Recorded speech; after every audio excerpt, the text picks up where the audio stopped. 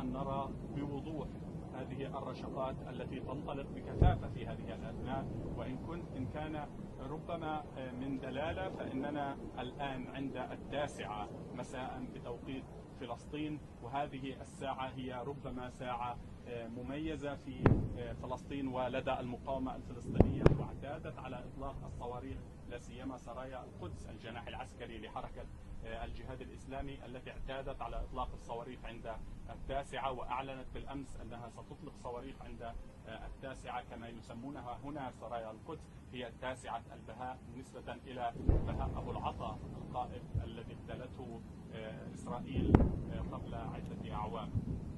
وبالتالي إذن نحن نتحدث عن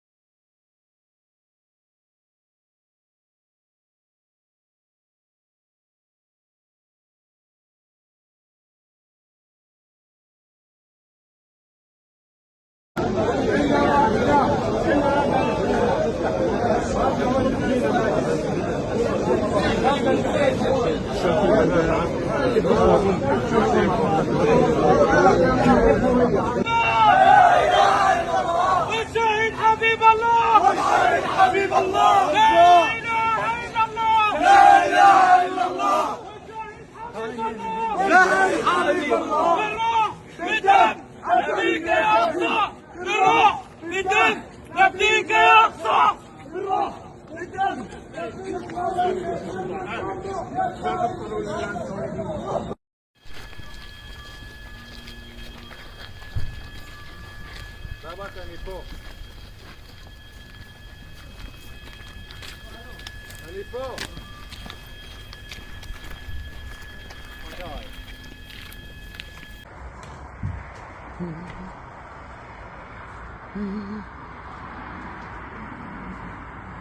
يا أخي أنا زكاة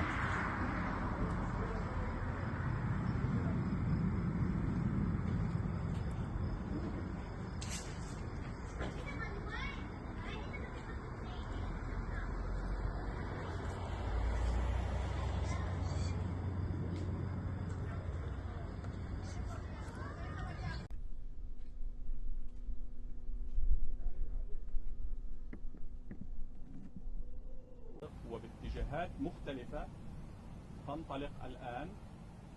تنطلق الآن رشقات من عدة مناطق وباتجاهات مختلفة باتجاه البلدات والمستوطنات الإسرائيلية، ونستطيع أن نرى بوضوح هذه الرشقات التي تنطلق بكثافة في هذه الأثناء، إن كان ربما من دلالة، فإننا الآن عند 9 مساء بتوقيت فلسطين، وهذه الساعة هي ربما ساعة مميزة في فلسطين ولدى المقاومة الفلسطينية، واعتادت على إطلاق الصواريخ لا سيما سرايا القدس الجناح العسكري لحركة الجهاد الإسلامي التي اعتادت على إطلاق الصواريخ عند 9، وأعلنت بالأمس أنها ستطلق صواريخ عند 9 كما يسمونها هنا سرايا القدس، هي 9 البهاء نسبة إلى بهاء أبو العطا القائد الذي اغتالته إسرائيل قبل عدة أعوام.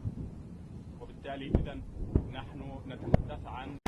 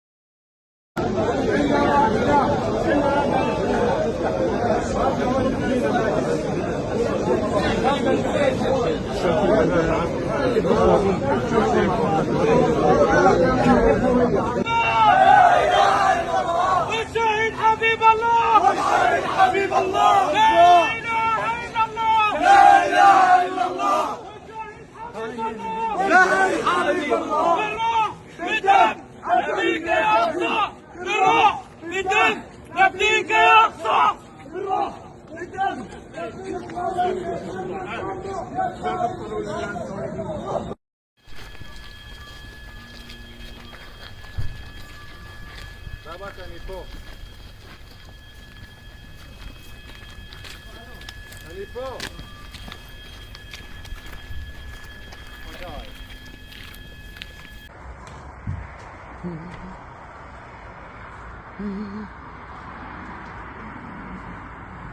يا أخي أنا زكاة.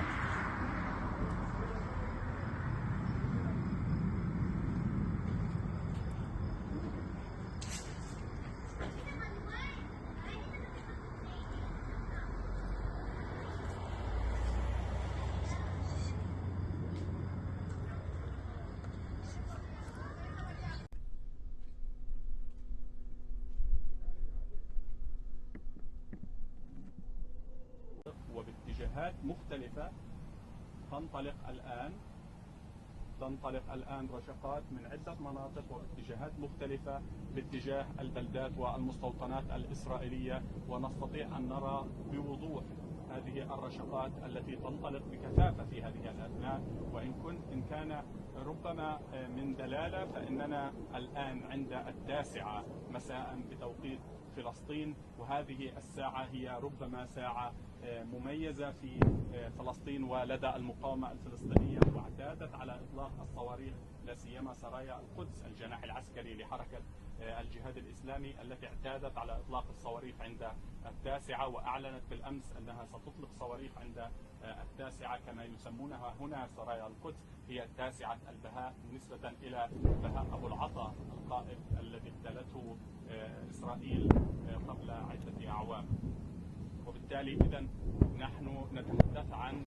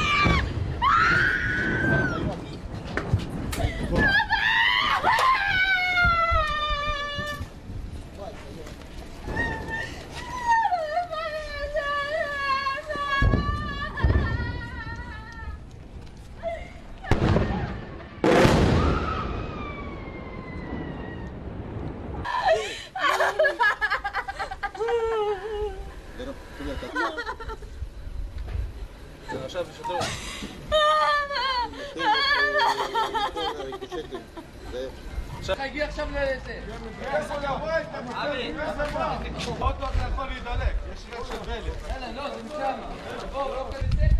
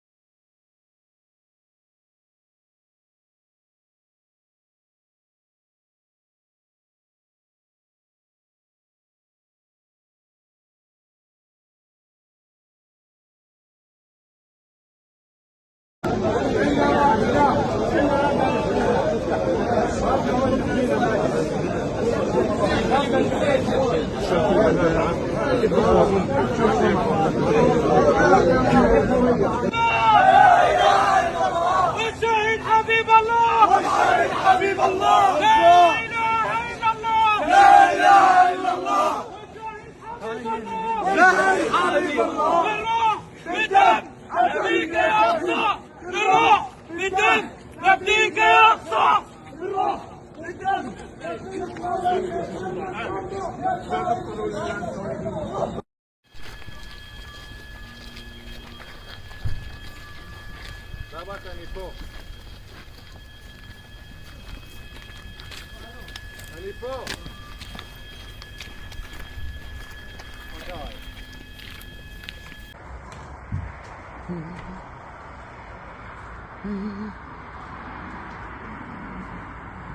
يا أخي أنا زكاة.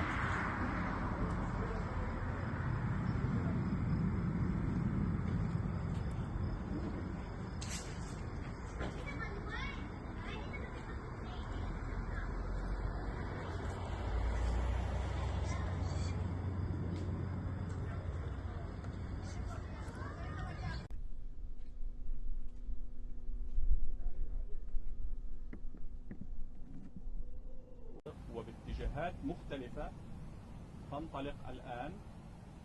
تنطلق الآن رشقات من عدة مناطق واتجاهات مختلفة باتجاه البلدات والمستوطنات الإسرائيلية، ونستطيع أن نرى بوضوح هذه الرشقات التي تنطلق بكثافة في هذه الأثناء. وإن كان ربما من دلالة، فإننا الآن عند 9 مساء بتوقيت فلسطين، وهذه الساعة هي ربما ساعة مميزة في فلسطين ولدى المقاومة الفلسطينية، واعتادت على إطلاق الصواريخ لا سيما سرايا القدس الجناح العسكري لحركة الجهاد الإسلامي التي اعتادت على إطلاق الصواريخ عند 9، وأعلنت بالأمس أنها ستطلق صواريخ عند 9 كما يسمونها هنا سرايا القدس، هي 9 البهاء نسبة إلى بهاء أبو العطا القائد الذي اغتالته إسرائيل قبل عدة أعوام. وبالتالي إذن نحن نتحدث عن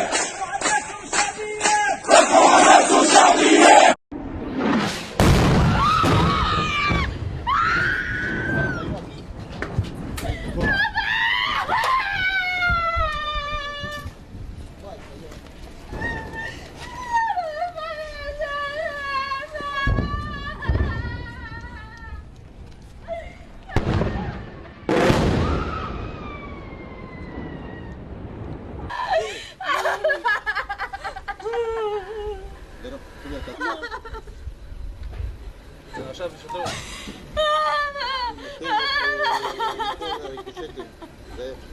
הגיע עכשיו לזה.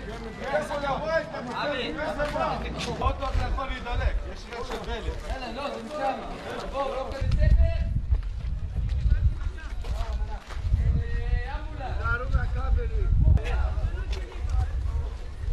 יוליה, תגיד לי בסיפורים טובה, לא מעניין אותי מה בלגת. לא לגעת, לא לגעת, לא לגעת, בשום דבר לא לגעת.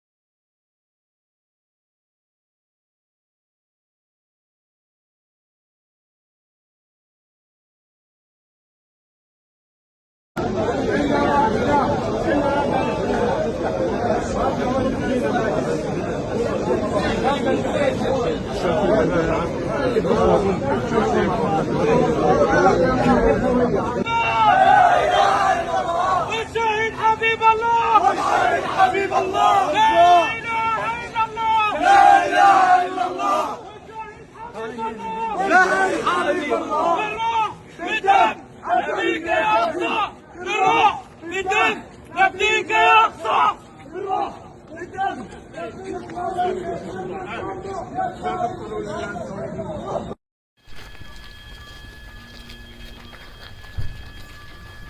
סבק, אני פה. אני פה.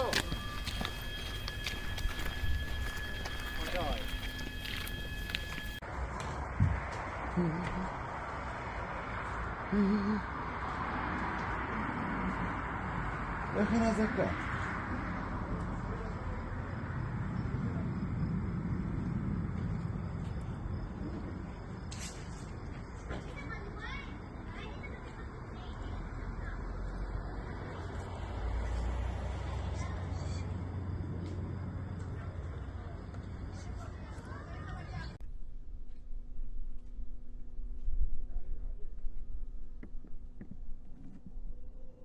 وباتجاهات مختلفة تنطلق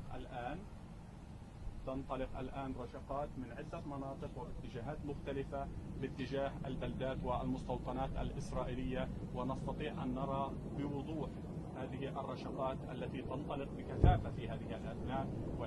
إن كان ربما من دلالة، فإننا الآن عند 9 مساء بتوقيت فلسطين، وهذه الساعة هي ربما ساعة مميزة في فلسطين ولدى المقاومة الفلسطينية، واعتادت على إطلاق الصواريخ لا سيما سرايا القدس الجناح العسكري لحركة الجهاد الإسلامي التي اعتادت على إطلاق الصواريخ عند 9، وأعلنت بالأمس أنها ستطلق صواريخ عند 9 كما يسمونها هنا سرايا القدس، هي 9 البهاء نسبة إلى بهاء أبو العطا القائد الذي اغتالته إسرائيل قبل عدة أعوام.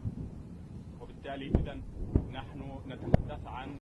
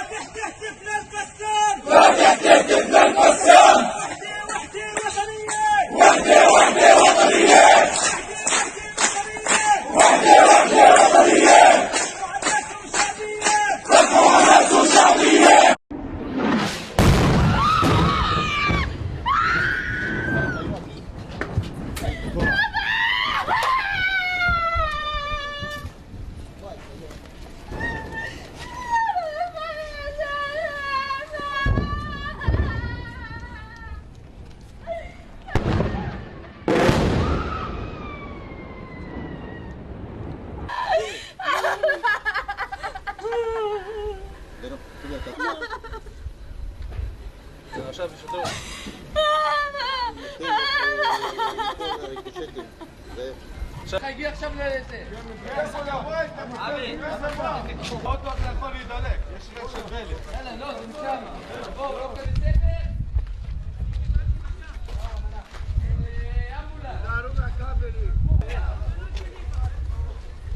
ג'וליה, תגיד לי בסיפורים טובה. לא מעניין אותי מה בלב. לא לגעת, לא לגעת באוטו, לא לגעת באוטו, בשום דבר לא לגעת.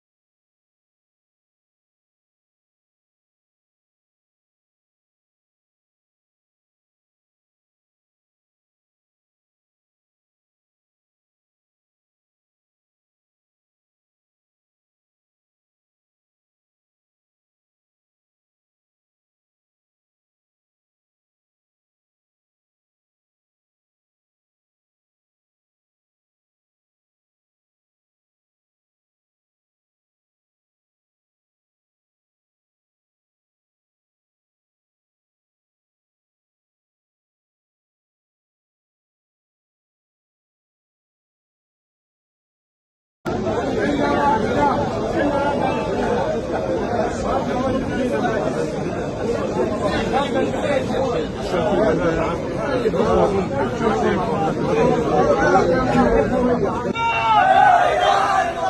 والشهيد حبيب الله والشهيد حبيب الله لا اله الا الله لا اله الا الله والشهيد حبيب الله بالروح بالدم نبيك يا اقصى بالروح بالدم نبيك يا اقصى بالروح بالدم.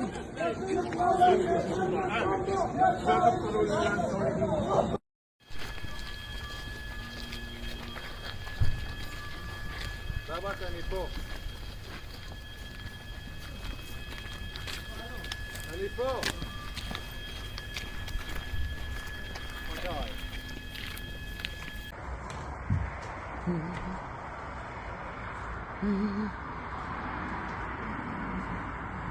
איך היא נזקה?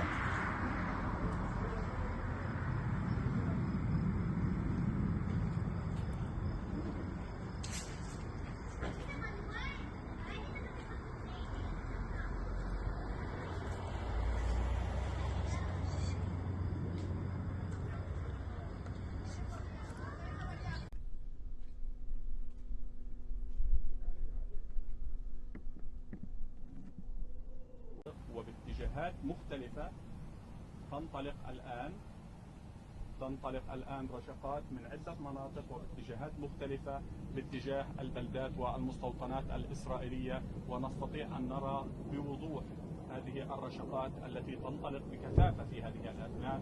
وإن كان ربما من دلالة، فإننا الآن عند 9 مساء بتوقيت فلسطين، وهذه الساعة هي ربما ساعة مميزة في فلسطين ولدى المقاومة الفلسطينية، واعتادت على إطلاق الصواريخ لا سيما سرايا القدس الجناح العسكري لحركة الجهاد الإسلامي التي اعتادت على إطلاق الصواريخ عند 9، وأعلنت بالأمس أنها ستطلق صواريخ عند 9 كما يسمونها هنا سرايا القدس، هي 9 البهاء نسبة إلى بهاء أبو العطا القائد الذي ابتلته إسرائيل قبل عدة أعوام. وبالتالي إذن نحن نتحدث عن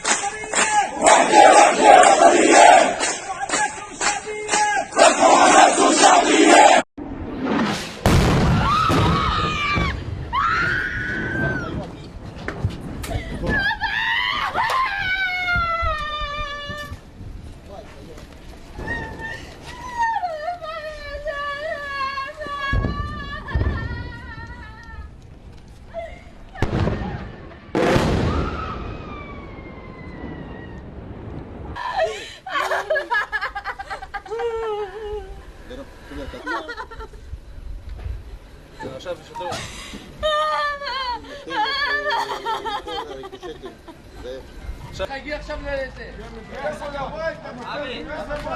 עוד מעט זה יכול להידלק, יש ריח של דלק. יאללה, לא, זה משם. בואו, לא כזה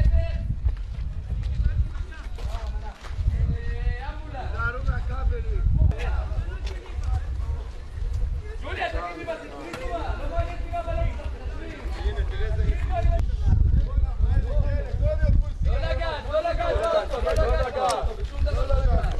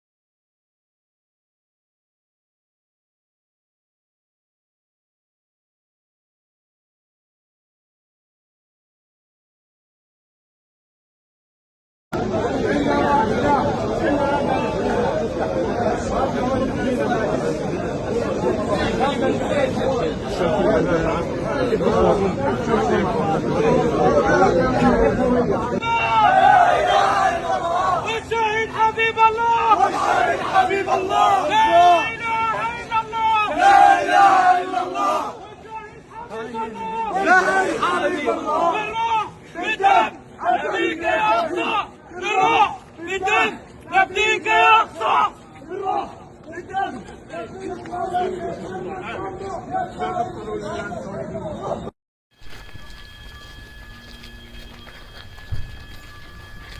רק אני פה. אני פה.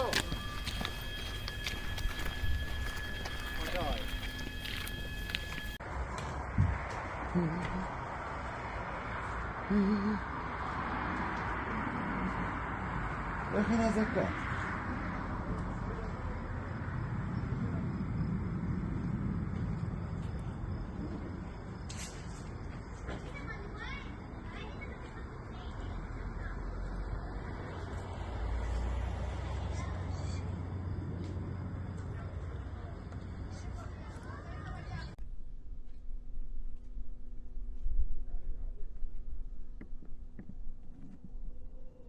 وباتجاهات مختلفة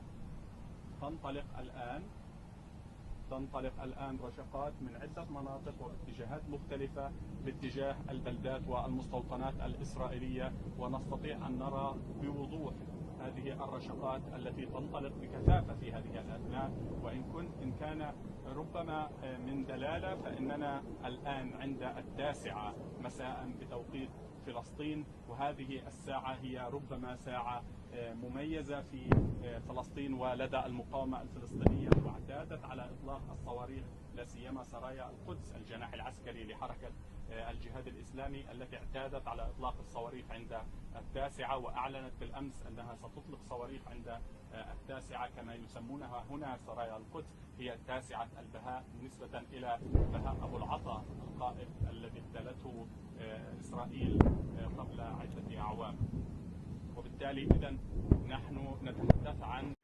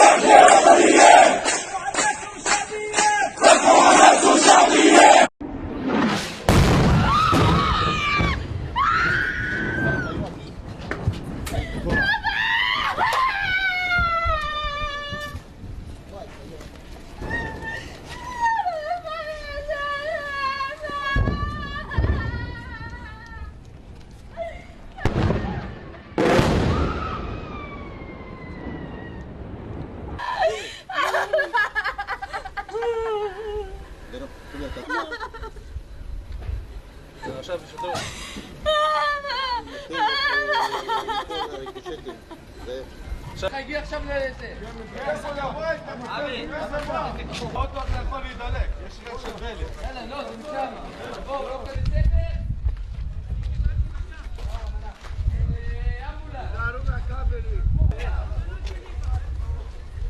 ג'וליה, תגידי בסיפורים טובה. לא מעניין אותי מה בלגת. לא לגעת, לא לגעת באוטו, לא לגעת באוטו, בשום דבר לא לגעת.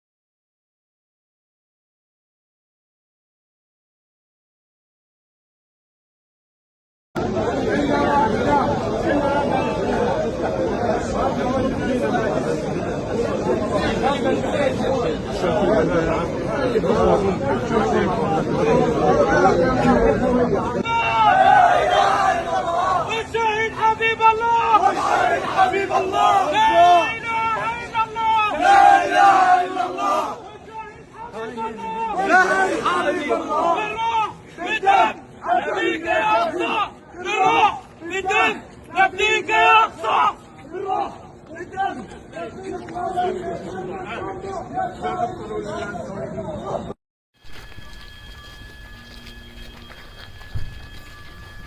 סבק, אני פה. אני פה.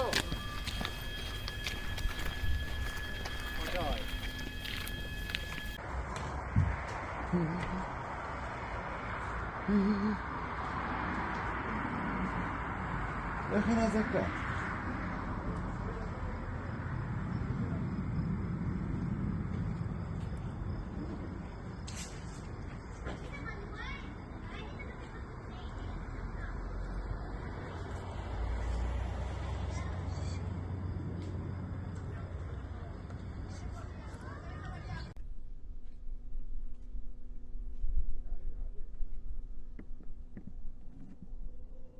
وباتجاهات مختلفة تنطلق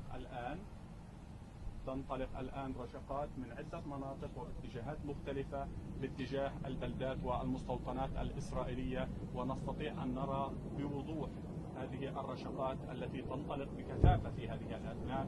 وإن كان ربما من دلالة، فإننا الآن عند 9 مساء بتوقيت فلسطين، وهذه الساعة هي ربما ساعة مميزة في فلسطين ولدى المقاومة الفلسطينية، واعتادت على إطلاق الصواريخ لا سيما سرايا القدس الجناح العسكري لحركة الجهاد الإسلامي التي اعتادت على إطلاق الصواريخ عند 9، وأعلنت بالأمس أنها ستطلق صواريخ عند 9 كما يسمونها هنا سرايا القدس، هي 9 البهاء نسبة إلى بهاء أبو العطا القائد الذي ابتلته إسرائيل قبل عدة أعوام. وبالتالي إذا نحن نتحدث عن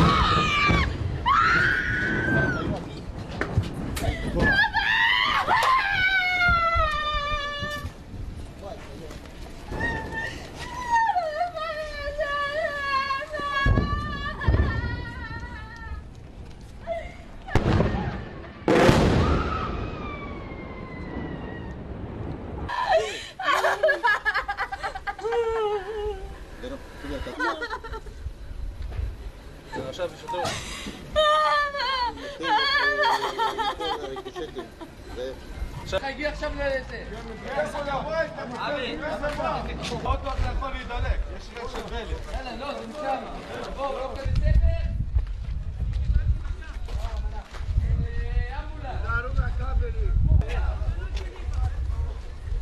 ג'וליה, תגידי מה תקראי טובה. לא מעניין אותי מה בלגת. לא לגעת, לא לגעת. לא לגעת. בשום דבר לא לגעת.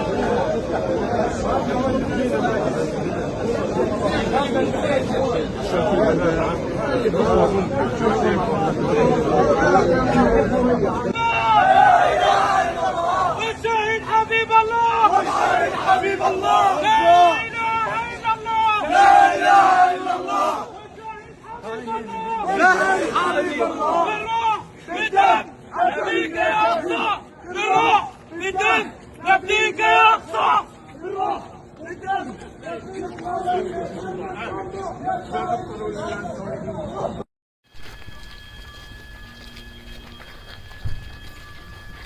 אני פה. אני פה.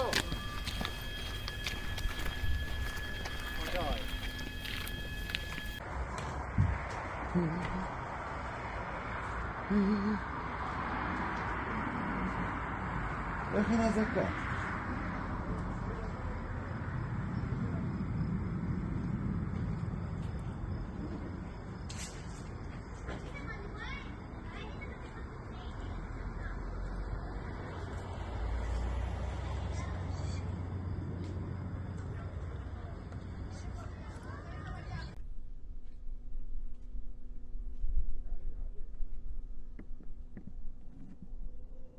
وباتجاهات مختلفة تنطلق الآن رشقات من عدة مناطق واتجاهات مختلفة باتجاه البلدات والمستوطنات الإسرائيلية، ونستطيع أن نرى بوضوح هذه الرشقات التي تنطلق بكثافة في هذه الأثناء. وإن كان ربما من دلالة، فإننا الآن عند 9 مساء بتوقيت فلسطين، وهذه الساعة هي ربما ساعة مميزة في فلسطين ولدى المقاومة الفلسطينية، واعتادت على إطلاق الصواريخ لا سيما سرايا القدس الجناح العسكري لحركة الجهاد الإسلامي التي اعتادت على إطلاق الصواريخ عند 9، وأعلنت بالأمس أنها ستطلق صواريخ عند 9 كما يسمونها هنا سرايا القدس، هي 9 البهاء نسبة إلى بهاء أبو العطا القائد الذي اغتالته إسرائيل قبل عدة أعوام. وبالتالي إذن نحن نتحدث عن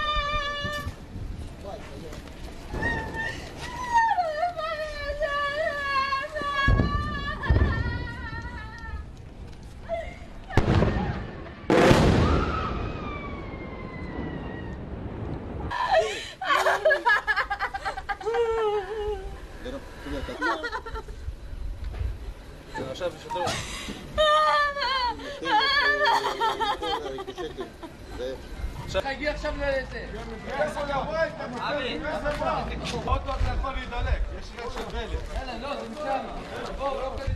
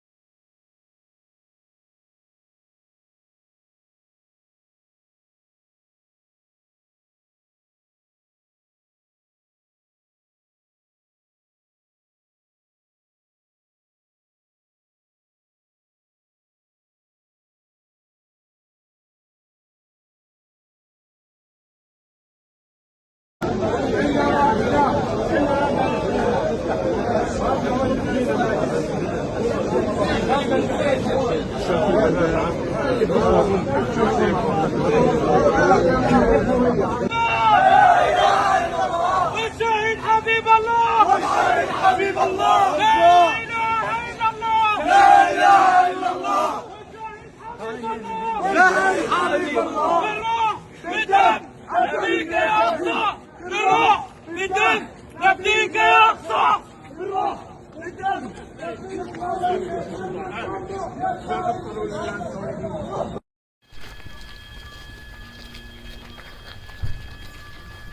Babak, אני פה.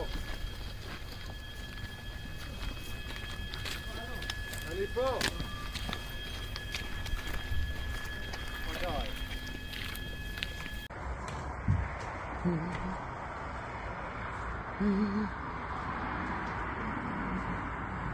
איך היא נזקה?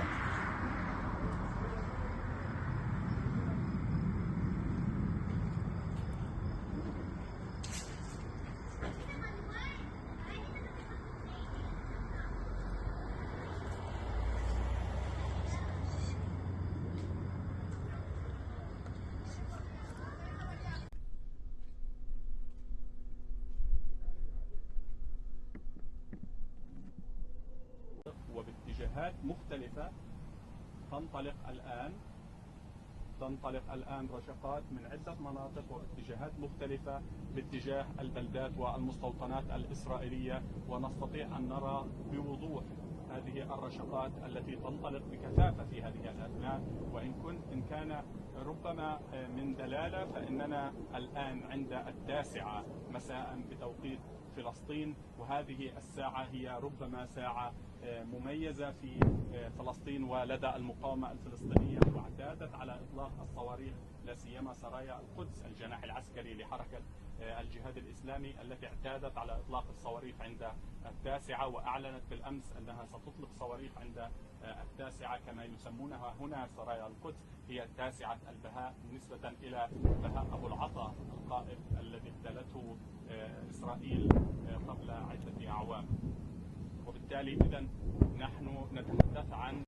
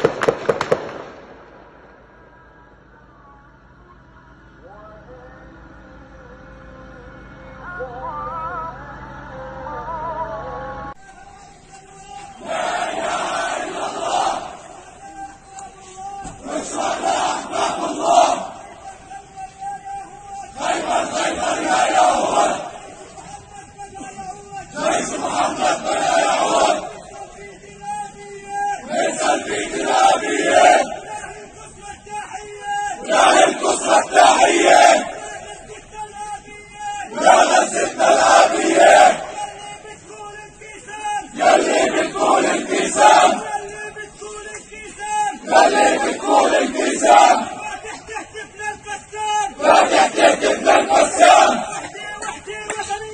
وحدة وحدة وطنية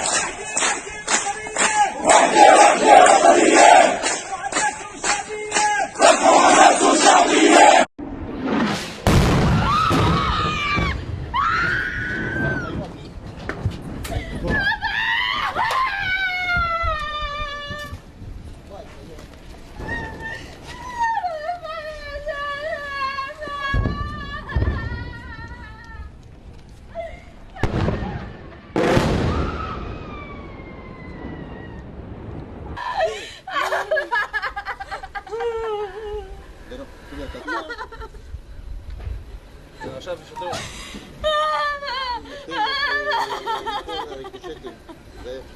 هيجي עכשיו לזה. עוד מעט אתה יכול להידלק, יש ריח של בלק. יאללה, לא, זה משם. בואו, לא בסדר.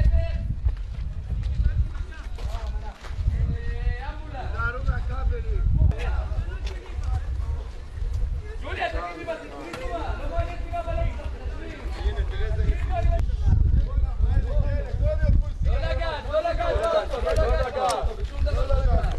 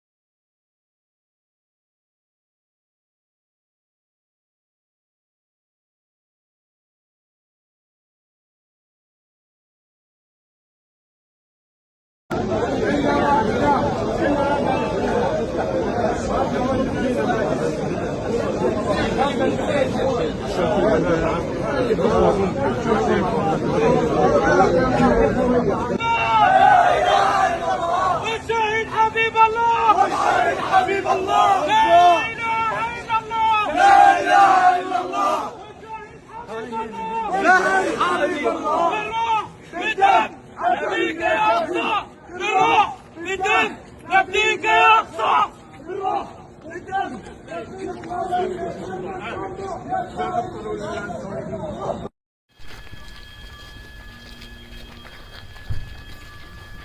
שבת אני פה. אני פה.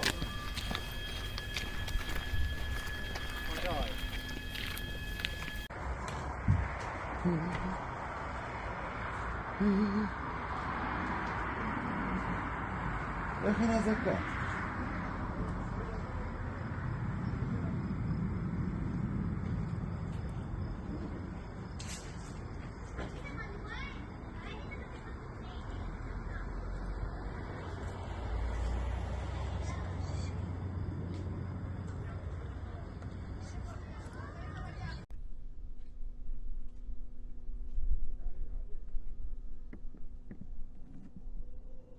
وباتجاهات مختلفة تنطلق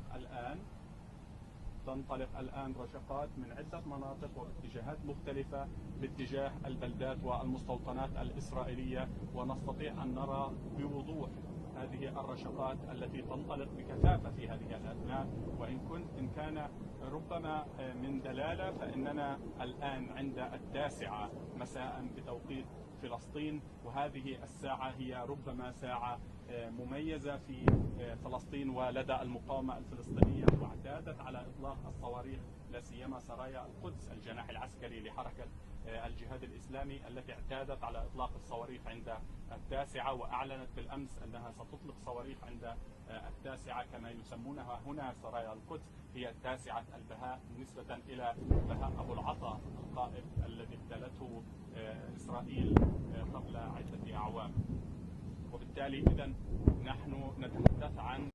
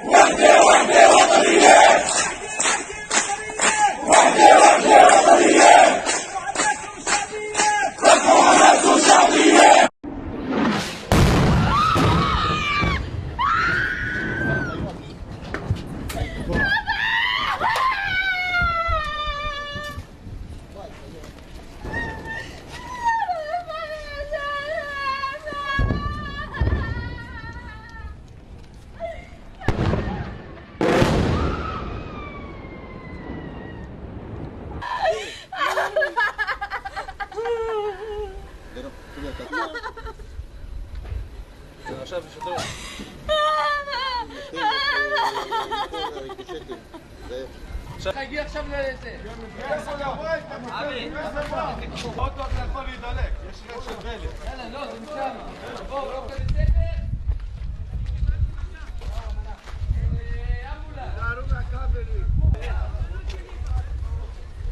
ג'וליה, תגיד לי בסיפורים טובה. לא מעניין אותי גם עליך. לא לגעת, לא לגעת באוטו, לא לגעת באוטו, בשום דבר לא לגעת.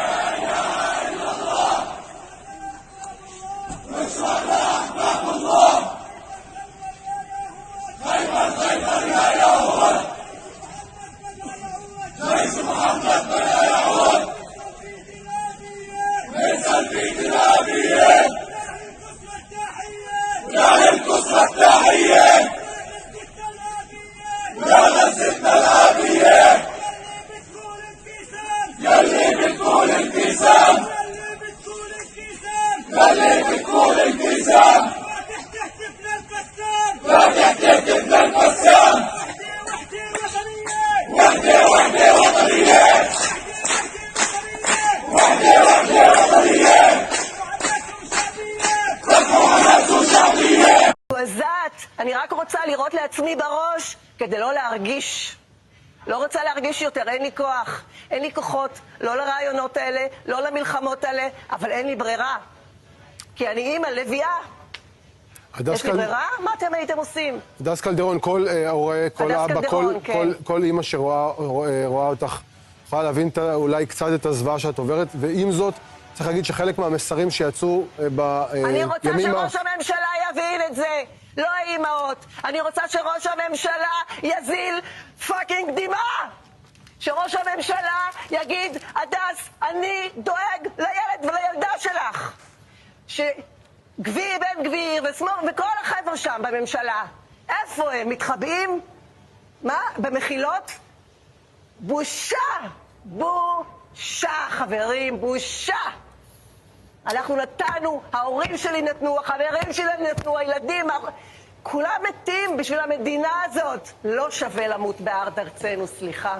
לא שווה. שווה לא לחיות פה. אין לי מה לומר. הדס קלדרון. הפנו לנו עורף, בגדו בנו. נקודה, סימן קריאה, בגידה. הדס קלדרון, תודה רבה לך שדיברת איתנו. אנחנו שולחים...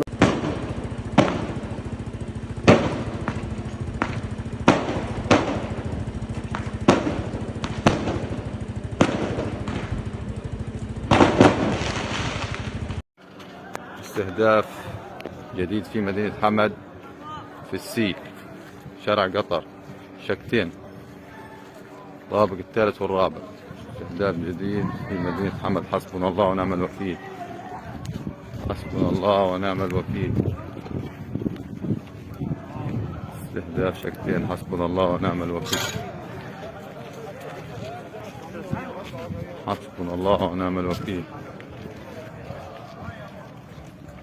حسبنا الله ونعم الوكيل. استهداف في السين. حسبنا الله ونعم الوكيل. عم في نار بتعدى على الطابق الثاني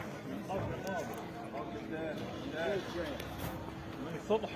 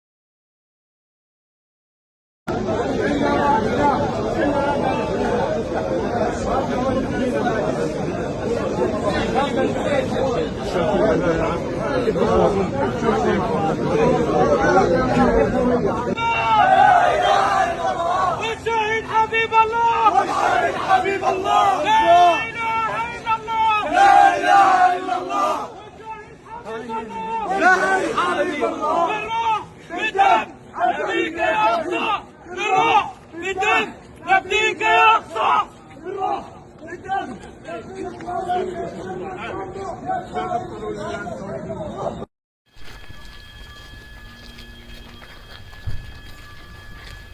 אני פה. אני פה.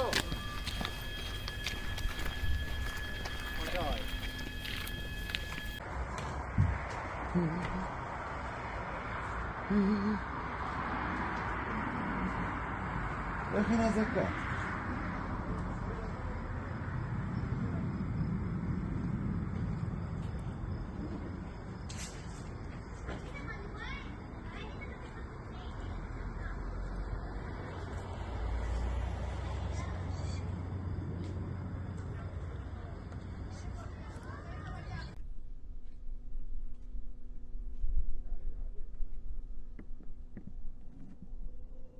وباتجاهات مختلفة تنطلق الآن رشقات من عدة مناطق واتجاهات مختلفة باتجاه البلدات والمستوطنات الإسرائيلية، ونستطيع أن نرى بوضوح هذه الرشقات التي تنطلق بكثافة في هذه الأثناء.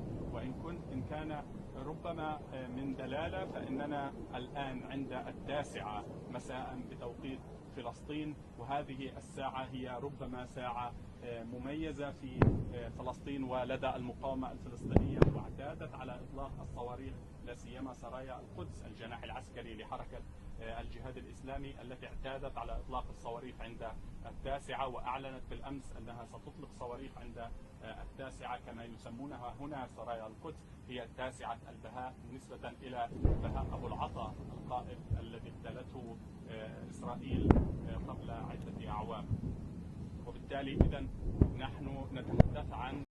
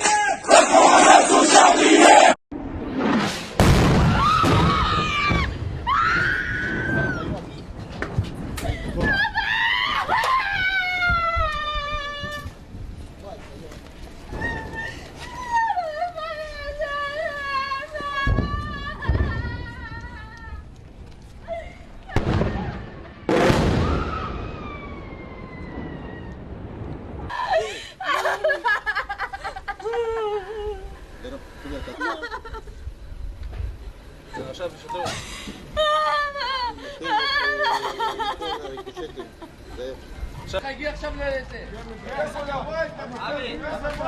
עוד פעם אתה יכול להידלק, יש ריח של דלק. יאללה, לא, זה משם. בואו, לא כזה ספר.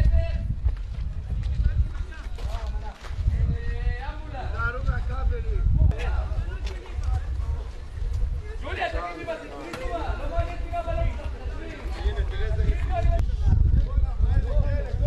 לא לגעת, לא לגעת, לא לגעת, בשום דבר לא לגעת.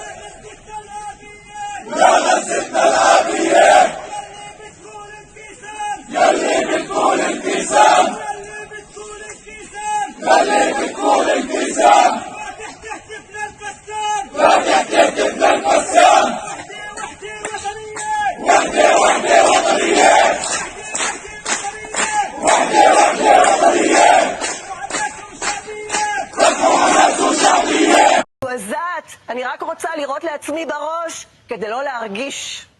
לא רוצה להרגיש יותר, אין לי כוח, אין לי כוחות, לא לרעיונות האלה, לא למלחמות האלה, אבל אין לי ברירה. כי אני אימא לביאה. יש לי ברירה? מה אתם הייתם עושים? הדס קלדרון, כל הורה, כל אבא, כל אימא שרואה אותך, יכולה להבין אולי קצת את הזוועה שאת עוברת, ועם זאת, צריך להגיד שחלק מהמסרים שיצאו בימים... אני רוצה שראש הממשלה יבין את זה, לא האימהות. אני רוצה שראש הממשלה יזיל פאקינג דמעה. שראש הממשלה יגיד, הדס, אני דואג לילד ולילדה שלך. שגביר בן גביר ושמאל וכל החבר'ה שם בממשלה, איפה הם? מתחבאים? מה? במחילות? בושה! בושה, חברים, בושה! אנחנו נתנו, ההורים שלי נתנו, החברים שלי נתנו, הילדים, כולם מתים בשביל המדינה הזאת. לא שווה למות בארץ ארצנו, סליחה. לא שווה. שווה לא לחיות פה. אין לי מה לומר.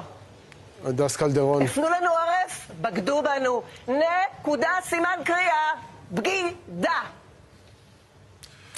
הדס קלדרון, תודה רבה לך שדיברת איתנו. אנחנו שולחים...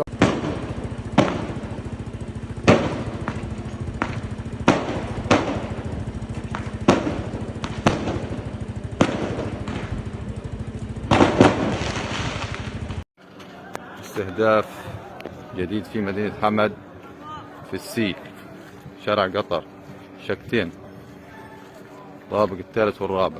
استهداف جديد في مدينة حمد. حسبنا الله ونعم الوكيل. حسبنا الله ونعم الوكيل. استهداف شقتين. حسبنا الله ونعم الوكيل. حسبنا الله ونعم الوكيل. حسبنا الله ونعم الوكيل. استهداف في السين. حسبنا الله ونعم الوكيل. عم في نار بتعدى على الطابق الثاني من سطح الرابع.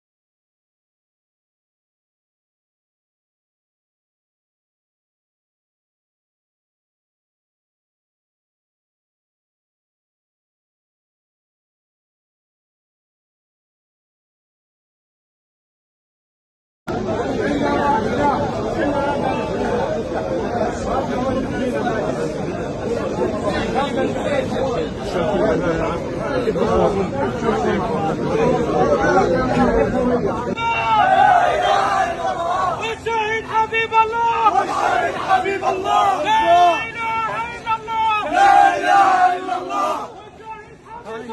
والشهيد حبيب الله. بالروح بالدم نفديك يا اقصى. بالروح بالدم نفديك يا اقصى. بالروح بالدم.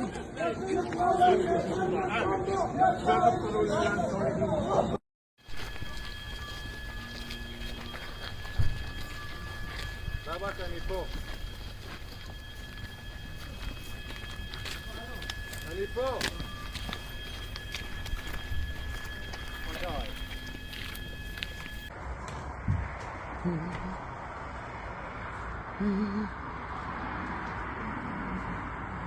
איך היא נזקה?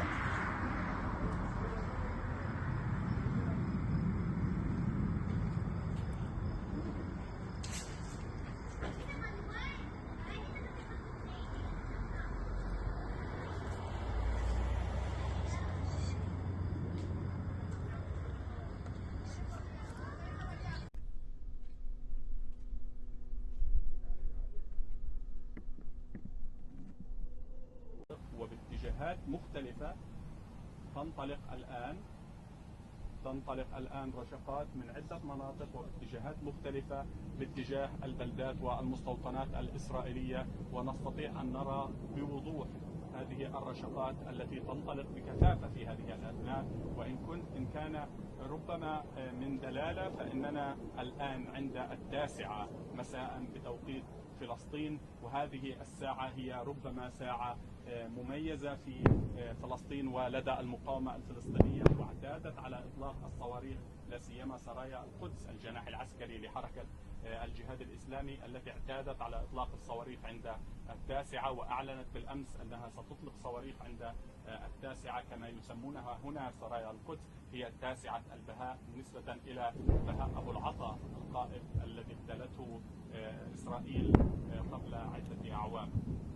وبالتالي إذا نحن نتحدث عن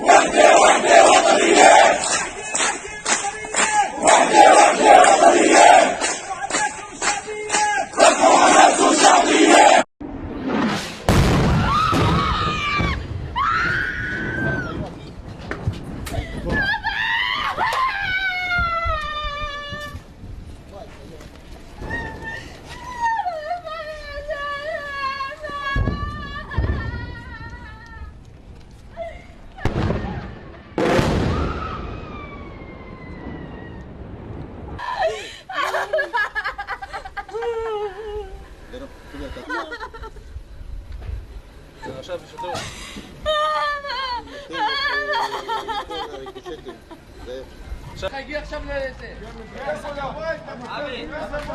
עוד פעם זה יכול להידלק, יש ריח של בלט. יאללה, לא, זה משם. בואו, לא כזה ספר.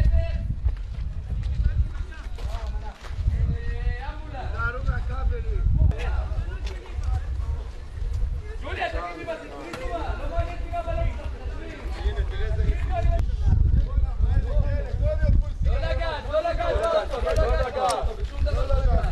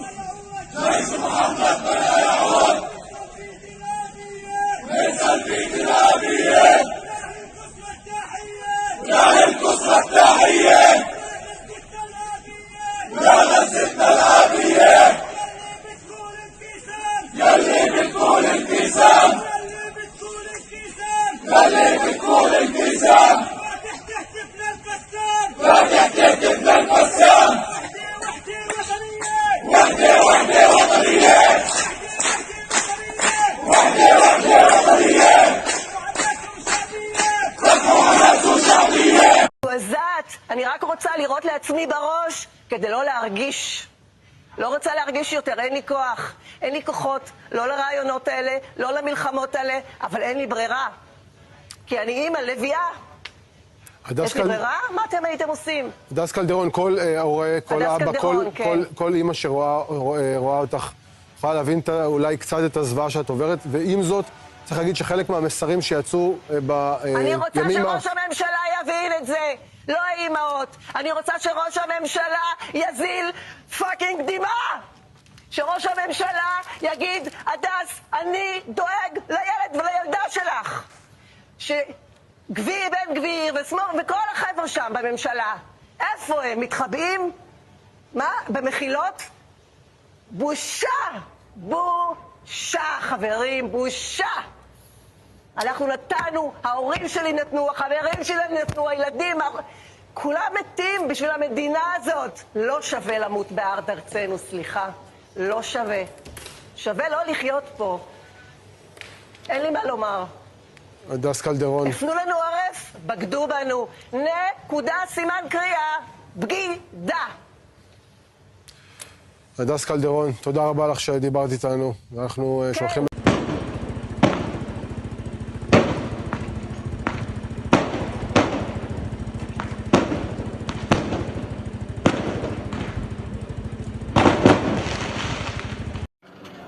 استهداف جديد في مدينة حمد في السي شارع قطر شكتين طابق الثالث والرابع.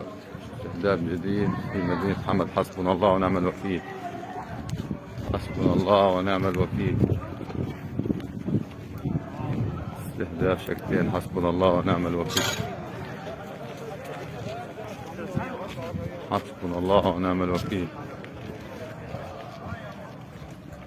حسبنا الله ونعم الوكيل. استهداف في السي. حسبنا الله ونعم الوكيل. عم في نار بتعدى على الطابق الثاني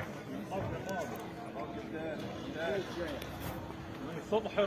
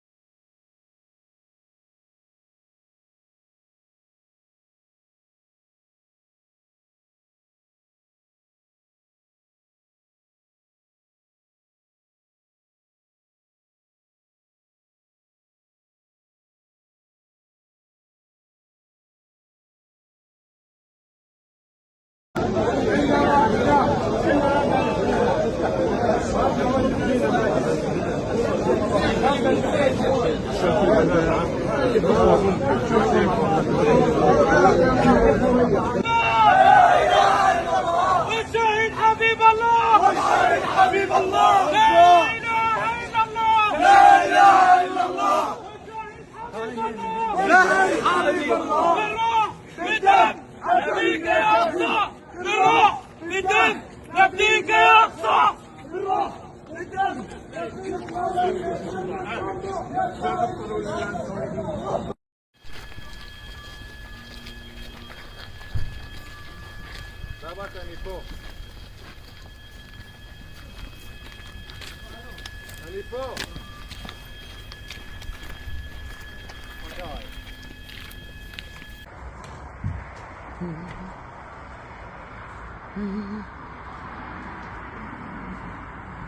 يا أخي أنا زكاة.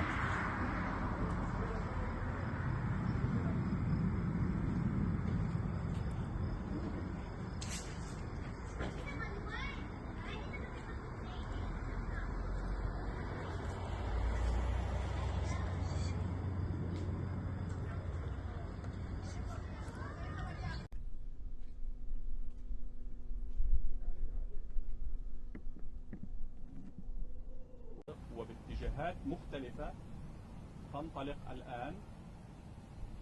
الآن رشقات من عدة مناطق واتجاهات مختلفة باتجاه البلدات والمستوطنات الإسرائيلية، ونستطيع أن نرى بوضوح هذه الرشقات التي تنطلق بكثافة في هذه الأثناء.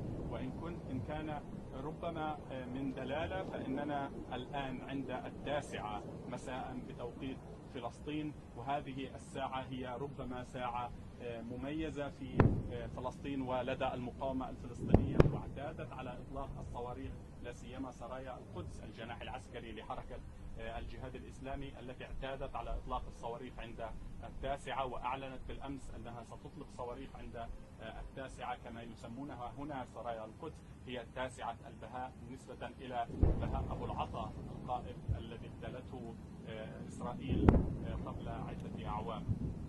وبالتالي إذن نحن نتحدث عن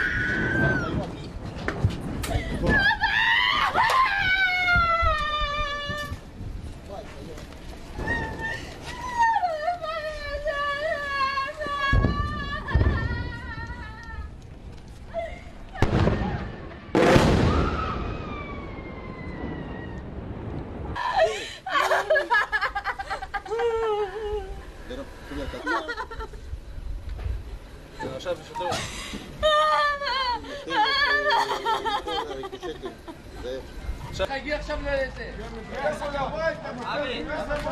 עוד מעט אתה יכול להידלק, יש ריח של דלק. יאללה, לא, זה משם. בואו, לא כזה ספר.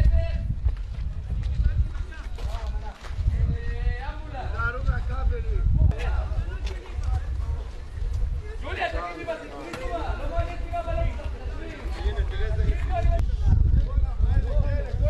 לא לגעת, לא לגעת באוטו, לא לגעת באוטו, בשום דבר לא לגעת.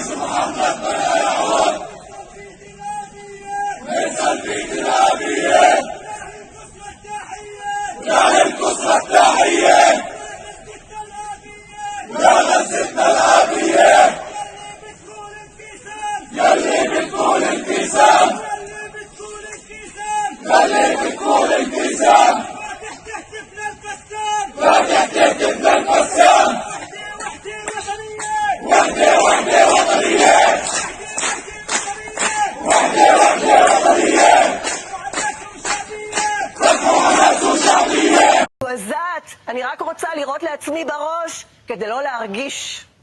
לא רוצה להרגיש יותר, אין לי כוח, אין לי כוחות, לא לרעיונות האלה, לא למלחמות האלה, אבל אין לי ברירה. כי אני אימא לביאה.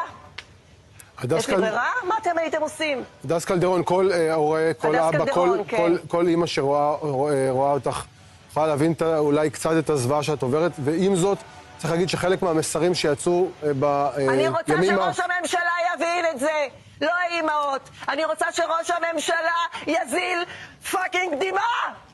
שראש הממשלה יגיד, הדס, אני דואג לילד ולילדה שלך.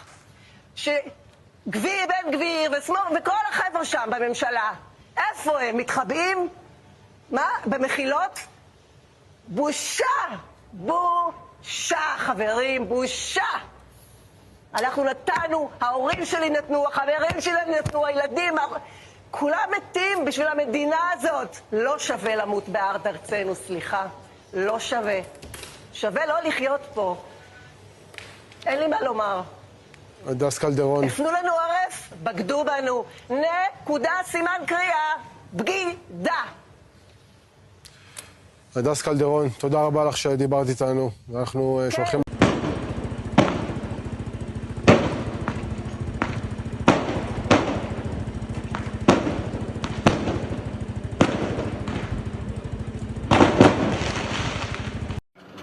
استهداف جديد في مدينة حمد في السي شارع قطر شقتين طابق الثالث والرابع. استهداف جديد في مدينة حمد. حسبنا الله ونعم الوكيل. حسبنا الله ونعم الوكيل. استهداف شقتين. حسبنا الله ونعم الوكيل. حسبنا الله ونعم الوكيل. حسبنا الله ونعم الوكيل. استهداف في السين. حسبنا الله ونعم الوكيل. عم في نار بتعدى على الطابلة الثانية من سطح الرمل.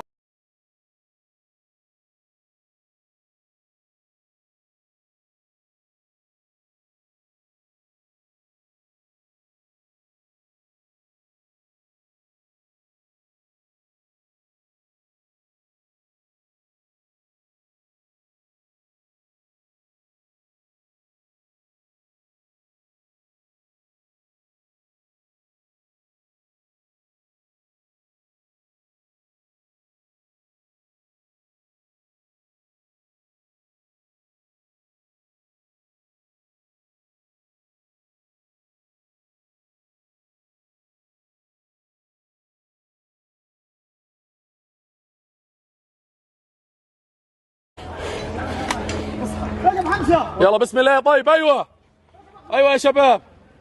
ايش صار الخلل؟ ايش فيه؟ مش عارف. ياسين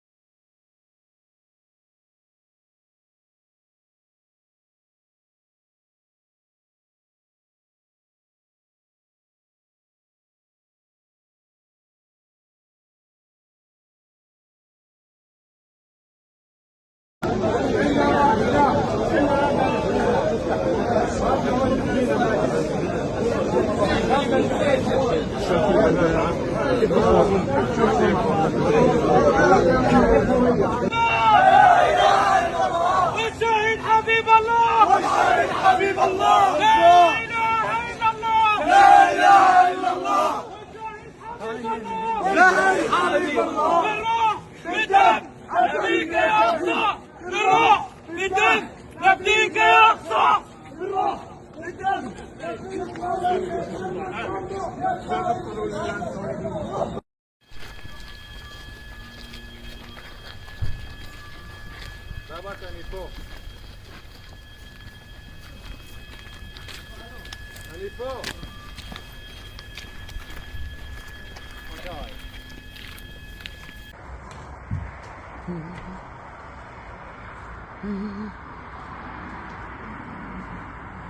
يا أخي أنا زكاة.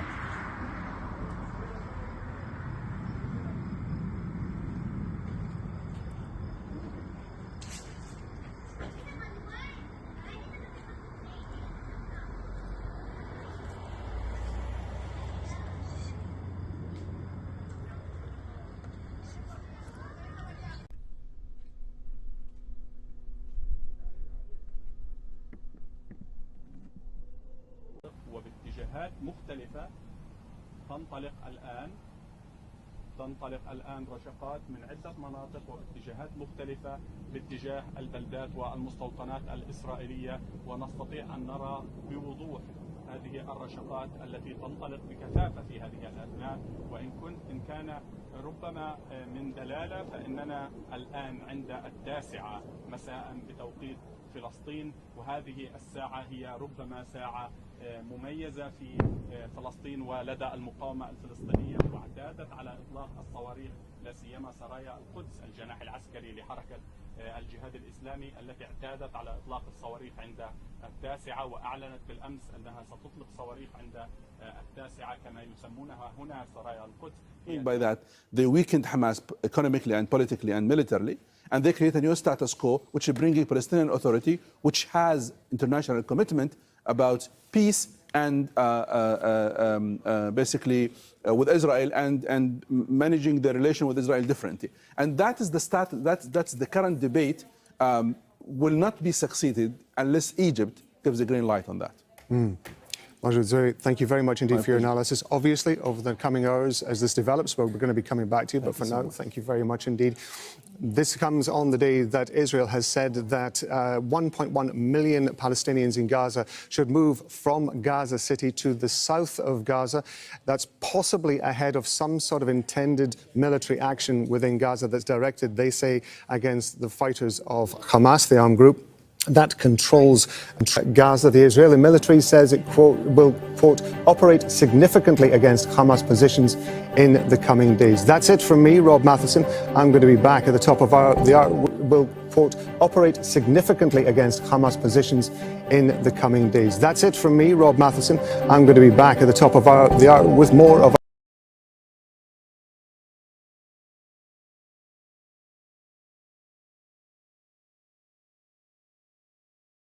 our ongoing coverage. Stay with us.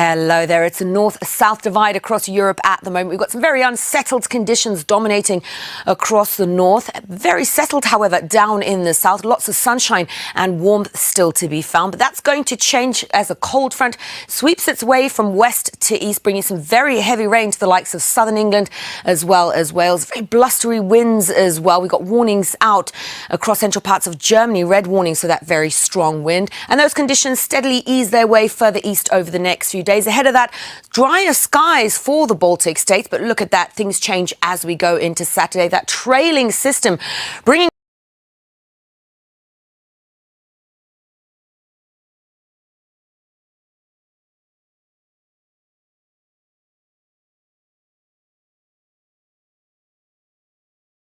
rain across more central areas, across the Alpine region and down into Spain and Portugal. Now, we still have some heat lingering around on Friday in the northwest and across much of the southwest as well. We are going to see a change, however, with temperatures coming down here. They will be on the up, however, for the southeast corner across the Balkans. Belgrade and Bucharest coming in at 28 degrees Celsius there on Saturday, so well above the average for this time of year. And it's a similar story for places like Turkey as well as Greece. Some wetter weather here and there, but largely dry skies. And if we have a look at the 3-day for Athens, that temperature steadily climbing into Monday with sunny skies through to the new week.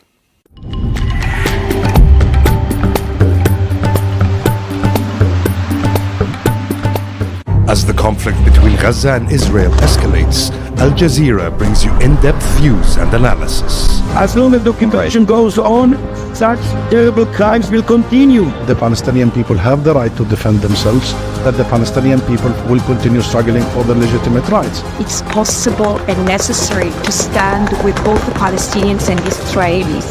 This is random bombing. This is attacking an entire population. Stay with us for the latest developments on Al Jazeera. The West has united in backing Israel since Saturday's armed attack by Hamas, and Western governments have avoided criticizing the intensive Israeli bombing of Gaza. So how is Western policy towards Israel and Palestine over decades affecting the conflict today? This is Inside Story.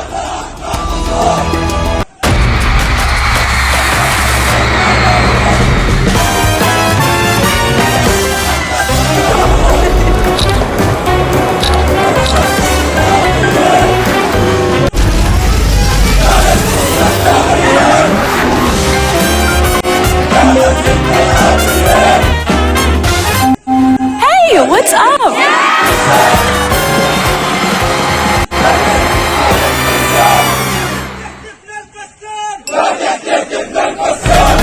The world financial markets today are showing signs of repeating pipers, pick a peak or picker peppers. It's incredible.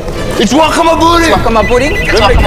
Lubricate or DOWSRs now. Refruitable. No dimness, no arbitrating.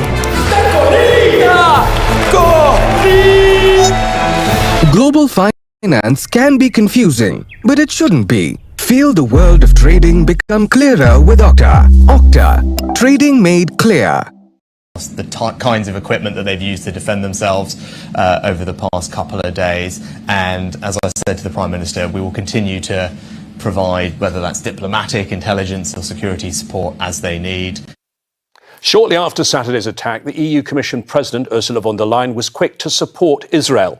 In a tweet, she said, "I spoke to my friend President Isaac Herzog and conveyed to him my full support to Israel in the face of today's terrorist attack by Hamas. I reiterate that Israel has the right to self-defense. The EU mourns the victims of these senseless attacks and stands by Israel today and in the next week." The US and the EU have also provided financial and humanitarian support to Palestinians, but that's coming under pressure and increased scrutiny since the events last weekend. The Biden administration has provided about $500 million in funding since most was frozen by the previous president, Donald Trump.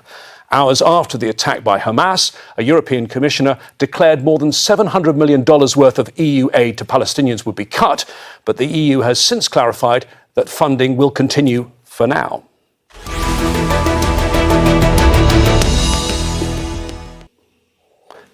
So now let's bring in our panel of guests to discuss it all. In Doha, Abdullah Al-Arian, Associate Professor of History at Georgetown University in Qatar. He's a specialist on US Middle East policy.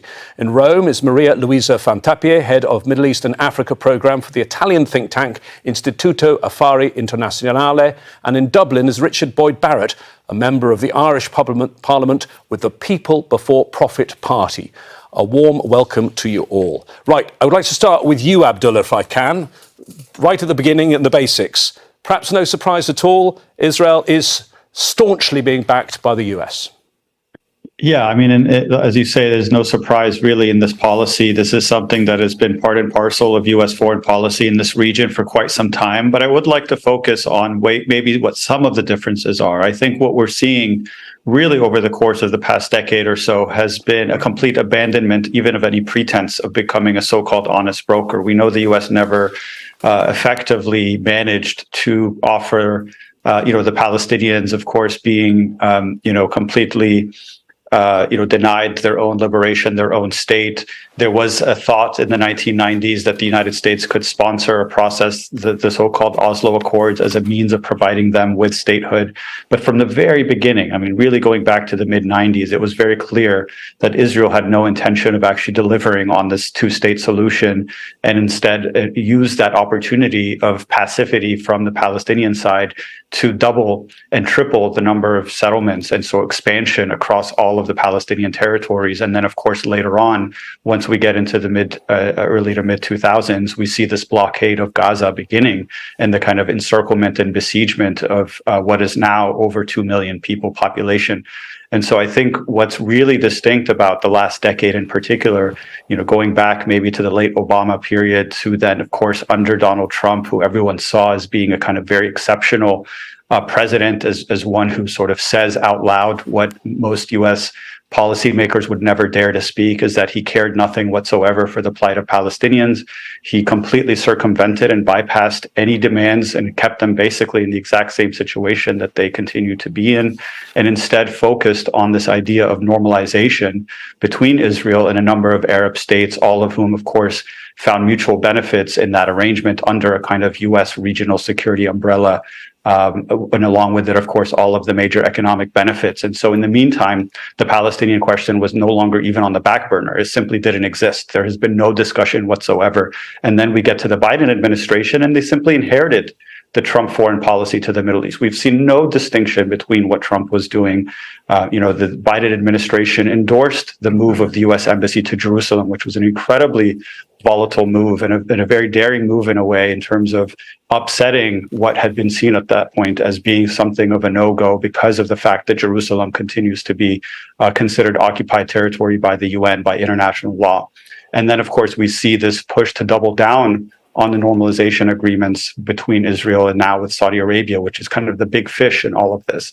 So I think there is something to be said about the fact that US policy has gotten even more staunchly in opposition to any notion that there should be anything of a settlement for Palestinians who continue to be stateless and very much stuck in this kind of apartheid situation.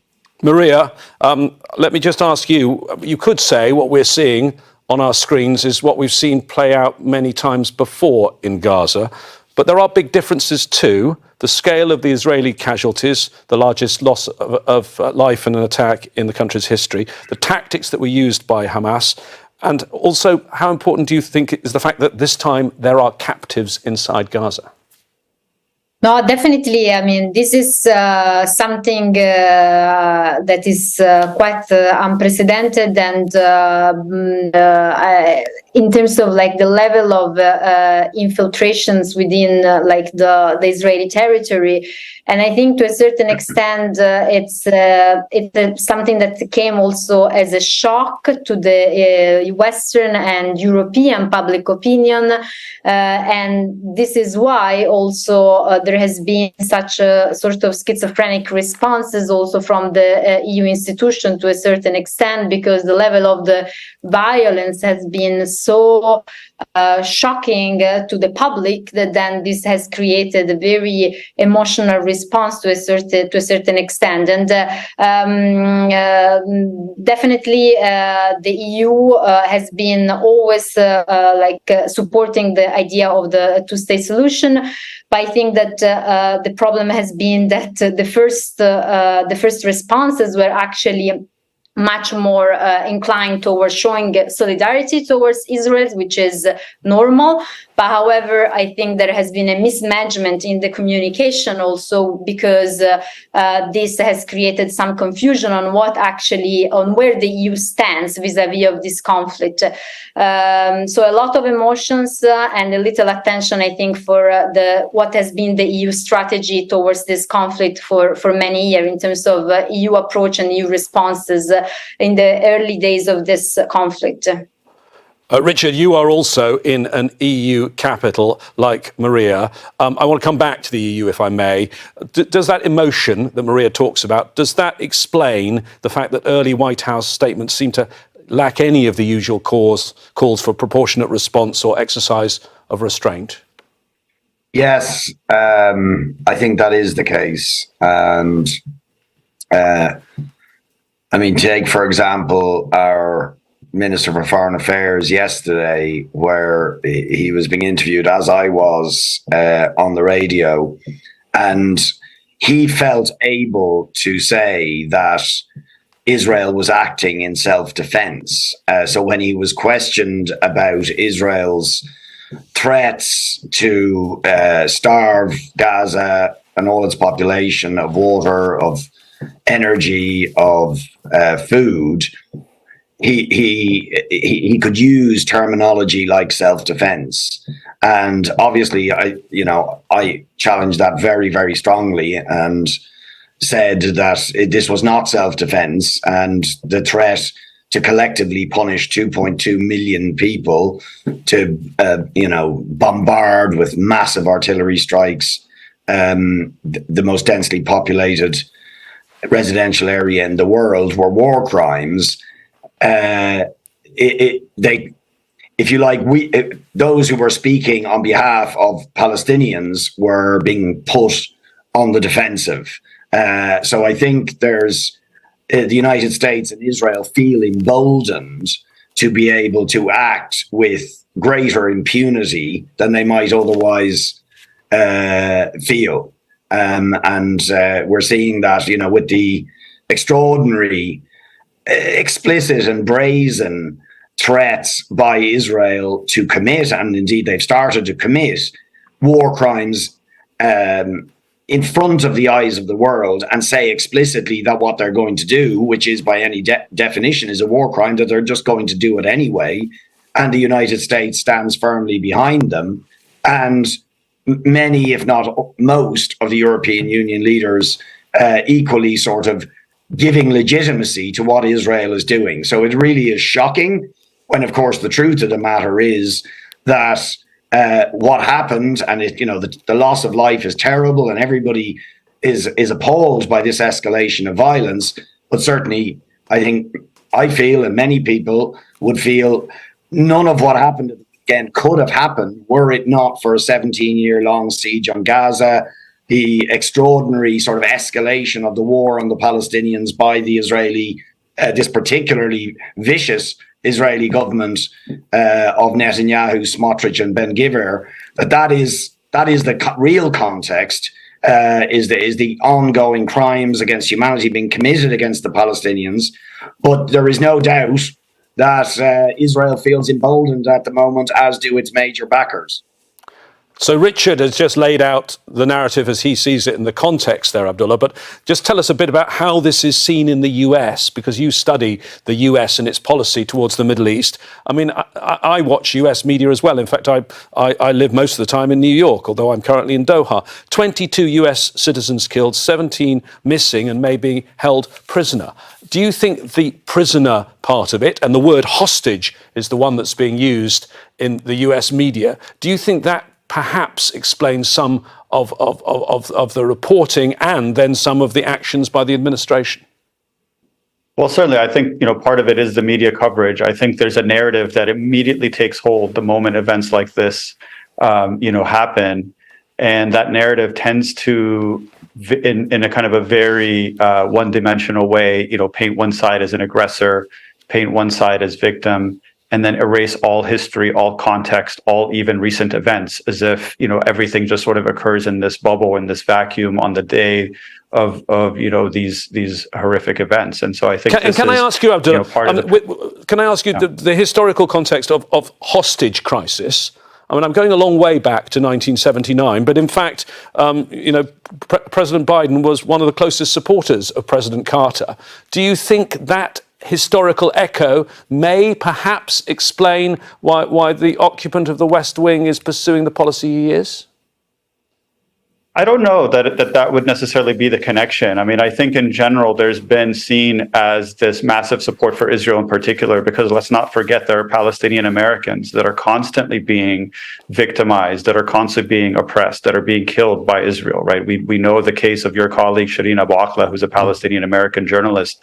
And if you look at all of the attempts by the family to go and seek any kind of investigation on the part of the U.S., into her killing by Israel last year, there was almost no response, right? And the U.S. Secretary of State, who's now flying to Israel to have conversations about the safety and return of Israeli Americans, could never do the same for Palestinian Americans. I think there's a fair question there as far as why has this always been the case? Why is there a double standard? Why are some American citizen lives, worth less than others? I think this is certainly something that comes out of a much deeper affinity that the U.S. has always had with the state of Israel, irrespective of its actions, irrespective of, as we've seen, there's now a growing international consensus about the fact that there's an apartheid system that's in place, about the fact that we've seen violence of this scale on multiple other occasions, although now certainly it's been ramped up even further, in large part because of the U.S. offering a kind of a green light that we've never really seen up to this point. And even in terms of the violence that we're seeing, it's not just in Gaza, but even going into the West Bank with some of the shooting sprees that we're hearing about in terms of Palestinians who are essentially escaping some of these kinds of revenge attacks that we've seen. So I think that there's a bigger, deeper context here that seems to be ignored. We don't hear about most of this in the U.S. media.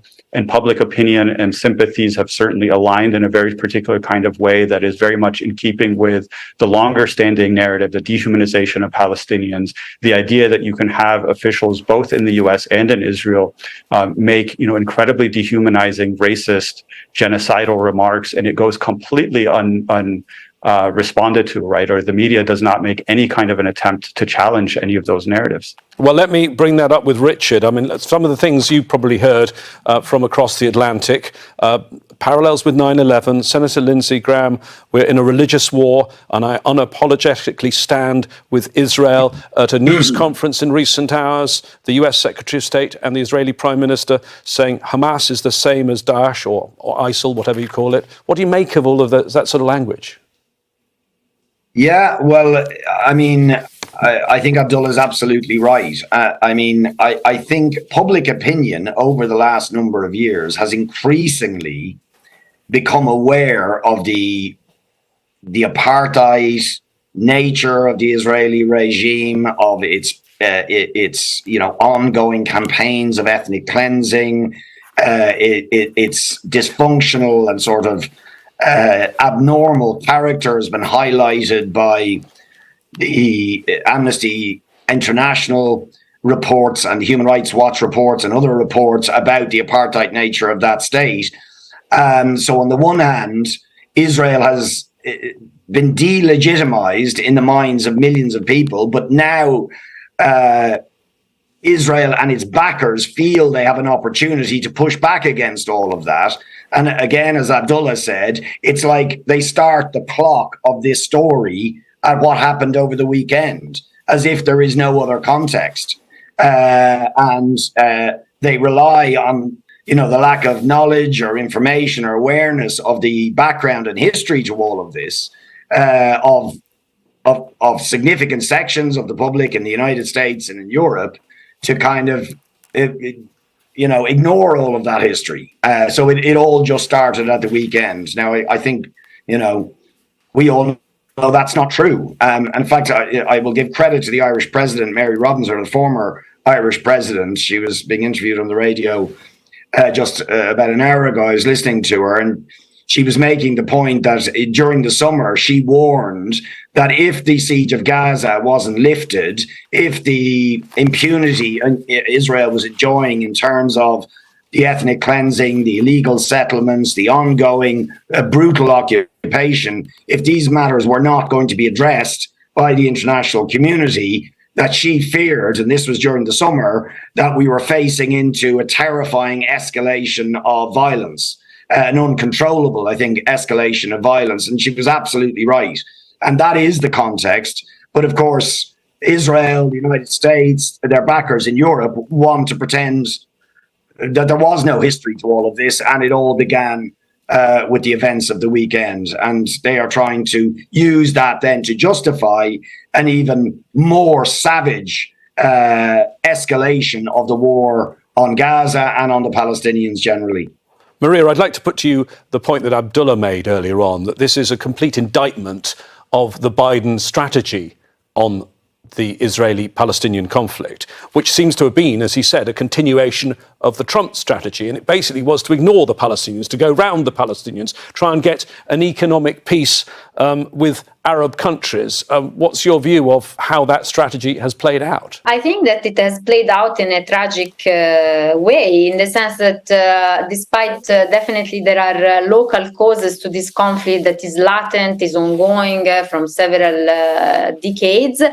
However, there is a regional context in which this attack took place, and the regional context is one which for several weeks and for several months there has been enormous pressure exerted by Washington on Saudi Arabia and on the Gulf in general, but on Saudi Arabia in particular, to obviously go ahead with this normalization deal. So, which if between Saudi Arabia and Israel. So if this normalization deal, which could have happened against Saudi Arabia receiving a certain amount of military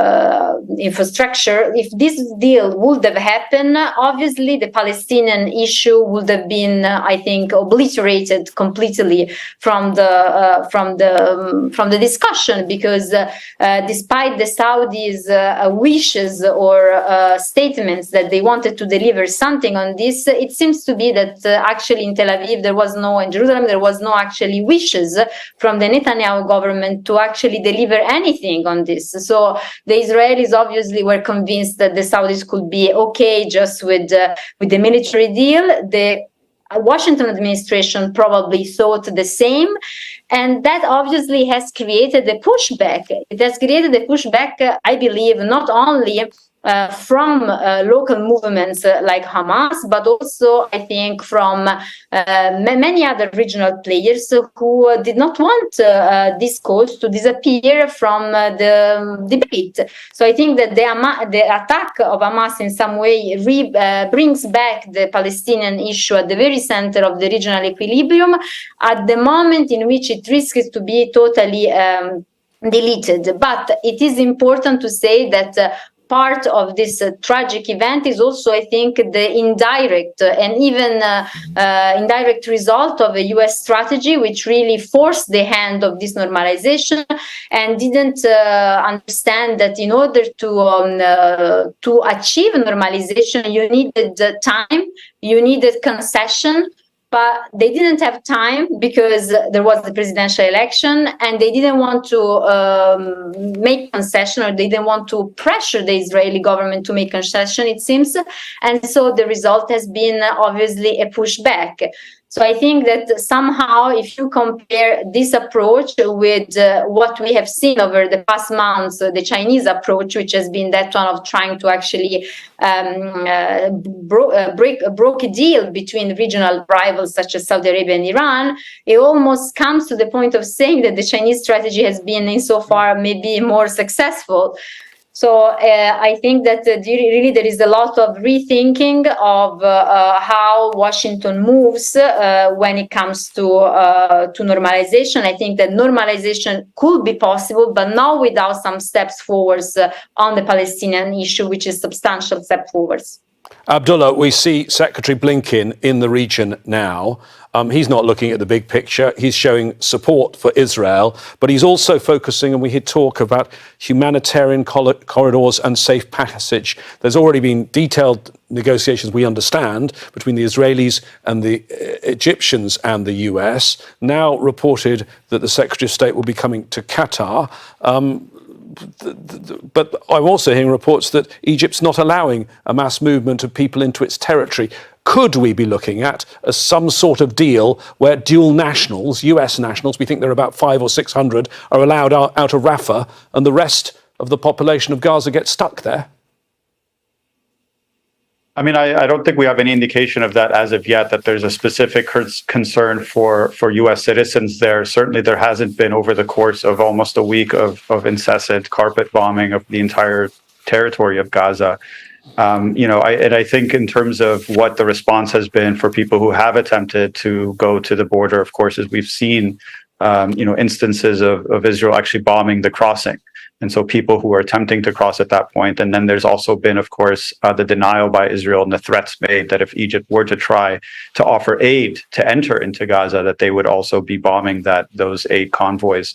So, there really is a question here about who even controls the territory, the border between Gaza or Palestine and Egypt. And I think that's, and there's another point that I think is worth considering, which is going back to kind of the previous conversation about the view of these normalization agreements from the Arab side as well, because I do think that we have transitioned from a period in which, many of the region's rulers would at least pay lip service to the notion of the Palestine issue to the point where it gets completely erased. And I think that's because the nature of how legitimization of these regimes happens has changed substantially in the aftermath of the Arab Spring uprisings. And so now we're looking at over a decade from that period in which many of these governments are ruling their own populations quite ruthlessly. So it's not surprising that they would not even entertain the notion of justice for Palestinians. And so I think this has actually in some ways eased the process by which these normalization deals can happen. Maria, back to you. We've seen the responses of the US and the EU, and on paper, they look very similar. But do you think within the EU camp there is perhaps some unease behind the scenes? Certainly before the latest events over the last 18 months, in my day job at the United Nations, I'm speaking to EU politicians, EU diplomats who are showing real disquiet about the Israeli most right-wing government and some of its activities. Oh, definitely, there are different. Different member states have also different policies, different approaches. There has been definitely a discomfort with the Netanyahu government and the retrenchment of democratic freedoms in Israel. But I think that overall there has been always, the discussion about supporting the Israeli concerns when it comes to security concerns of Israel. This is something that is always present. But I think that the other question to ask is more of what role for the EU also in this situation, because after this very confusing response, where one commission came out saying we will have to cut the aid, the humanitarian aid to the Palestinian territories, then there has been a going back to this position and say no, we will not, and then.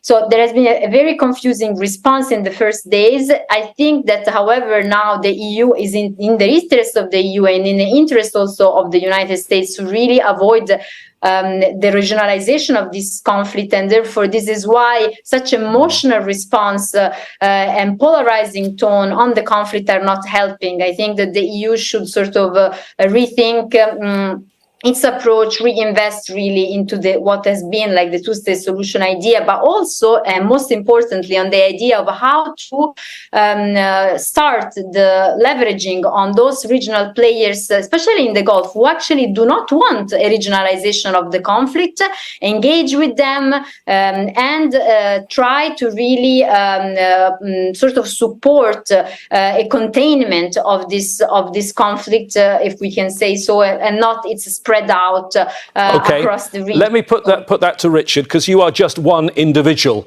EU politicians. What should individual politicians, what should members of the public do very quickly to end our conversation?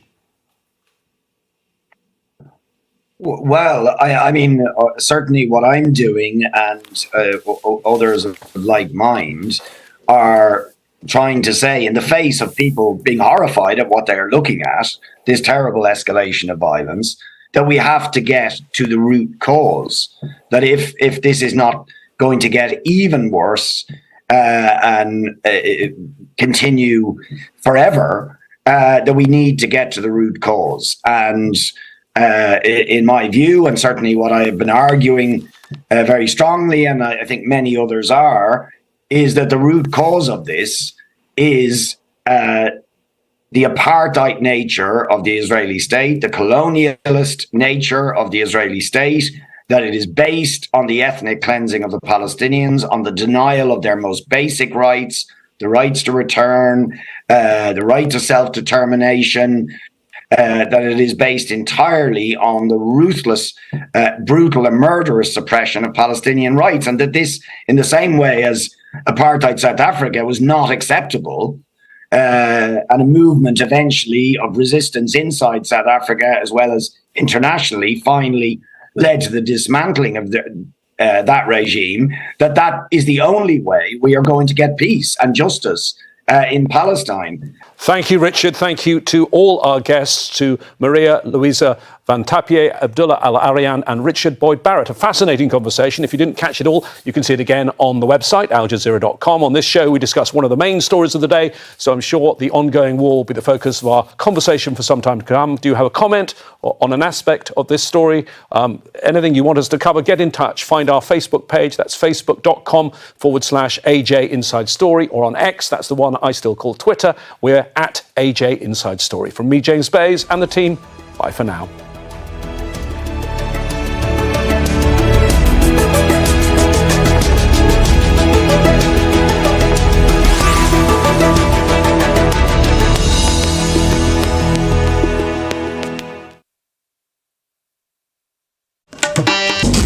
We understand the differences and similarities of cultures across the world.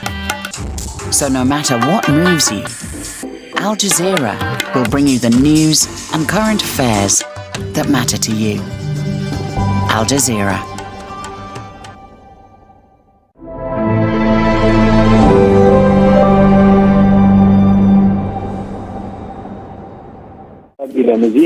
Israel orders more than 1 million people in the northern Gaza Strip to leave and move south. At least 1,500 Palestinians have been killed in Israeli airstrikes since Saturday.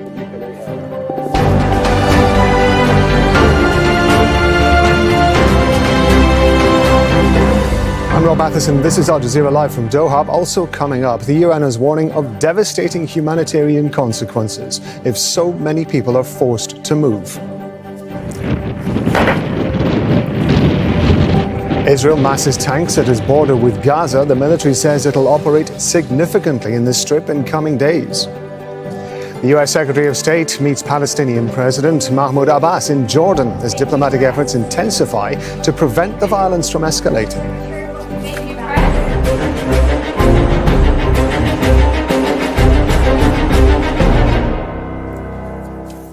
Well, it's just past 0900 GMT. That's midday in Gaza. Amid the destruction, fear and the bloodshed caused by Israel's bombardment, its army tells 1.1 million Palestinians in northern Gaza to evacuate to the south within 24 hours. That includes UN staff, hundreds of thousands of people sheltering in UN schools and clinics, and Palestinian refugees in some of the largest camps in Gaza. UN aid workers say the relocation of so many people is impossible. The Israeli military says it will, quote, operate significantly against Hamas positions in the coming days, but the armed group has responded by calling on Palestinians to stay in their homes. Israel has killed more than 1,500 Palestinians since Saturday, when Hamas launched a military offensive. Hamas says those bombardments have killed 13 people, including foreigners who they had captured in Israel during Saturday's operation. The Israeli army says it's dropped 6,000 bombs on Gaza since the war with Hamas began, and more keep falling every hour. More than 423,000 Palestinians, that's nearly 20% of Gaza's population, have now been forced from their homes. Joining us on the phone from Khan Yunis in Gaza is our correspondent Yumna El Sayed. Yumna, you are where the Israelis say that 1.1 million Palestinians in Gaza should head to get out of Gaza City ahead of a possible military action of some sort. Talk us through the journey that you've had to make. Yes, Rob. Well, me and my family, with the other neighbors in our building, almost all the square of where we lived moved to Khan Yunis. Now, the problem is that the Kurds were really afraid to go all the way from Gaza City to Khan Yunis. It's a long way drive, and the streets are not safe. Most of the streets are bombarded. So we have to take different routes. We have to look for the best street to drive into until we got here to Khan Yunis. Now, the problem is, Rob, as much as that journey was scary, we did take it because at the same time, we don't want to risk that we stay in Gaza City under heavy and intensive bombardment, more than what we have already been going through the past days. So we did what we could, but at the same time, there's thousands, hundreds of thousands now that are trapped in Gaza City. They want to come to Khan Yunis, but there is no place for them. Now, considering that Khan Yunis has already been under heavy bombardment, Rafah has been under heavy bombardment, all these people from around the two governorates have also come to Khan Yunis, and there's no places. The people who are also in these two governorates themselves, who have lost their homes, who have their homes and neighborhoods bombarded, already had moved into UNRWA and UN facilities and schools and shelters, whatever they could. So now there is an enormous number of people who are in these places over the capacity, much more over the capacity than what these places can take. And at the same time, there are thousands more who are calling to find places to come into. Now I'm talking literally, Rob, that every single home of the residential homes that are still available in Khan Yunis are hosting families, about 2 or 3 families from Gaza. So the numbers are like in full capacity in the homes of the people, the UNRWA shelters, the UNRWA schools in Khan Yunis governorate, and people are still yet calling to find places, and they can't find places. The problem is we're talking about 100,000 people who are supposed to evacuate. That is extremely impossible. What are the 300,000 people, over 300,000 people that are already in Gaza, in UNRWA schools, going to do? That number alone, where is it going to go? The people that are in Shifa Hospital or in Gaza city hospitals, where are they going? How are they going to leave? Those injured, those people who are in really difficult situations and they can't move. Yeah. And we're talking about a place that doesn't have ambulances, doesn't have transportation for evacuation for families or people. This is how the situation is. Yumna, thank you very much indeed. That's Yumna Arsi talking to us from Khan Yunis. I want to go to Dr. Medard Abbas. He's Director General of Gaza's Ministry of Health. He's joining us on the phone from Gaza. Thank you very much indeed for being with us. Can you give us an indication of the situation at the hospital where you are at the moment? Well, they have collapsed. The hospitals now are not able to operate anymore. We have no electricity, we have no enough medications, and the injured people are lying on the ground in the emergency rooms and waiting before the operation rooms. In fact, we have mentioned that those civilians have been suffering from the beginning of this crisis, and till now the situation is worsening. Every moment there are new injured and new killed Palestinians. In fact, if this situation continues like this without any humanitarian corridor, it means that hundreds of people will be lost every day. This is a humanitarian disaster, pure humanitarian disaster, and I think the only solution is to stop this war at once and immediately bring in Gaza health professionals to assist us and to bring hospital fields and field hospitals and to bring medical supply.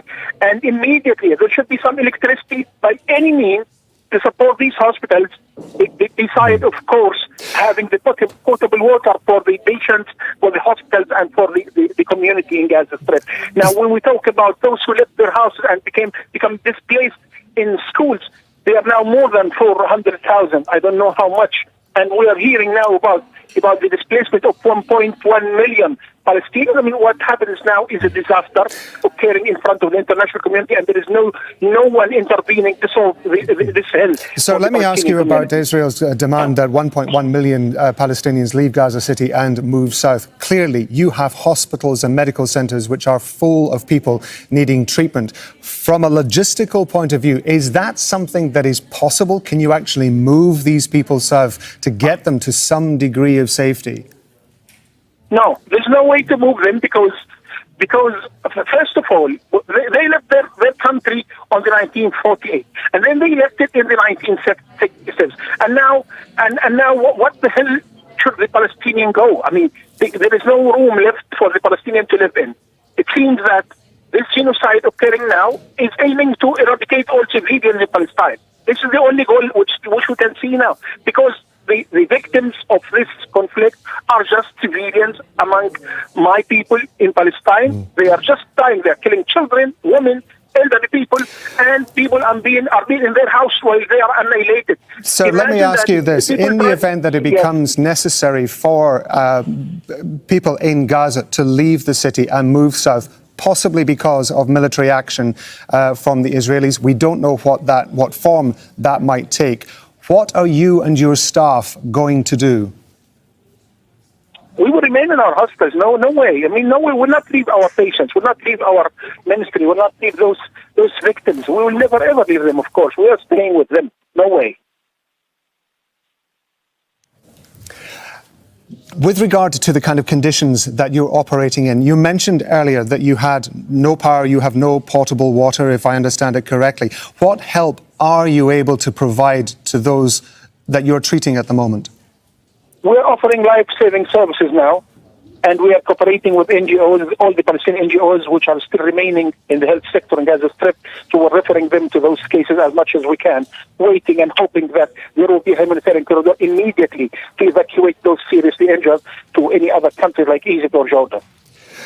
Dr. Medard Abbas, we appreciate that you are very busy at the moment, as of course are your staff. Director General of Gaza's Ministry of Health, thank you very much indeed. Well, a short time ago, a Hamas official spoke in Gaza and urged Palestinians not to leave. Here's some of what he said, and let me warn you, these pictures may be distressing for some people. We urge the international free world. We urge the Egyptians, please move to the borders. Please, Jordanians, go and move to the borders. Don't wait any decision from anyone. We urge the refugees, the Palestinian refugees in Jordan. These are you people being killed here. We need to move. They need to move from the borders. Today is Friday. Today is the Friday of anger in any part of the world. These are the crimes of Israel. Iran's foreign minister is in Lebanon discussing the recent exchange of fire between Israel and southern Lebanon. Amin Abdullahian was received by the Lebanese Hezbollah party's Secretary General Hassan Nasrallah. He also met Lebanon's foreign minister. The party said the two sides reviewed the situation in Israel and discussed, quote, responsibilities placed on everyone in its wake. What we see today in Gaza is a war crime committed by the Zionist entity against women, children and civilians in Palestine. Well, the U.S. Secretary of State's in Jordan, where he's meeting Palestinian President Mahmoud Abbas. We've just seen pictures of the pair together. Antony Blinken has landed in Amman as part of a six-nation tour. He arrived from Tel Aviv, where he offered Israel unending support, but he's also calling for the safe passage of civilians in Gaza, and he says he's going to push for talks on creating humanitarian corridors. Blinken's next due to visit Qatar, Saudi Arabia, the UAE and Egypt. Well, our diplomatic editor James Bays is joining us here in the studio. Okay, so let's talk about this demand from Israel first of all. 1.1 million people in Gaza supposed to move to the south of the country. The UN clearly has a presence there. How is the UN reacting to this whole situation? The UN have been very, very measured in its response to everything, very, very diplomatic until now, because they, I think, know the situation is sensitive. They know they don't want to get pressure from a permanent member of the Security Council, the US, and from Israel, so much so that the UN Secretary General, until this point, had not used the call for a ceasefire. He simply appealed to parties to avoid any further escalation or spillover. But the fact the UN has now come up with this very, very strong language, it says that it's appealing strongly for this order to be rescinded, because it says it really isn't possible without a devastating humanitarian consequences if these people were to move. And of course, it's not just a question of this transfer of people with nowhere to go. It's that some of the people probably can't move. You've got to remember there are children, there are elderly people, there are infirm people. And I can tell you that in addition to the UN, the head of the Norwegian Refugee Council said that he believed this forced transfer would be a war crime, what is being proposed here. Worth telling you, it will be discussed further at the UN later today. 10 hours from now, the UN Security Council will meet. But you're not going to see what actually happens in that meeting. The meeting, for the second time, the last meeting was Sunday, is happening behind closed doors. My experience covering the UN Security Council and its dealings for the last 10 years, normally when it's behind closed doors, it's because one of the big countries thinks it's a bit too sensitive to have out in the open. So we were talking about Antony Blinken's tour of the region. We've just been mentioning that he's been meeting the Palestinian President Mahmoud Abbas. He's also going to Qatar, Saudi Arabia, the UAE and Egypt. What's your assessment of the reason he's going to these particular countries, and what's he going to try and do when he's there? Important regional players that he wants to see, and I think there are some specifics he's hoping to get from some of those countries. As you say, he's in Jordan right now. The next stop, in a few hours' time, he'll be here in Doha, and then at the end of the trip going to Egypt. I think those countries are important because they are countries that in the past have had some leverage with Hamas. Now, he's not, we need to make this clear, he's not trying to negotiate a ceasefire at this stage. The US position is that Israel has a right to defend itself, and that's what you're seeing taking place right now in Gaza. But there's been some talk, and it's all a bit vague, about safe passages and humanitarian corridors. But we know there's been pushback coming from the Egyptian side about opening the Rafah border and letting people out of Gaza. I know that the priority for the US, although they obviously will be concerned about the humanitarian situation in general, will be their own citizens. 500 to 600 US nationals or dual national citizens that they have there in Gaza. And of course, the other complicating factor for the US Secretary of State is the captives that are being held in Gaza. We believe some of those are Americans. James, thank you very much indeed. Obviously, we're going to be talking to you over the coming hours. But for now, James Bays, thank you very much indeed. Okay, we want to take you to these pictures from Gaza. We understand these may be leaflets that are being dropped. We don't actually know much more than that. You can see that in the clear blue sky there, you can see the white of them against that. No indication of the aircraft that they may have come from. We also don't know exactly where they are in the strip. We are perhaps going to assume this may be over Gaza City, but we have yet to check that. It has been a policy in the past in other conflicts where an army or a military which is intending to take action on a particular area would drop leaflets onto the occupants of that area, warning them that something may happen and that they should leave. This is entirely, I should stress, speculation on my part, because all at the moment we're seeing is a picture of the blue sky with some white marks on it, which we believe may be leaflets that have been dropped from an aircraft. Obviously, as soon as we find out more about what that is, we're going to bring you that information.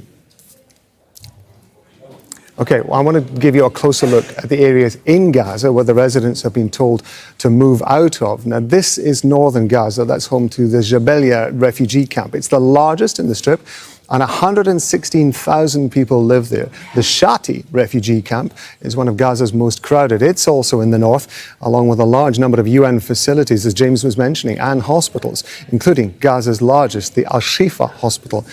Israel wants all these people, including UN workers, to move to the south of Wadi Gaza. It's not clear how they could make that journey through rubble and constant Israeli bombardment to the south.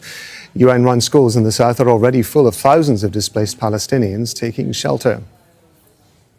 Tamara Al-Rifai is a spokesman for the UN Relief and Works Agency, the UN agency for Palestinian refugees in the Middle East. She's joining us now from the agency's headquarters in the Jordanian capital, Amman. Thank you very much indeed for being with us. I want to get your reaction, first of all, to this demand by Israel that people in Gaza should move to the south of Gaza. Is that actually possible? Will it work? It is unrealistic to expect such large amounts of people who are in one part of Gaza with all the difficulty of movement across the Strip right now. It is unrealistic to expect them to be able to truly relocate with such short notice for their safety. We are extremely worried indeed about the safety and security of over 1 million people who are in North Gaza right now. Over 170,000 of them are in UNRWA shelters that we ourselves are no longer able to work in, and therefore unable right now to assist these 170,000 people in our shelters. Can you give us an indication of the kind of help under normal circumstances that you would be able to provide and that you are no longer able to give people? Under no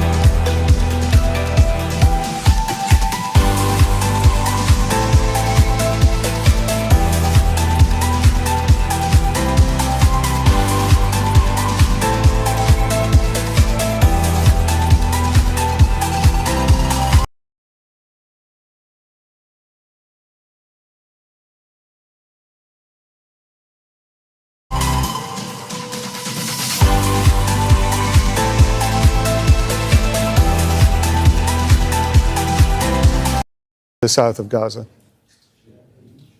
Most of UNRWA staff is Palestinian staff, so most of our staff are residents from Gaza, and we fear for their security, and we fear for their inability to evacuate or to leave from one part to the other, just like any other Gazans. However, our international staff moved overnight during the early hours of this morning from our headquarters onto, they moved south, and the decision to move to our offices around the Rafah area is precisely for our staff to remain, our international staff to remain on the Strip and to be able to continue pushing for humanitarian space and pushing for us to continue working and providing assistance. So UNRWA staff has not left the Gaza Strip. UNRWA staff is still there, both in its international and Palestinian components. And our call right now, politically and diplomatically, is to be able to work and to be able to work safely. This is a situation of conflict. International humanitarian law applies, and the basis of international humanitarian law says that humanitarian and aid workers must be able to do their job and to do it safely in order to assist civilians across Gaza. We particularly fear for women, children, and the disabled. These people will not be allowed to evacuate from the north to the south, even if others are able to evacuate. Tamara Al-Rafai, spokesperson for the UN Relief and Works Agency, thank you very much indeed for being with us. We are getting reports that the Hamas armed wing, the Al-Qassam Brigade, said on Friday that it has launched 150 rockets towards the city of Ashkelon in Israel. In response, it says, to the displacement and targeting of civilians. We're not able to establish the originality of that, but that is coming from the Reuters news agency. I want to go to Stephanie Decker, who's in southern Israel. Steph, what more can you tell us? What's going on where you are? Well, you were just referring to rockets at Ashkelon. There was one direct hit at a residential home with no injuries. These areas are very largely deserted, Rob. We've just been driving around here, around these areas, also entering Sderot, where one of the fiercest battles took place. Nobody is there anymore. People who are there remain inside their homes. Where we are now, this is the other side of the war. You've been seeing the pictures in Gaza. Well, this is where a lot of that is coming from. This is outgoing artillery.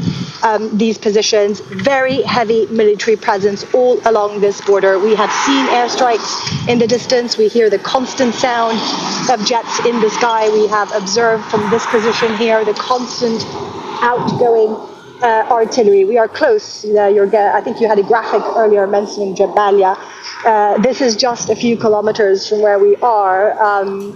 So this is the situation here. It remains very tense. The biggest call-up of Israeli reservists in Israel's history, 360,000. And really the sentiment here is one of they want revenge. They want to flatten Gaza. Of course, people expecting this ground offensive that at the moment is certainly not to be seen. But the presence here, the amount of troops all along the border with Gaza gives an indication that, of course, everybody is expecting that to happen at some point. But at the moment, it is all from the air, airstrikes, artillery outgoing into Gaza. And this is the area, as we've been reporting, where over 1 million Palestinians have been ordered to leave in the next 24 hours. There is nowhere to go. We do keep reporting this. You just heard from our guests. It is so densely populated. Where they need to move to is already densely populated too. There are no safe places. So this is what you have, a two-sided war, if you will, here going in. The problem is when you talk to Israelis now, they are so shocked, they are so horrified by what happened, by the attack carried out by Hamas, that there's a very difficult differentiation between civilians. Many people I've been speaking to, friends I've been speaking to, who usually would have some empathy for Palestinians, for the situation in Gaza, that seems to have gone, and this certainly is extremely concerning.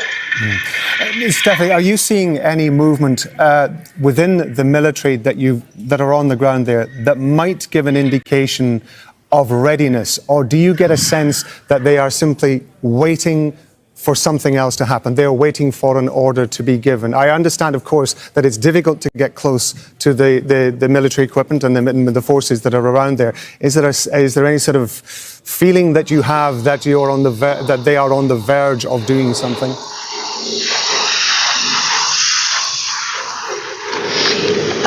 It doesn't seem to be imminent in terms of a ground offensive. You have a lot of military all along this border. They're stationed in open lands with APCs, with tanks. You see here the artillery. Yeah, unfortunately, we seem to have lost our signal to Stephanie in southern Israel. We will, of course, try and get her back for later programmes. But in the meantime, Al Jazeera's Charles Stratford has sent this update from Be'eri in southern Israel, 4 kilometres outside of Gaza. It's one of the villages that was attacked by Hamas last weekend. Well, the situation here now is that the military there is an ongoing effort to clear the village of unexploded ordnance. I'll just get out of the way of this this vehicle. So let me show you around here the level of destruction. These are homes that obviously belonged to people who lived here. It's understood that around 108 people were killed in this village, or 108 bodies were retrieved from this village. You can see the level of destruction. What that number that you just saw Samir film there signifies is that that car has been cleared of suspected unexploded ordnance. I'll just quickly walk you over here. You can see down this military equipment, military clothing, we're told, belongs to the Hamas fighters that came into this village. They were here for 3 days. There were fierce battles. It's not known how many Israeli soldiers were killed in these battles. You can see the name there. That says Kata'ib al-Qassam. That's the Qassam Brigade.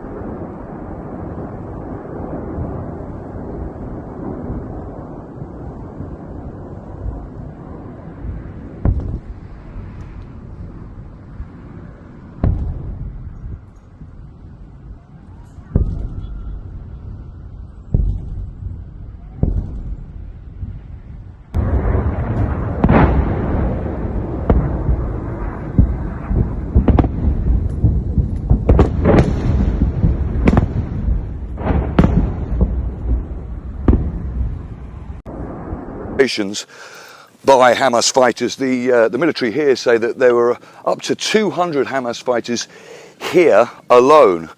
So yeah, this is some of their weapons that have been retrieved by the Israeli military. You can see grenades, obviously machine guns, magazines.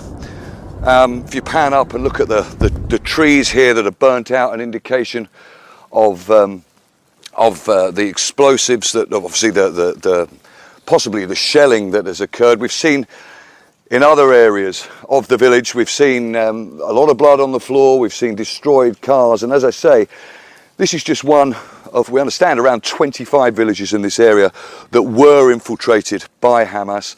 And meanwhile, the ongoing security situation continues in trying to prevent more infiltrations.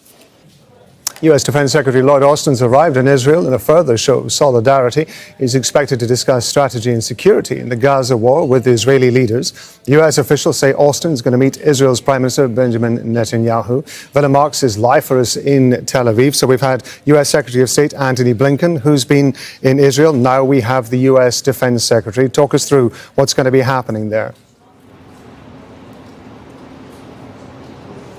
Well, he'll be meeting with Netanyahu in the building behind me. He's also meeting with Yoav Gallant, the current defense minister in Israel, as well as one of the former defense ministers, Benny Gantz, who is inside that new war cabinet that's been deployed and developed here in Israel the last couple of days.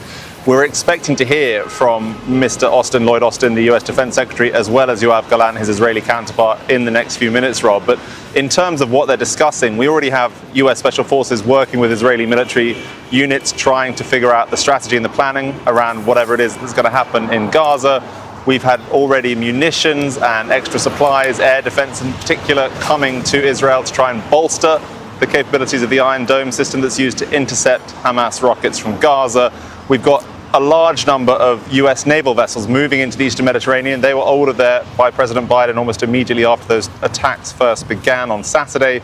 So we're expecting to see an aircraft carrier, 5 guided missile destroyers and cruisers arriving into the area, and then dozens, if not more, aircraft relocating themselves to air bases in this region. All of this, Rob, intended to essentially deter other regional actors, whether armed groups or governments, from, in the words of President Biden and Secretary of State Blinken, interfering in this current crisis.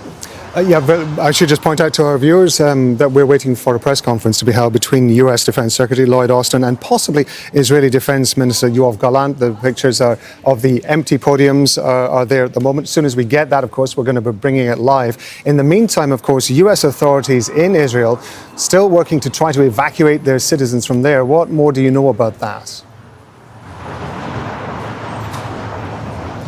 There are thousands of US citizens here in Israel, obviously several hundred in Gaza as well, but the flights coming out of Tel Aviv airport, not far from where we are here, many of those have been cancelled, suspended, delayed over the last few days. The scenes at the airport thousands of passengers sometimes waiting hours just to check in, let alone get through security.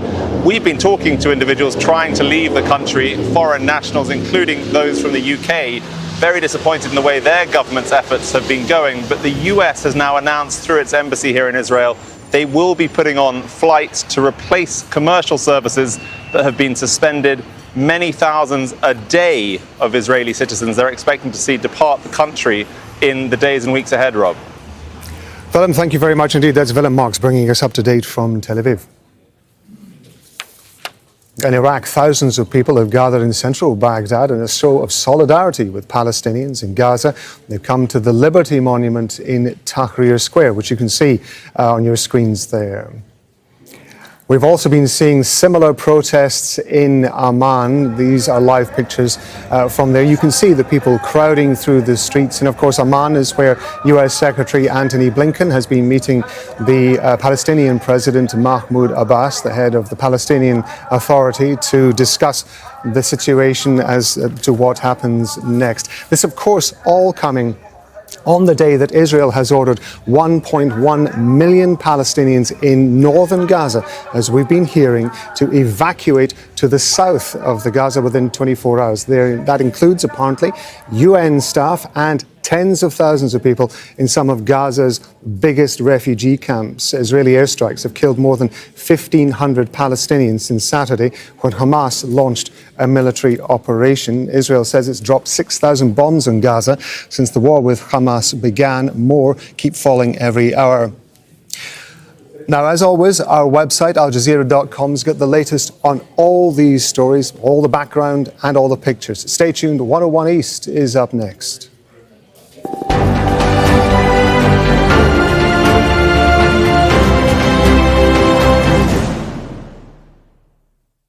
As the conflict between Gaza and Israel escalates, Al Jazeera's correspondents are on the ground. Occupied East Jerusalem. Armed men have crossed onto the other side of the border. This is happening right now in Tel Aviv. This was a business. Israeli forces declaring a state, what they call, of war. Air raids are shaking the Gaza Strip in different areas. Stay with us for the latest developments on Al Jazeera. Al Jazeera is here to report on the people often ignored, but who must be heard. How many other channels can you say will take the time and put extensive thought into reporting from underreported areas?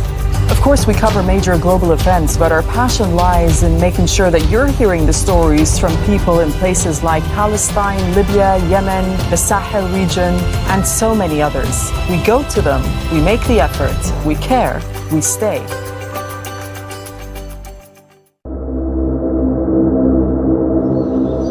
India's red sandalwood is one of the most expensive timbers in the world. It's also an endangered species, and an international black market trade has decimated valuable forests. Only 5% of red sandust is there in the forest. So 80 to 90% is gone. By 2015, like that. He made more than $120 million. One man is accused of being at the top of the trade, Sahul Hamid. Sahul Hamid is still wanted for international trafficking of red sandalwood and attempted murder on public officials in India. 101 East investigates India's sandalwood kingpin and the fight to capture him.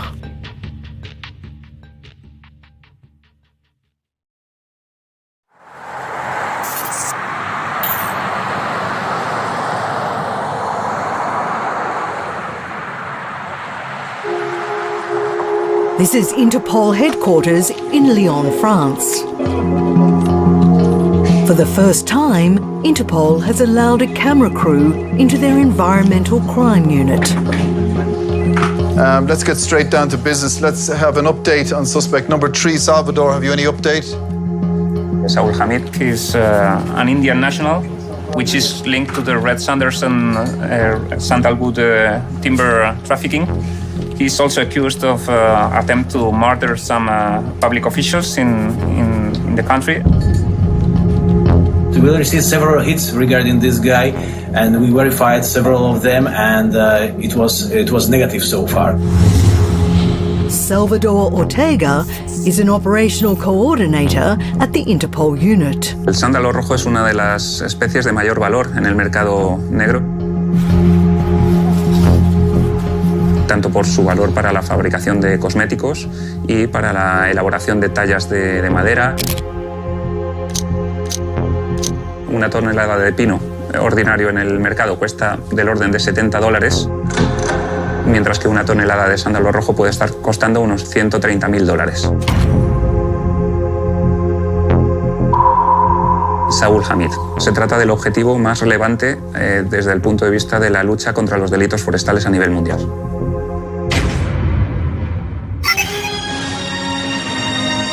కేంద్రంగా ప్రస్తుతం triangle war నడుస్తుంది. ఎర్రచంద్రంపై కొత్త బ్యాచ్ కన్నేసింది. స్మగ్లర్లే టార్గెట్ గా హైవేలపై అటాక్స్ జరుగుతున్నాయి. ఇప్పటివరకు స్మగ్లర్లు వర్సెస్ పోలీసులు అన్నట్లున్న రెడ్ శాండిల్ వ్యవహారం ఇప్పుడు హైజాకింగ్ ముఠాలు వర్సెస్ స్మగ్లర్లుగా మారింది.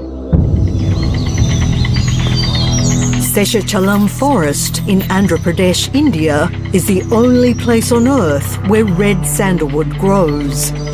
The lucrative, tall trunks of timber, known as red sanders, have been plundered by poachers. This anti-smuggling task force has been assigned to protect what remains. ఇలా కట్ చేసేయడం చూసి చాలా బాధ అనిపిస్తుంది. దగ్గర దగ్గర ఎక్కువ ఒక్కొక్కసారి 100 200 నంబర్స్లో కట్ చేసి ఉంటారు దగ్గరగానే. అవన్నీ చూస్తే చాలా సాడ్ ఫీలింగ్ కలుగుతుంది మాకు.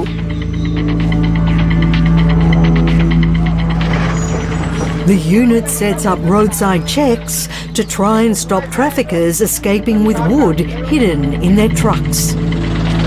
రెడ్ శాండిల్ ఉందా లోపల?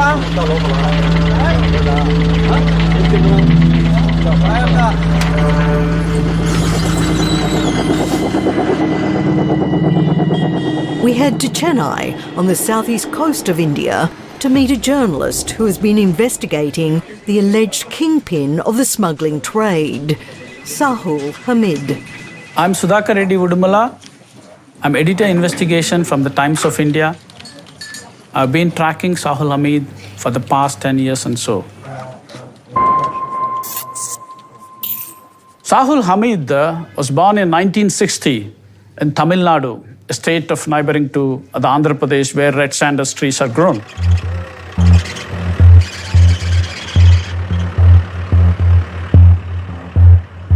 He moved to the Chennai, very near to the port. Chennai port is one of the biggest ports in India.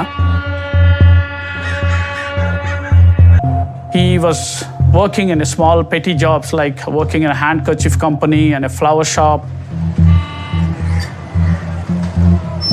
Then he moved on to the cigarettes, the Indonesian cigarettes.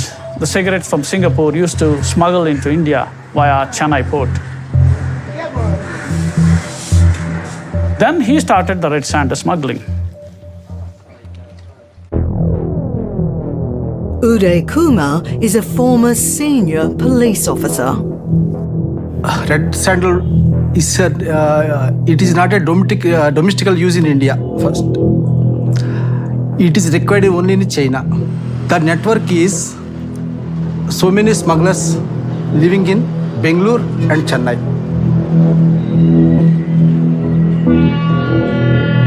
From Chennai, it goes to the seaports. From seaports to Dubai, Hong Kong, ultimately reaches the China for the buyer.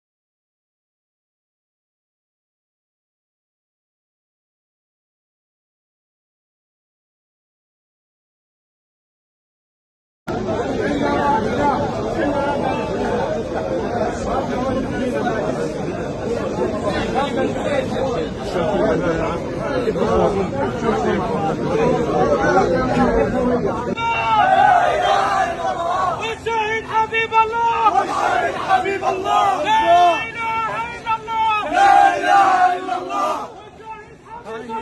لا اله الا الله بالروح بالدم نبيك يا اقصى بالروح بالدم نبيك يا اقصى بالروح بالدم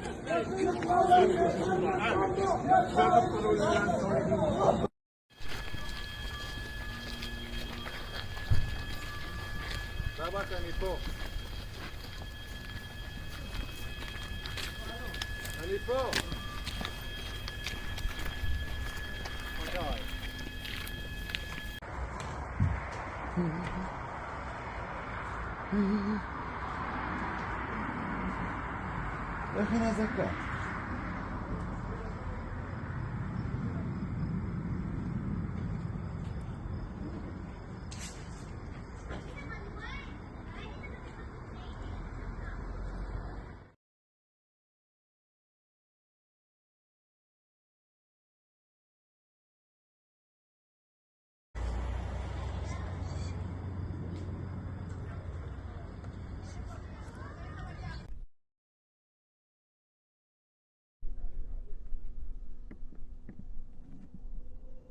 وباتجاهات مختلفة تنطلق الآن رشقات من عدة مناطق واتجاهات مختلفة باتجاه البلدات والمستوطنات الإسرائيلية، ونستطيع أن نرى بوضوح هذه الرشقات التي تنطلق بكثافة في هذه الأثناء. وإن كان ربما من دلالة، فإننا الآن عند 9 مساء بتوقيت فلسطين، وهذه الساعة هي ربما ساعة مميزة في فلسطين ولدى المقاومة الفلسطينية، واعتادت على إطلاق الصواريخ لا سيما سرايا القدس الجناح العسكري لحركة الجهاد الإسلامي التي اعتادت على إطلاق الصواريخ عند 9، وأعلنت بالأمس أنها ستطلق صواريخ عند 9 كما يسمونها هنا سرايا القدس، هي 9 البهاء نسبة إلى بهاء أبو العطا القائد الذي اغتالته إسرائيل قبل عدة أعوام. وبالتالي إذن نحن نتحدث عن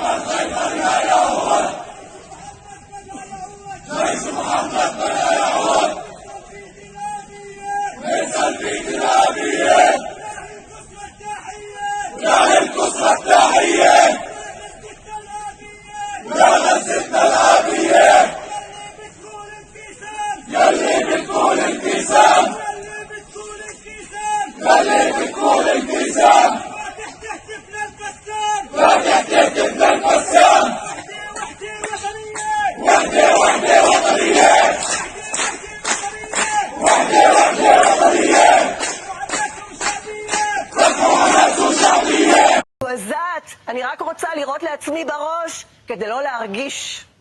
לא רוצה להרגיש יותר, אין לי כוח, אין לי כוחות, לא לרעיונות האלה, לא למלחמות האלה, אבל אין לי ברירה. כי אני אימא לביאה. יש לי ברירה? מה אתם הייתם עושים? הדס קלדרון, כל הורה, כל אבא, כל אימא שרואה אותך, יכולה להבין אולי קצת את הזוועה שאת עוברת, ועם זאת, צריך להגיד שחלק מהמסרים שיצאו בימים... אני רוצה שראש הממשלה יבין את זה, לא האימהות. אני רוצה שראש הממשלה יזיל פאקינג דמעה. שראש הממשלה יגיד, הדס, אני דואג לילד ולילדה שלך. שגביר, בן גביר ושמאל וכל החבר'ה שם בממשלה, איפה הם? מתחבאים? מה? במחילות? בושה! בושה, חברים, בושה! אנחנו נתנו, ההורים שלי נתנו, החברים שלי נתנו, הילדים, כולם מתים בשביל המדינה הזאת. לא שווה למות בארץ ארצנו, סליחה. לא שווה. שווה לא לחיות פה. אין לי מה לומר. הדס קלדרון. הפנו לנו עורף, בגדו בנו. נקודה, סימן קריאה, בגידה. הדס קלדרון, תודה רבה לך שדיברת איתנו. ואנחנו שולחים...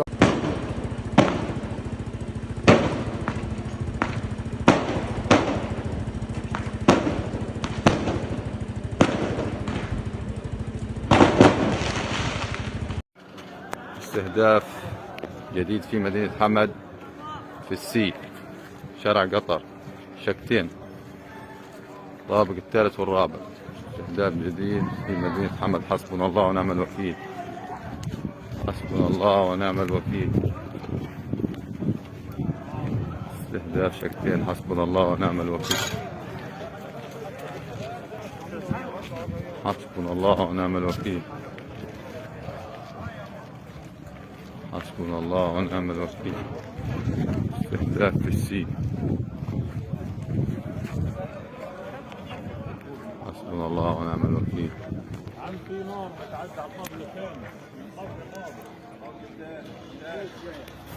من صبح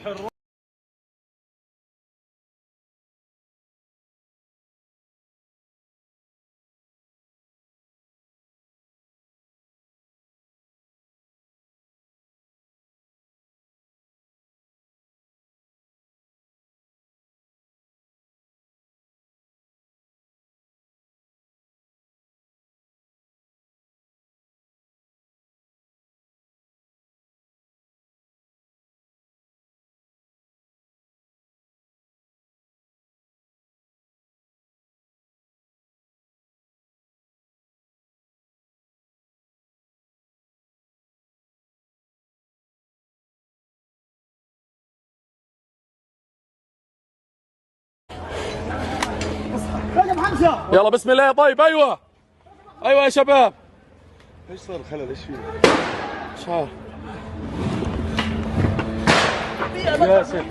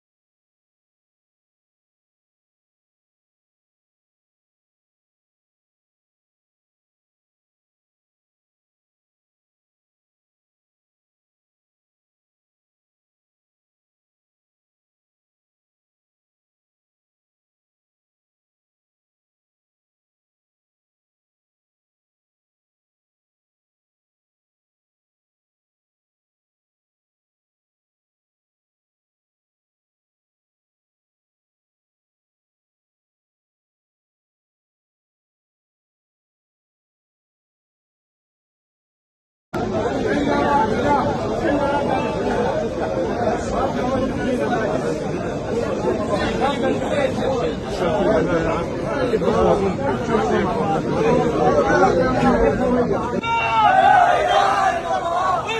حبيب الله والشهيد حبيب الله لا اله الا الله لا اله الا الله والشهيد حبيب الله بالروح بالدم نفديك يا اقصى بالروح بالدم نفديك يا اقصى بالروح بالدم.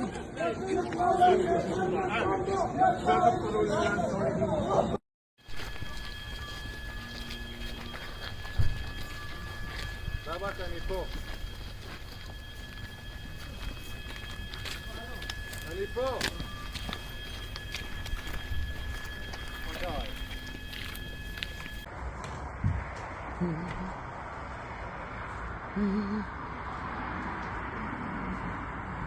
איך היא נזקה?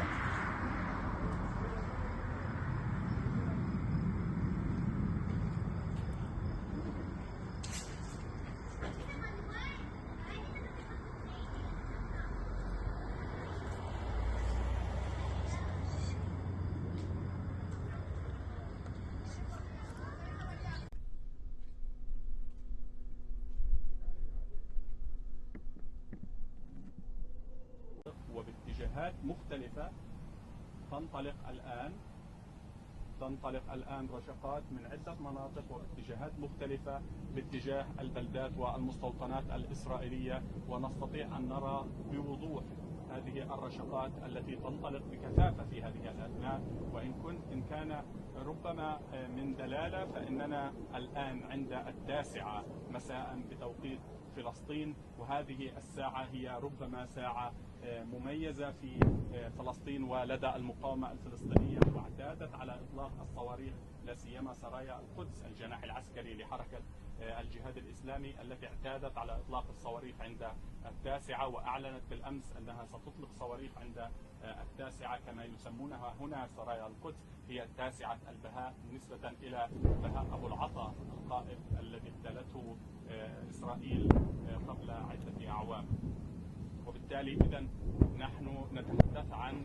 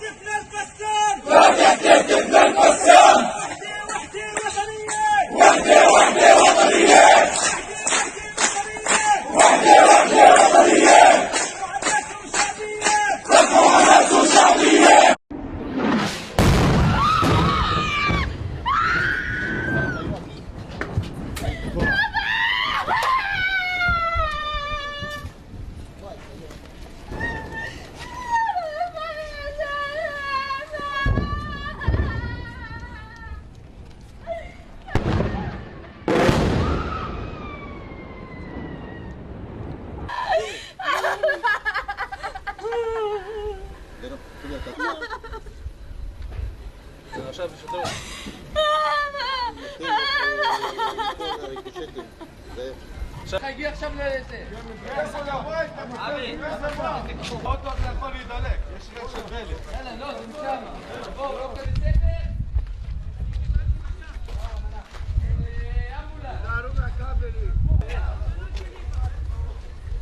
יוליה, תגיד לי בסיפורים טובה, לא מעניין אותי מה בלגת.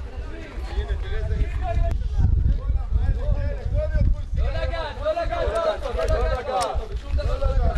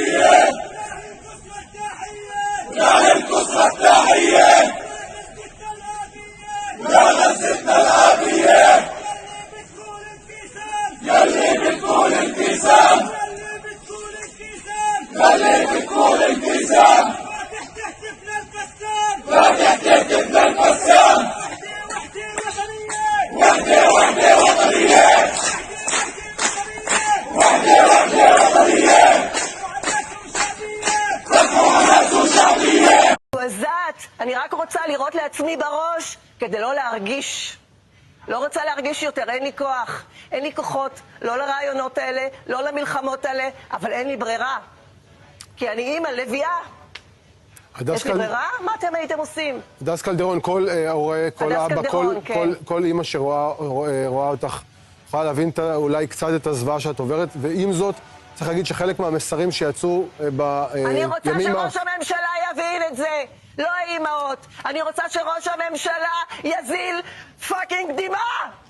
שראש הממשלה יגיד, הדס, אני דואג לילד ולילדה שלך. שגביר בן גביר וכל החבר'ה שם בממשלה, איפה הם? מתחבאים? מה? במחילות? בושה! בושה, חברים, בושה! אנחנו נתנו, ההורים שלי נתנו, החברים שלי נתנו, הילדים, כולם מתים בשביל המדינה הזאת. לא שווה למות בארץ ארצנו, סליחה. לא שווה. שווה לא לחיות פה. אין לי מה לומר. הדס קלדרון. הפנו לנו עורף, בגדו בנו. נקודה, סימן קריאה, בגידה. הדס קלדרון, תודה רבה לך שדיברת איתנו. אנחנו שולחים...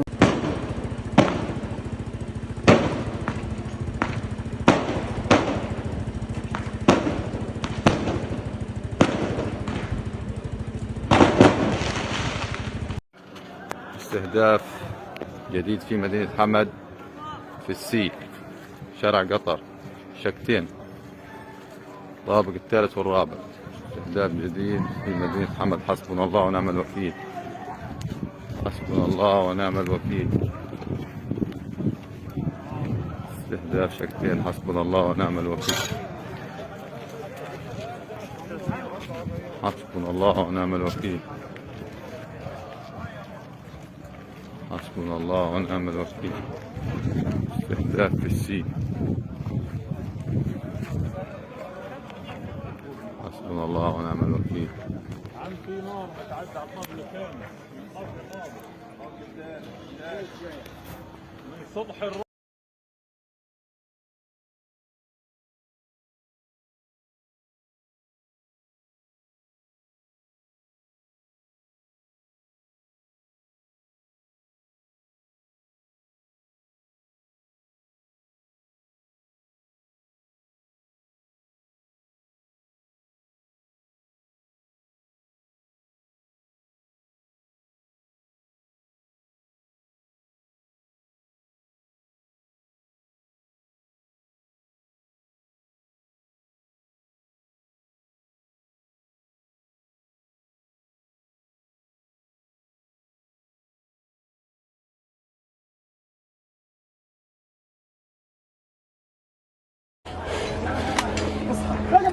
يلا بسم الله. طيب ايوه يا شباب.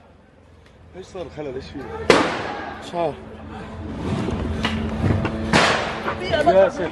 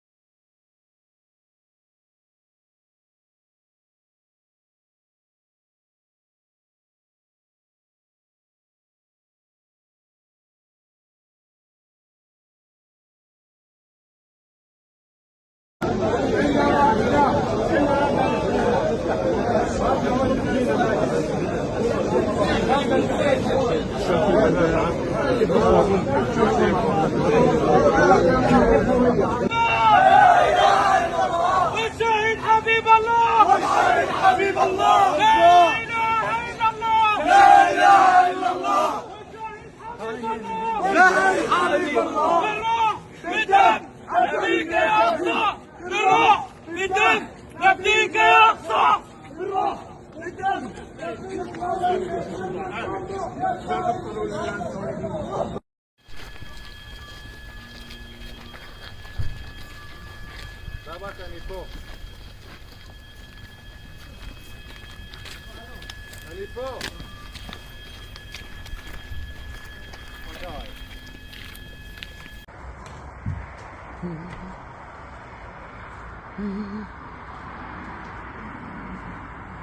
اخي زكاة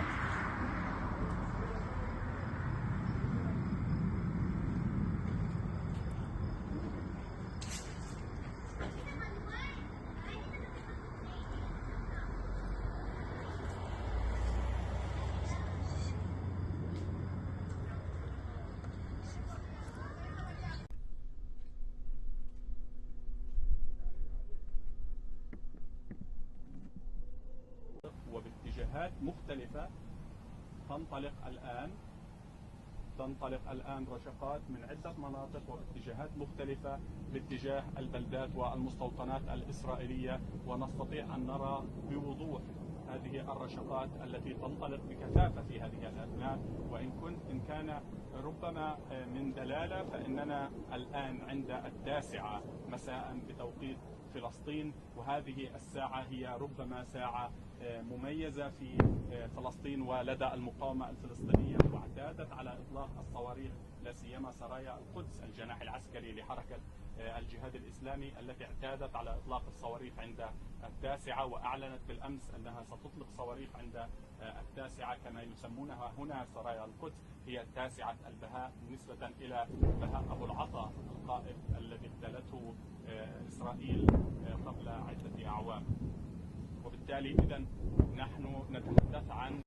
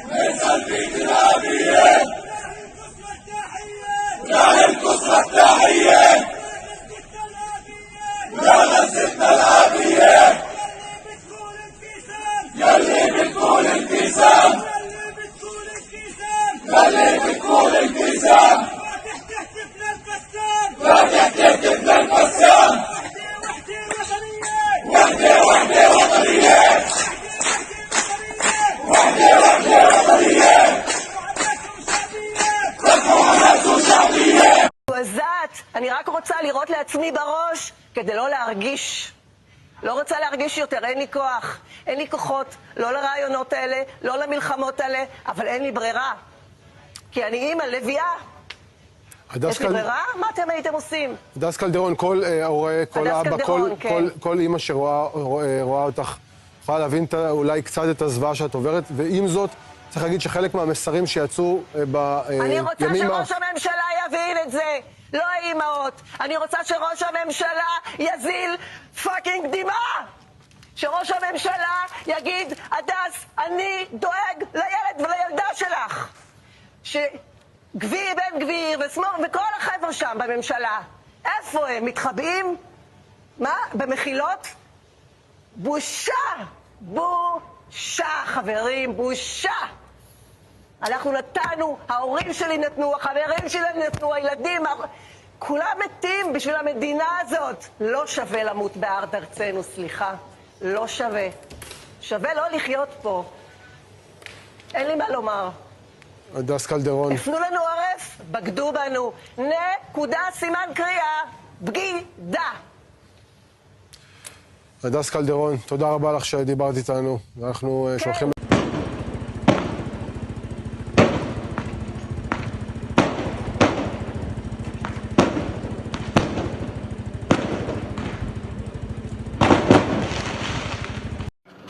استهداف جديد في مدينة حمد في السي شارع قطر شقتين طابق الثالث والرابع. استهداف جديد في مدينة حمد. حسبنا الله ونعم الوكيل. حسبنا الله ونعم الوكيل. استهداف شقتين. حسبنا الله ونعم الوكيل. حسبنا الله ونعم الوكيل. حسبنا الله ونعم الوكيل. استهداف في السي. حسبنا الله ونعم الوكيل. في نار بتعدي على الطابق الثاني من سطح الرمل.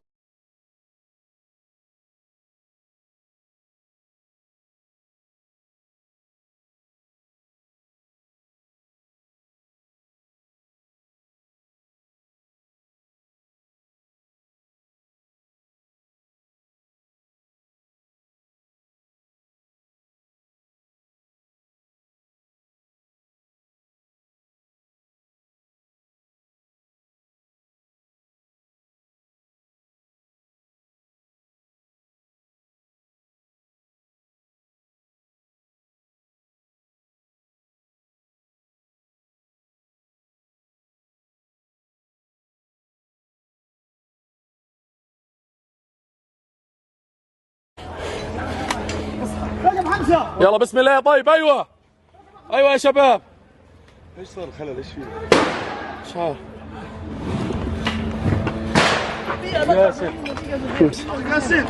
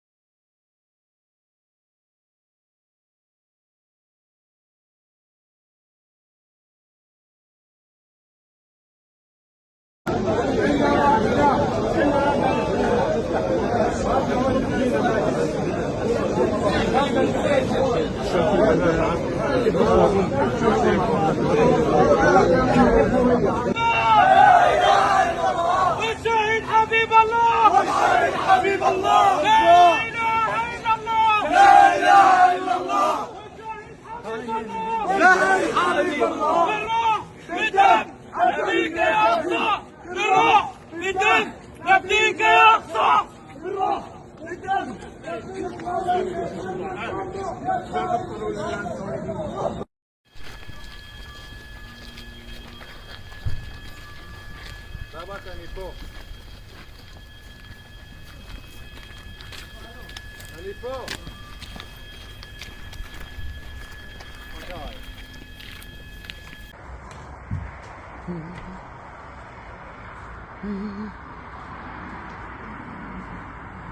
يا أخي أنا زكاة.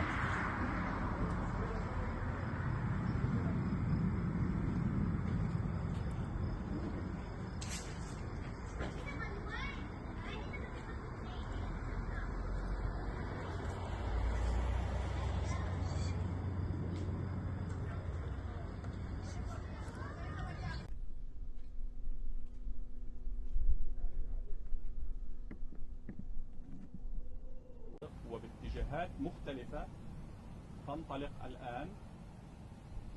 الآن رشقات من عدة مناطق واتجاهات مختلفة باتجاه البلدات والمستوطنات الإسرائيلية، ونستطيع أن نرى بوضوح هذه الرشقات التي تنطلق بكثافة في هذه الأثناء. وإن كان ربما من دلالة، فإننا الآن عند 9 مساء بتوقيت فلسطين، وهذه الساعة هي ربما ساعة مميزة في فلسطين ولدى المقاومة الفلسطينية، واعتادت على إطلاق الصواريخ لا سيما سرايا القدس الجناح العسكري لحركة الجهاد الإسلامي التي اعتادت على إطلاق الصواريخ عند 9، وأعلنت بالأمس أنها ستطلق صواريخ عند 9 كما يسمونها هنا سرايا القدس، هي 9 البهاء نسبة إلى بهاء أبو العطا القائد الذي اغتالته إسرائيل قبل عدة أعوام.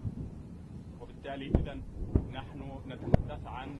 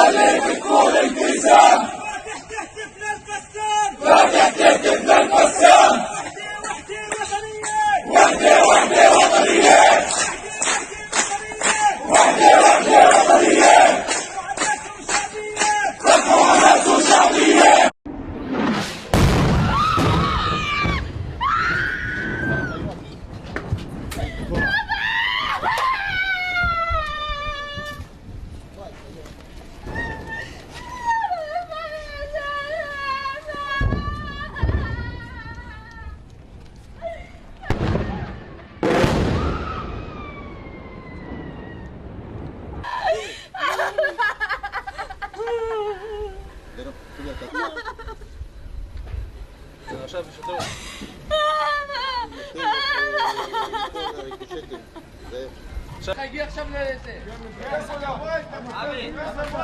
אוטו אתה יכול להידלק, יש ריח של דלק. יאללה, לא, זה משם. בואו, לא כזה ספר. אמבולנס. תערו מהכבלים. ג'וליה, תגידי מה זה.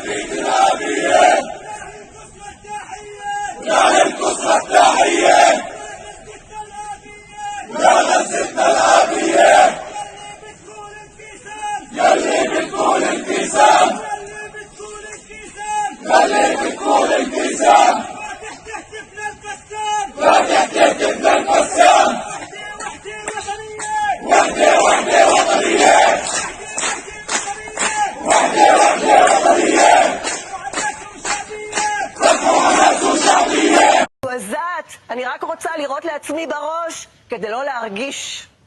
לא רוצה להרגיש יותר, אין לי כוח, אין לי כוחות, לא לרעיונות האלה, לא למלחמות האלה, אבל אין לי ברירה. כי אני אימא לביאה.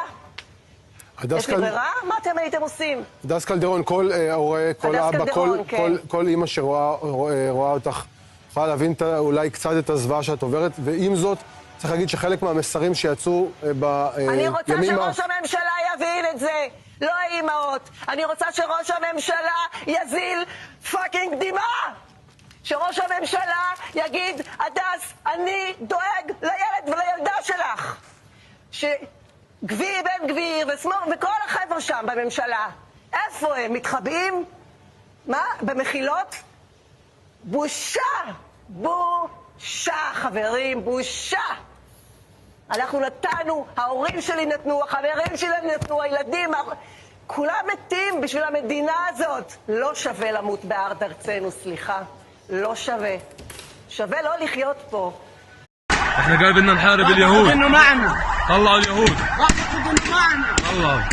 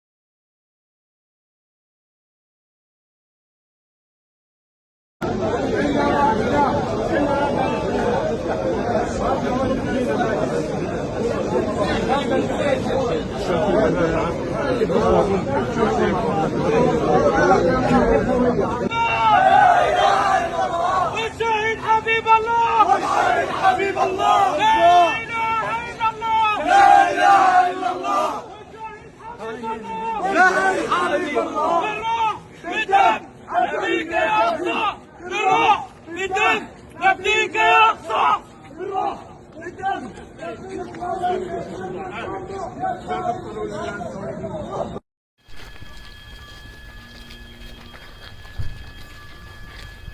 אני פה.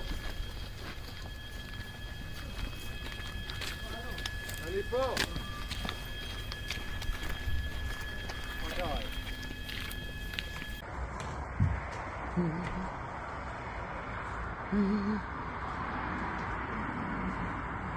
איך היא נזקה?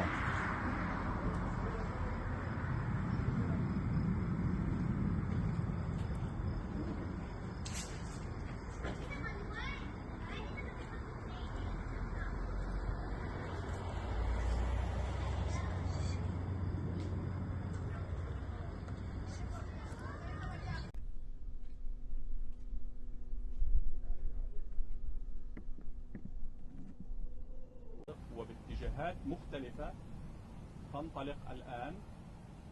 تنطلق الآن رشقات من عدة مناطق واتجاهات مختلفة باتجاه البلدات والمستوطنات الإسرائيلية، ونستطيع أن نرى بوضوح هذه الرشقات التي تنطلق بكثافة في هذه الأثناء. وإن كان ربما من دلالة، فإننا الآن عند 9 مساء بتوقيت فلسطين، وهذه الساعة هي ربما ساعة مميزة في فلسطين ولدى المقاومة الفلسطينية، واعتادت على إطلاق الصواريخ لا سيما سرايا القدس الجناح العسكري لحركة الجهاد الإسلامي التي اعتادت على إطلاق الصواريخ عند 9، وأعلنت بالأمس أنها ستطلق صواريخ عند 9 كما يسمونها هنا سرايا القدس، هي 9 البهاء نسبة إلى بهاء أبو العطا القائد الذي اغتالته إسرائيل قبل عدة أعوام. وبالتالي إذن نحن نتحدث عن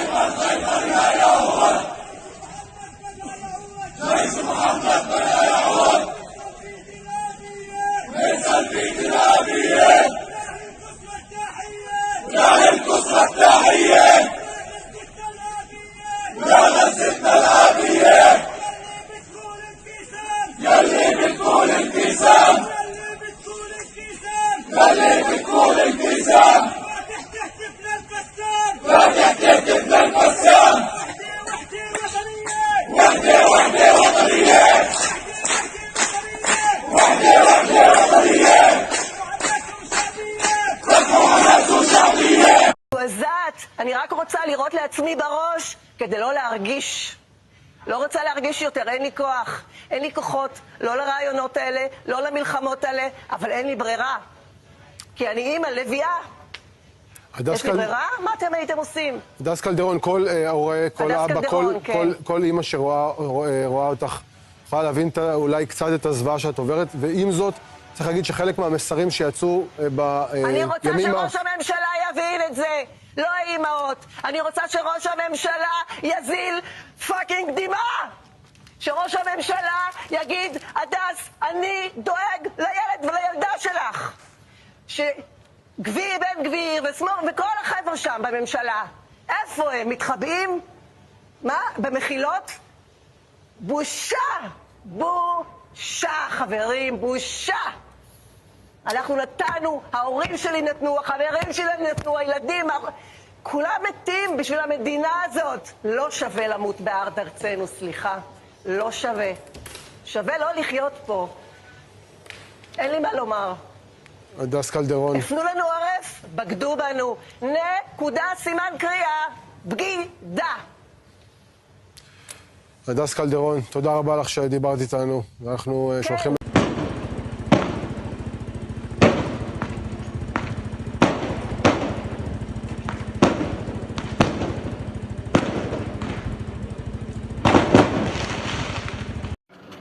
استهداف جديد في مدينة حمد في السي شارع قطر شقتين طابق الثالث والرابع. استهداف جديد في مدينة حمد. حسبنا الله ونعم الوكيل. حسبنا الله ونعم الوكيل.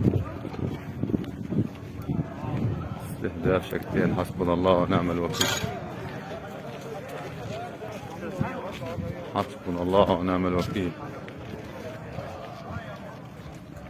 حسبنا الله ونعم الوكيل. استهداف في السين. حسبنا الله ونعم الوكيل. عم في نار بتعدي على الطابق الثاني من سطح الرأس.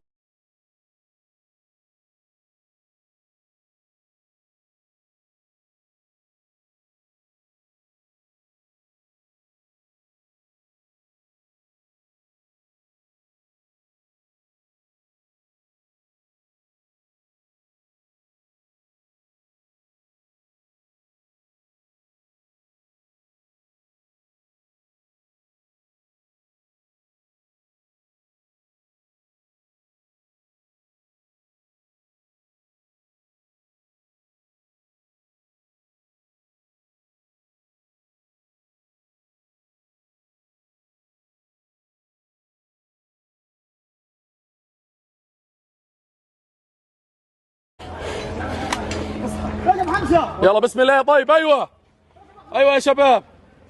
ايش صار الخلل؟ ايش فيه؟ مش عارف. ياسر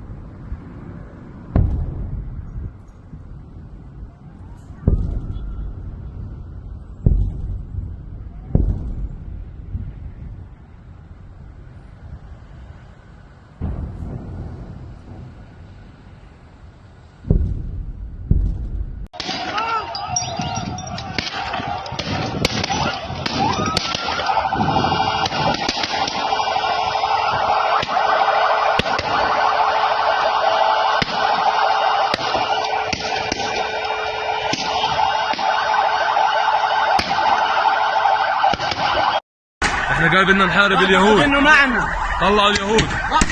معنا. الله الله.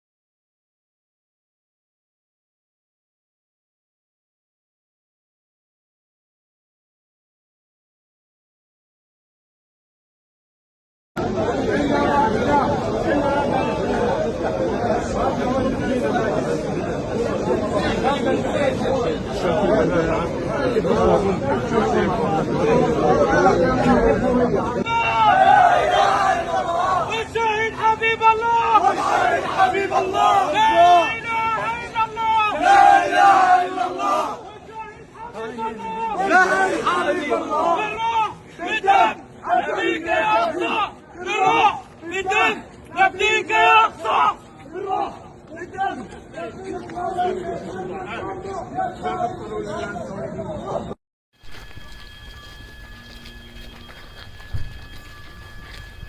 אני פה.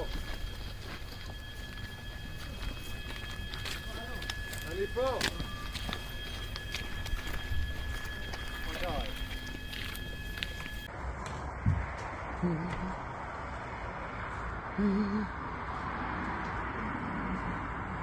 איך היא נזקה?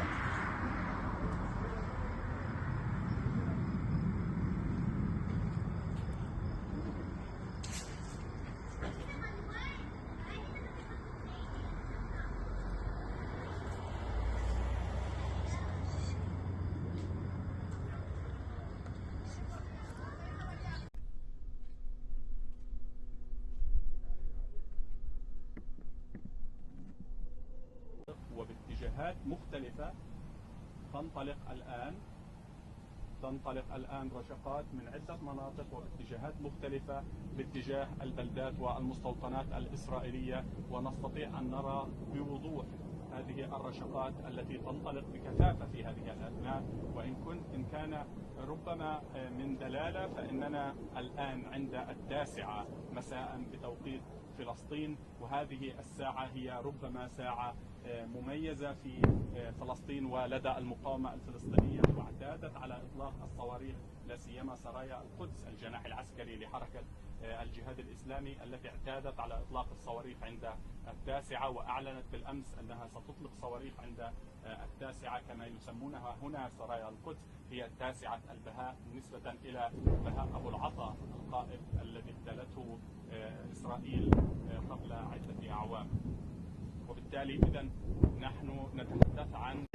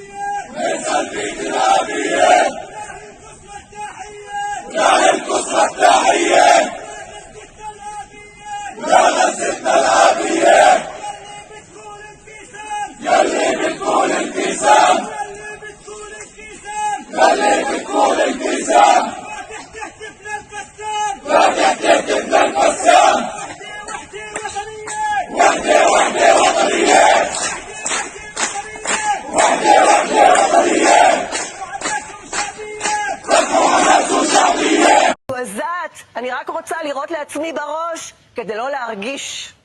לא רוצה להרגיש יותר, אין לי כוח, אין לי כוחות, לא לרעיונות האלה, לא למלחמות האלה, אבל אין לי ברירה. כי אני אימא לביאה. יש לי ברירה? מה אתם הייתם עושים? הדס קלדרון, כל הורה, כל אבא, כל אימא שרואה אותך, יכולה להבין אולי קצת את הזוועה שאת עוברת, ועם זאת, צריך להגיד שחלק מהמסרים שיצאו בימים... אני רוצה שראש הממשלה יבין את זה, לא האימהות. אני רוצה שראש הממשלה יזיל פאקינג דמעה.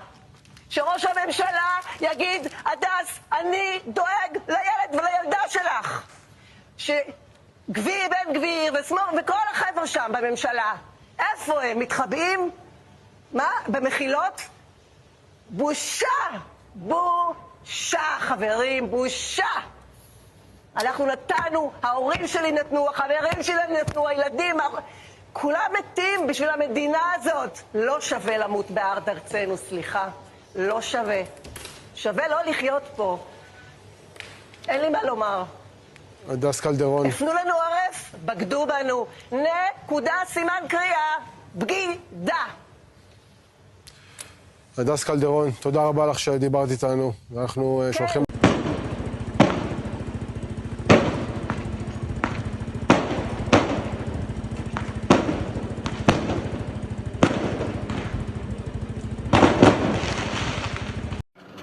استهداف جديد في مدينة حمد في السي شارع قطر شقتين طابق الثالث والرابع.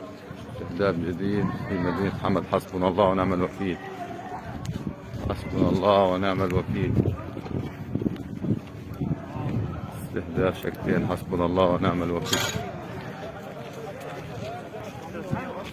حسبنا الله ونعم الوكيل. حسبنا الله ونعم الوكيل. استهداف في السين. حسبنا الله ونعم الوكيل. عم في نار بتعدي على الطابق الثاني من سطح الرؤية.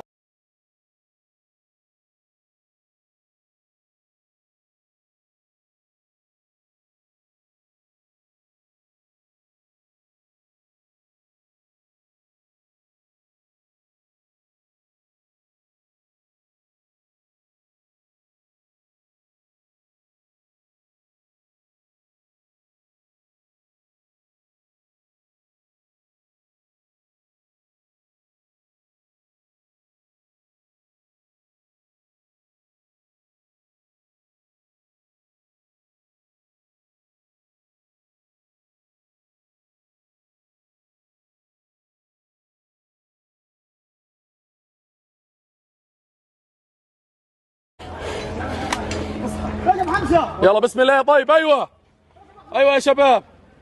ايش صار الخلل؟ ايش فيه؟ مش عارف. ياسر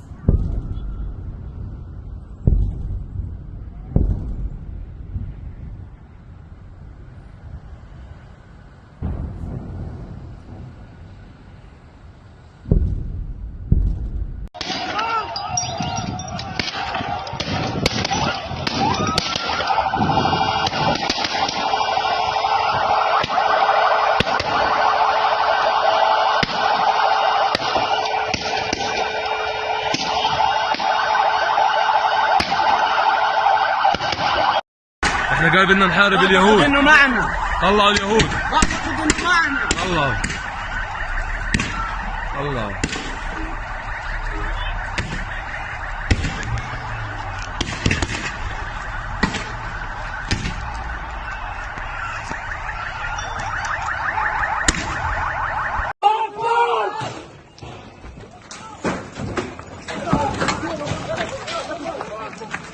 Oh,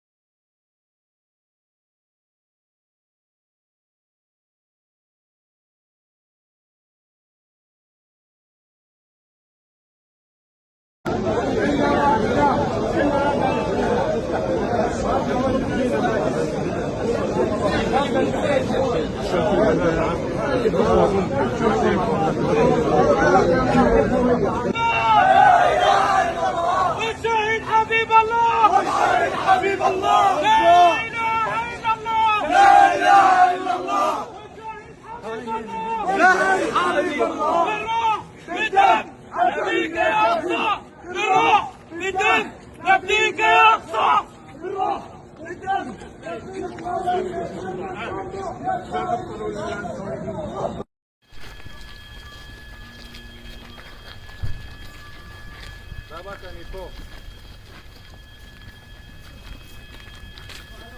אני פה.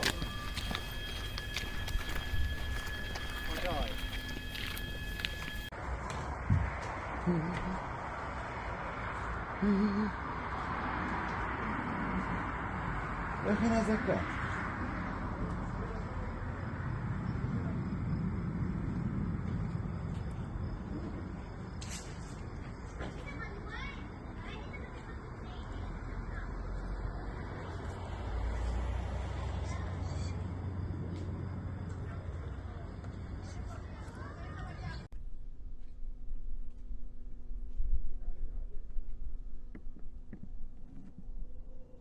وباتجاهات مختلفة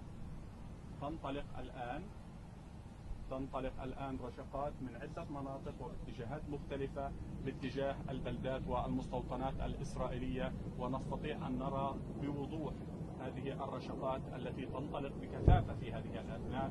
وإن كان ربما من دلالة، فإننا الآن عند 9 مساء بتوقيت فلسطين، وهذه الساعة هي ربما ساعة مميزة في فلسطين ولدى المقاومة الفلسطينية، واعتادت على إطلاق الصواريخ لا سيما سرايا القدس الجناح العسكري لحركة الجهاد الإسلامي التي اعتادت على إطلاق الصواريخ عند 9، وأعلنت بالأمس أنها ستطلق صواريخ عند 9 كما يسمونها هنا سرايا القدس، هي 9 البهاء نسبة إلى بهاء أبو العطا القائد الذي اغتالته إسرائيل قبل عدة أعوام. وبالتالي إذن نحن نتحدث عن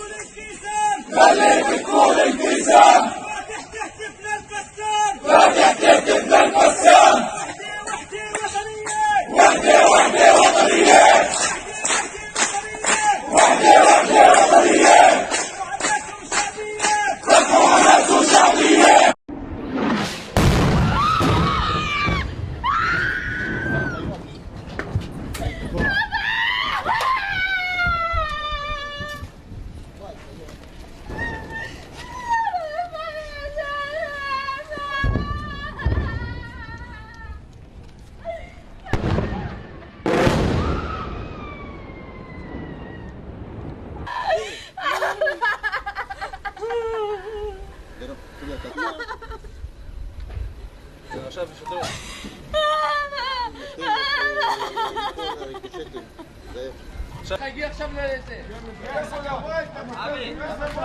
אוטו אתה יכול להידלק, יש ריח של דלק. יאללה, לא, זה משם.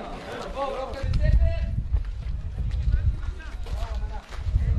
אמבולנס. תערו מהכבלים. יוליה, תגיד לי מה זה, תגיד לי מה. לא מעניין אותי מה בלגת. הנה, תראה איזה רצים. לא לגעת, לא לגעת באוטו, לא לגעת באוטו. בשום דבר לא לגעת.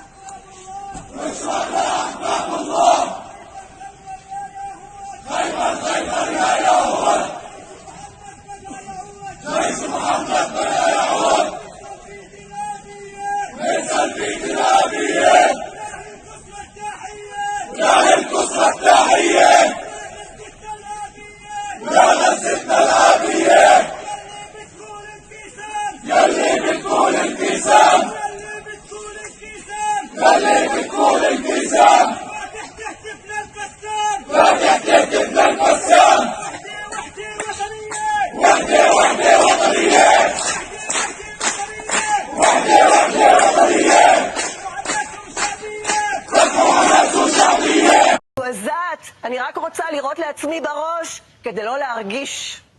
לא רוצה להרגיש יותר, אין לי כוח, אין לי כוחות, לא לרעיונות האלה, לא למלחמות האלה, אבל אין לי ברירה. כי אני אימא, לביאה. יש לי ברירה? מה אתם הייתם עושים? הדס קלדרון, כל הורה, כל אבא, כל אימא שרואה אותך, יכולה להבין אולי קצת את הזוועה שאת עוברת, ועם זאת, צריך להגיד שחלק מהמסרים שיצאו בימים... אני רוצה שראש הממשלה יבין את זה, לא האימהות. אני רוצה שראש הממשלה יזיל פאקינג דמעה. שראש הממשלה יגיד, הדס, אני דואג לילד ולילדה שלך. שגביר בן גביר ושמאל וכל החבר'ה שם בממשלה, איפה הם? מתחבאים? מה? במחילות? בושה!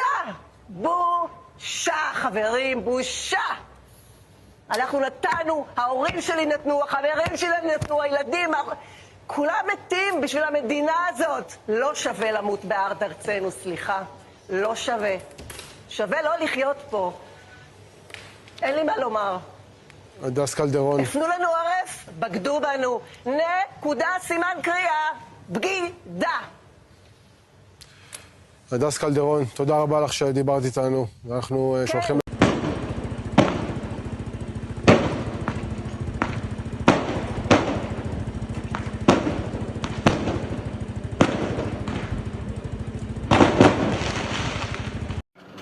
استهداف جديد في مدينة حمد في السي شارع قطر شقتين طابق الثالث والرابع. استهداف جديد في مدينة حمد. حسبنا الله ونعم الوكيل. حسبنا الله ونعم الوكيل. استهداف شقتين. حسبنا الله ونعم الوكيل. حسبنا الله ونعم الوكيل. حسبنا الله ونعم الوكيل. استهداف في السين. حسبنا الله ونعم الوكيل. عم في نار بتعدي على الطابق الثاني من صبح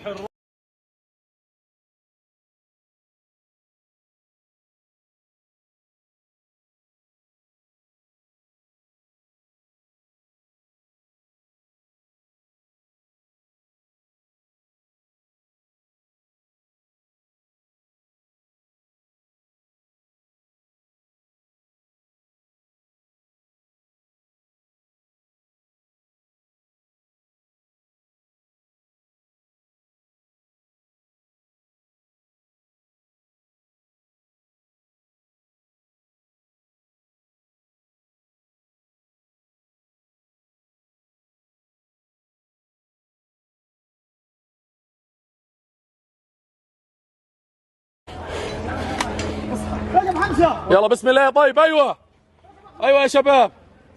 ايش صار الخلل؟ ايش فيه؟ مش عارف. ياسر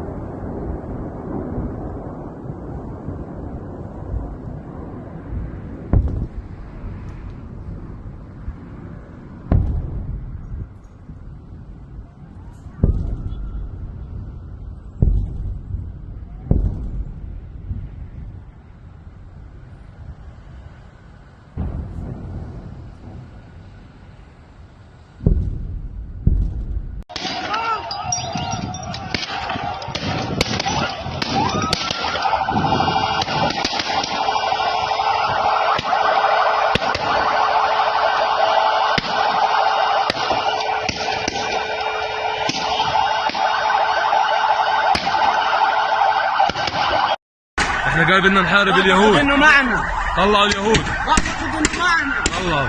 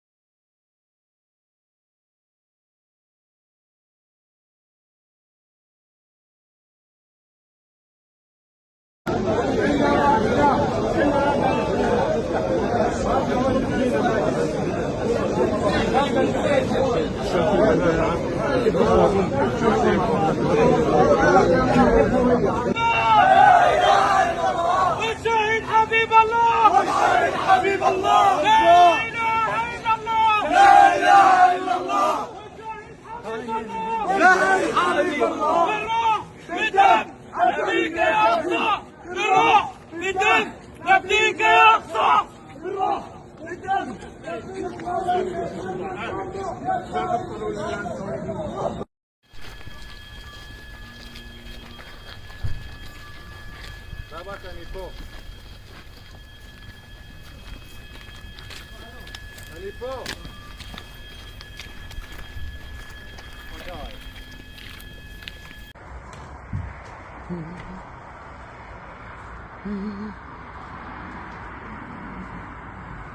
אין אזעקה?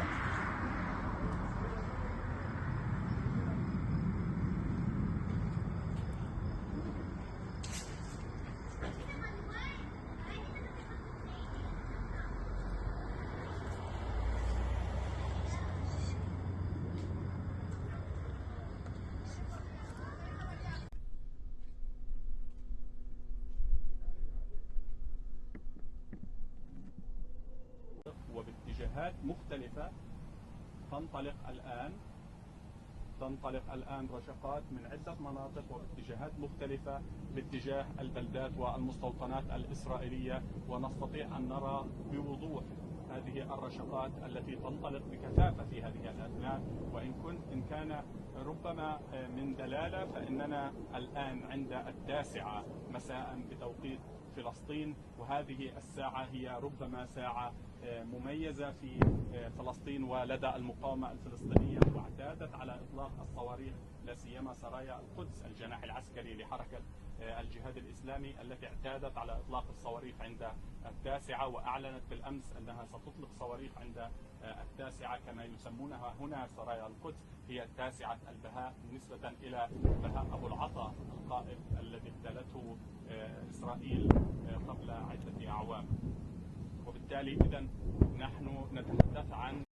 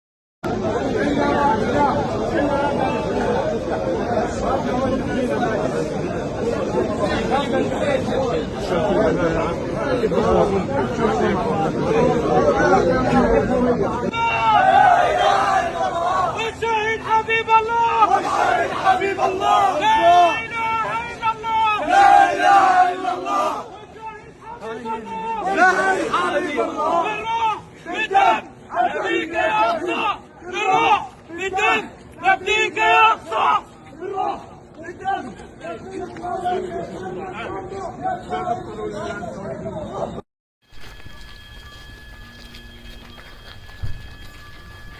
Tabak אני פה. אני פה.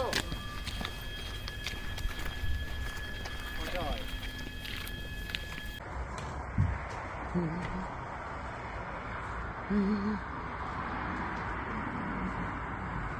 היא נזקה?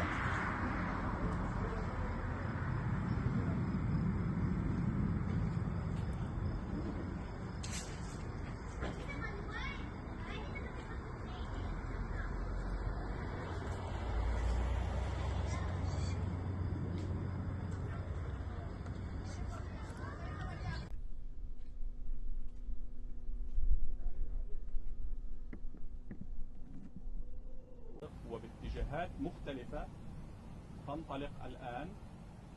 تنطلق الآن رشقات من عدة مناطق واتجاهات مختلفة باتجاه البلدات والمستوطنات الإسرائيلية، ونستطيع أن نرى بوضوح هذه الرشقات التي تنطلق بكثافة في هذه الأثناء. إن كان ربما من دلالة، فإننا الآن عند 9 مساء بتوقيت فلسطين، وهذه الساعة هي ربما ساعة مميزة في فلسطين ولدى المقاومة الفلسطينية، واعتادت على إطلاق الصواريخ لا سيما سرايا القدس الجناح العسكري لحركة الجهاد الإسلامي التي اعتادت على إطلاق الصواريخ عند 9، وأعلنت بالأمس أنها ستطلق صواريخ عند 9 كما يسمونها هنا سرايا القدس، هي 9 البهاء نسبة إلى بهاء أبو العطا القائد الذي ابتلته إسرائيل قبل عدة أعوام.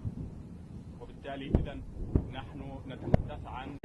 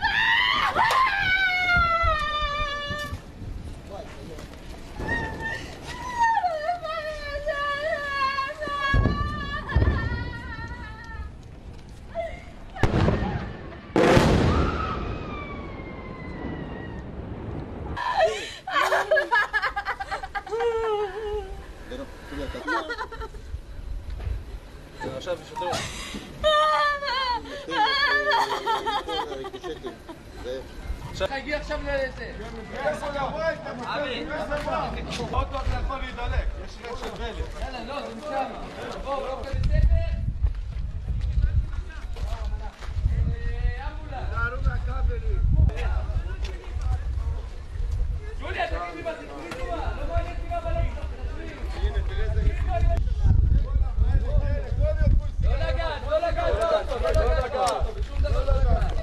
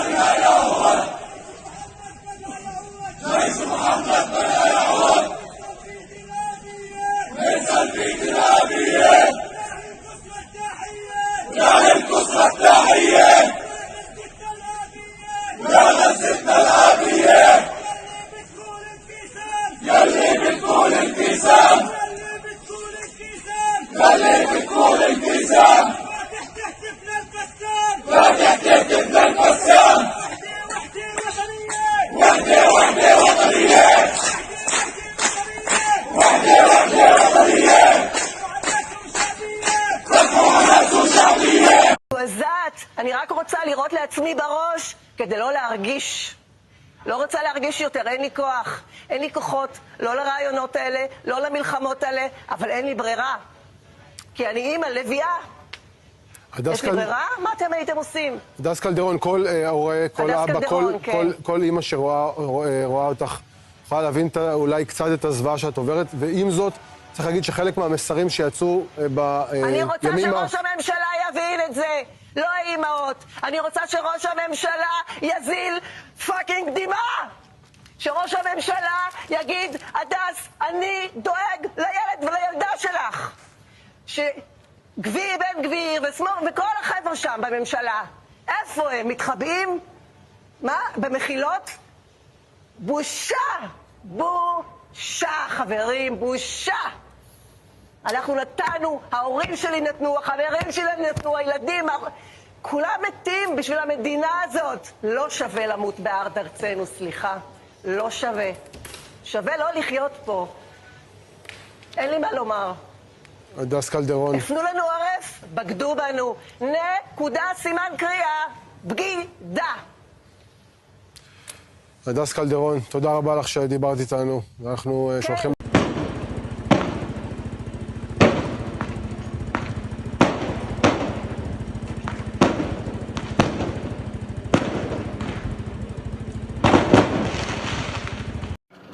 استهداف جديد في مدينة حمد في السي شارع قطر شكتين طابق الثالث والرابع. استهداف جديد في مدينة حمد. حسبنا الله ونعم الوكيل. حسبنا الله ونعم الوكيل.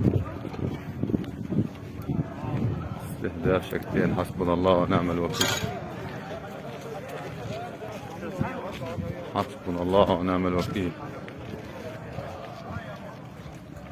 حسبنا الله ونعم الوكيل. استهداف في السي. حسبنا الله ونعم الوكيل. عم في نار بتعدي على الطابق الثاني.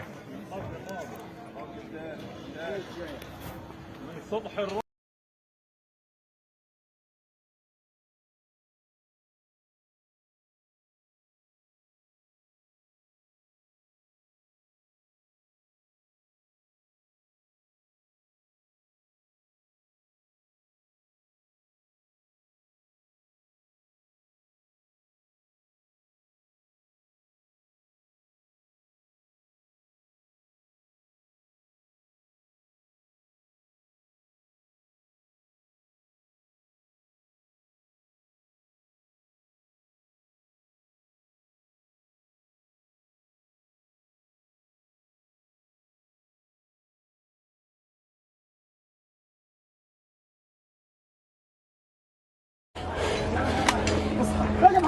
يلا بسم الله. طيب ايوه يا شباب.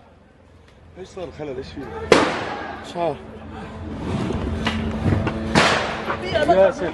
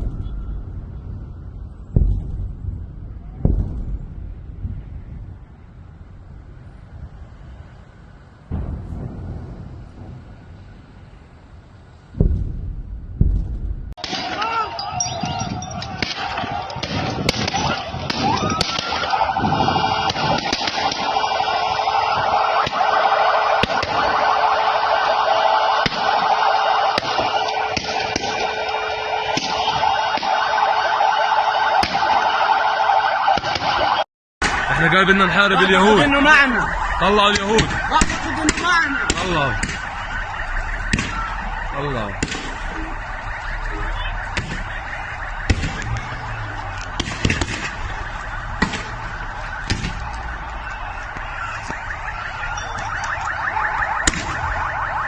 لا اله الا الله. لا اله الا الله. لا اله الا الله. لا اله الا الله. لا الله الله أكبر الله أكبر الله أكبر الله أكبر الله أكبر.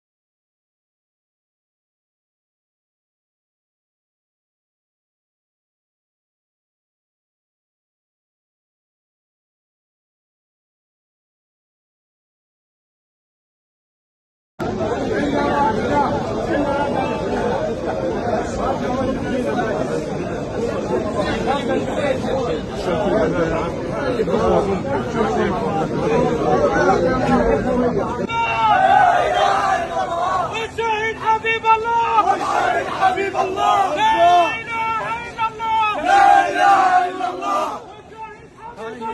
لا إله إلا الله بالروح بالدم نبيك يا أقصى بالروح بالدم نبيك يا أقصى بالروح بالدم.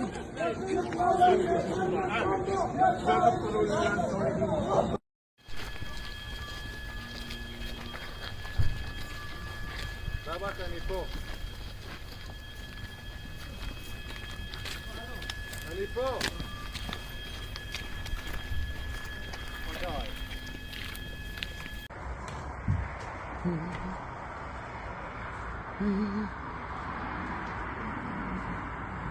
איך היא נזקה?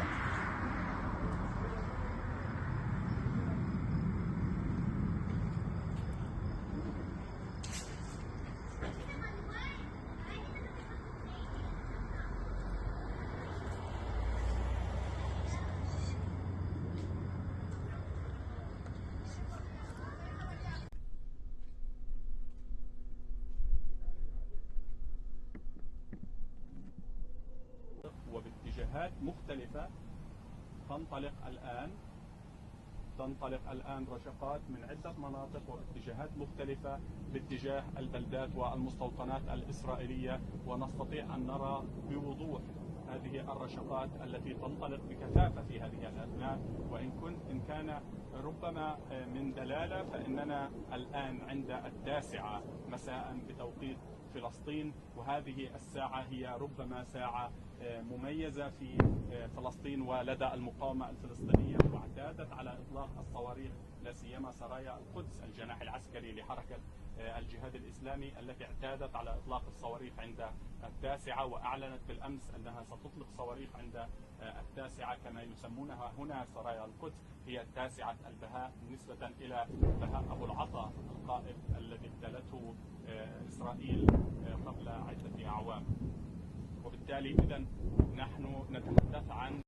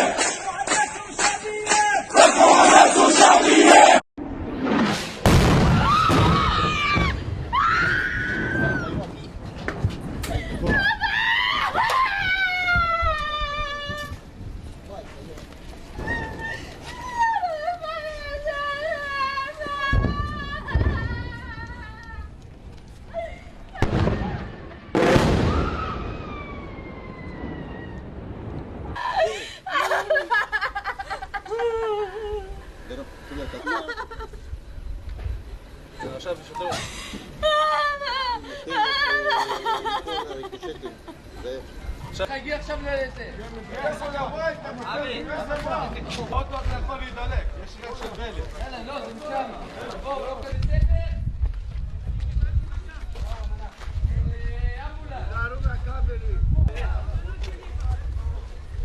ג'וליה, תגיד לי מה זה, תגיד לי מה, לא מעניין אותי מה בלט. לא לגעת, לא לגעת, לא לגעת. בשום דבר לא לגעת.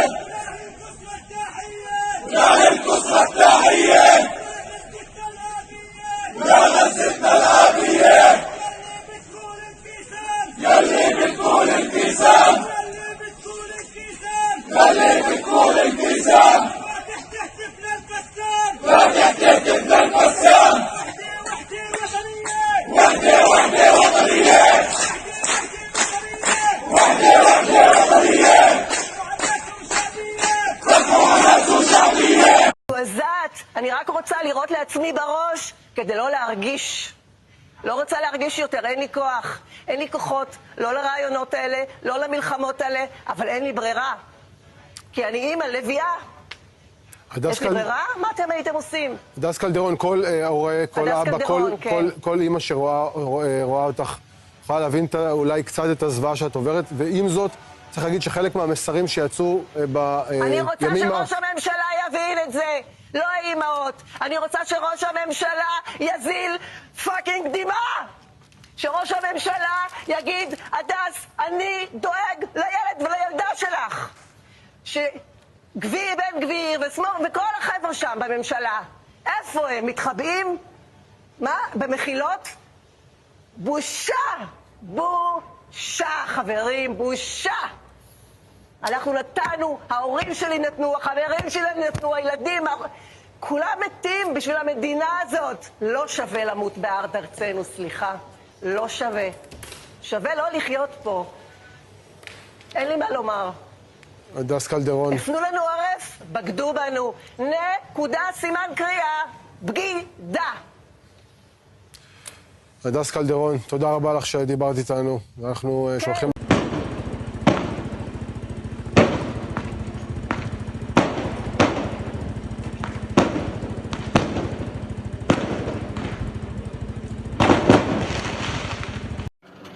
استهداف جديد في مدينة حمد في السي شارع قطر شكتين طابق الثالث والرابع. استهداف جديد في مدينة حمد. حسبنا الله ونعم الوكيل. حسبنا الله ونعم الوكيل. استهداف شكتين. حسبنا الله ونعم الوكيل. حسبنا الله ونعم الوكيل. حسبنا الله ونعم الوكيل. استهداف في السين. حسبنا الله ونعم الوكيل. عم في نار بتعدي على الطابلة كامل. من صبح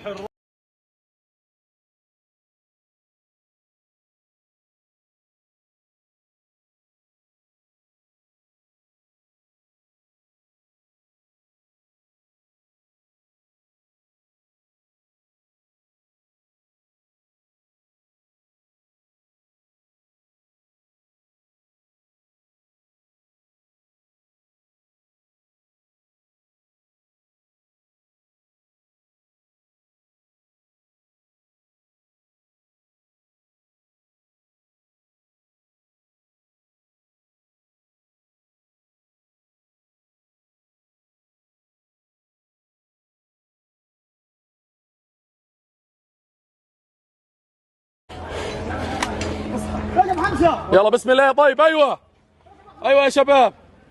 ايش صار الخلل؟ ايش فيه؟ مش عارف. ياسر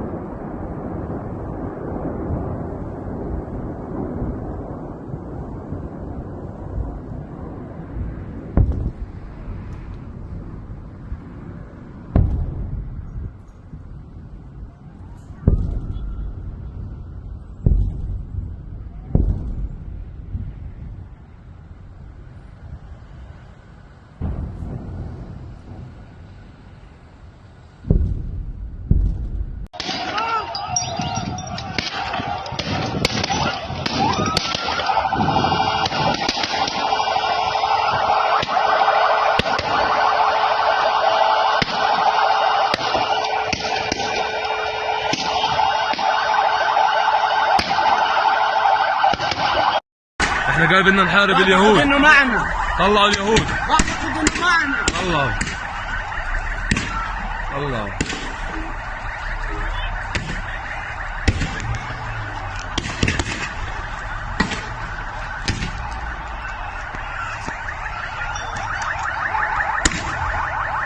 لا اله الا الله. لا اله الا الله. لا اله الا الله. لا اله الا الله. لا اله الا الله. الله اكبر. الله اكبر. الله اكبر. الله اكبر. الله اكبر.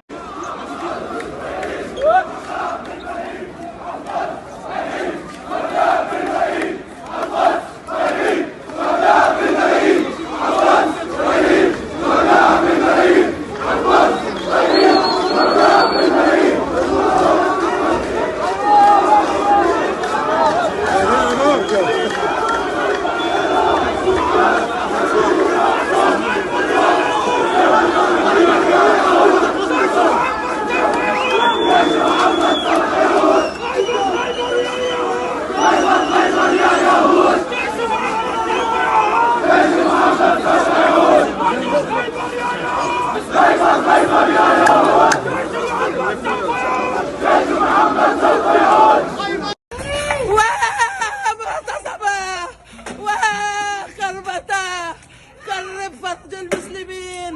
فرج كرب المسلمين.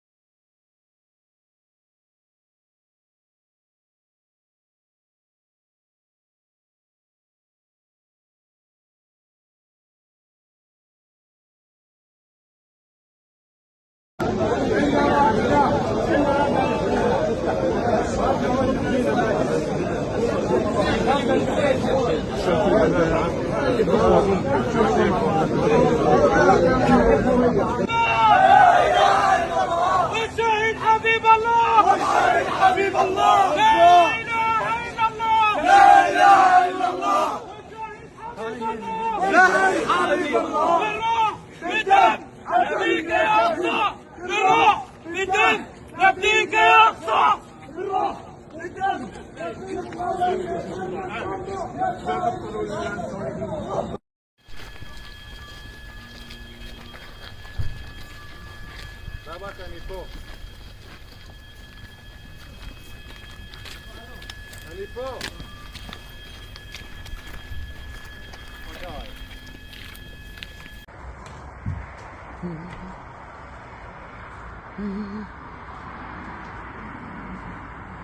يا أخي أنا زكاة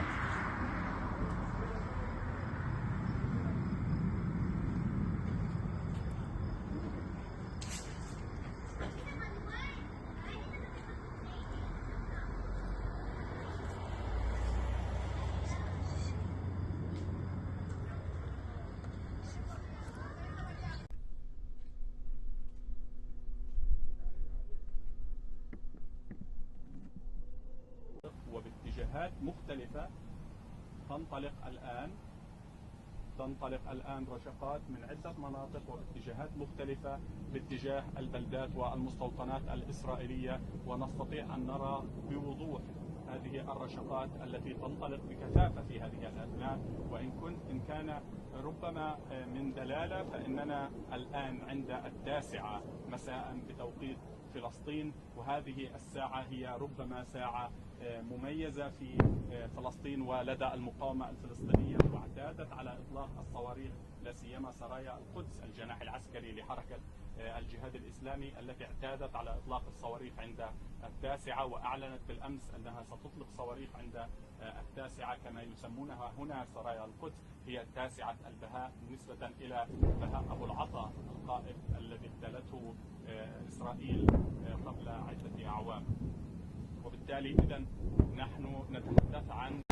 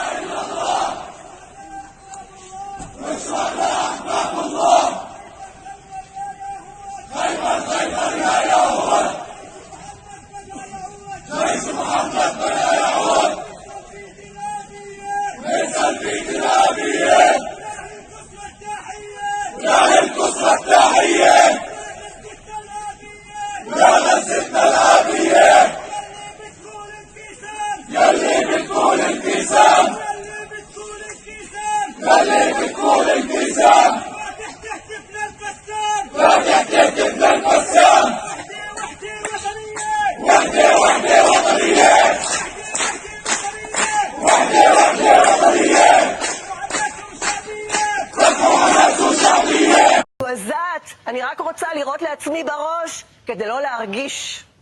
לא רוצה להרגיש יותר, אין לי כוח, אין לי כוחות, לא לרעיונות האלה, לא למלחמות האלה, אבל אין לי ברירה.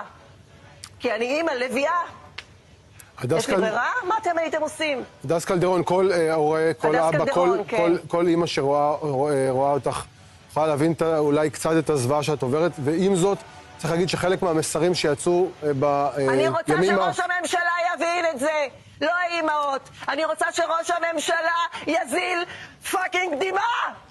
שראש הממשלה יגיד, הדס, אני דואג לילד ולילדה שלך. שגביר, בן גביר ושמאל וכל החבר'ה שם בממשלה, איפה הם? מתחבאים? מה? במחילות? בושה! בושה, חברים, בושה! אנחנו נתנו, ההורים שלי נתנו, החברים שלי נתנו, הילדים, כולם מתים בשביל המדינה הזאת. לא שווה למות בארץ ארצנו, סליחה. לא שווה. שווה לא לחיות פה.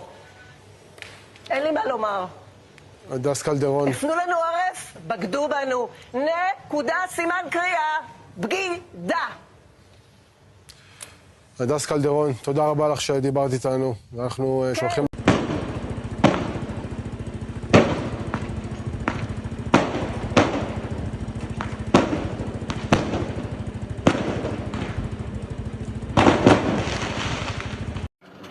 استهداف جديد في مدينة حمد في السي شارع قطر شكتين طابق الثالث والرابع.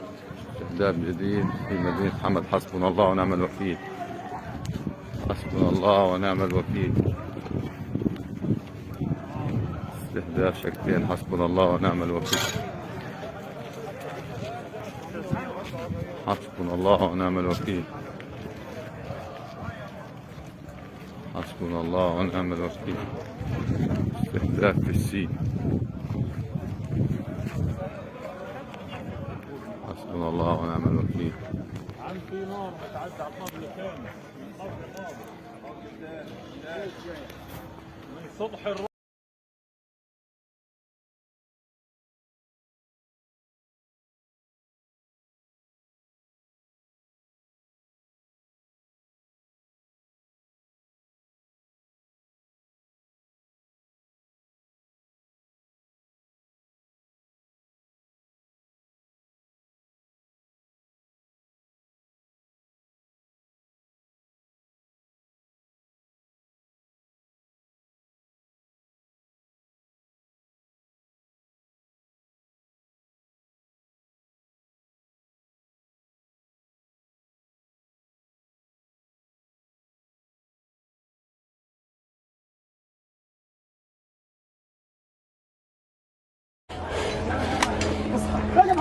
يلا بسم الله. طيب ايوه يا شباب. ايش صار الخلل؟ ايش فيه؟ مش عارف. ياسر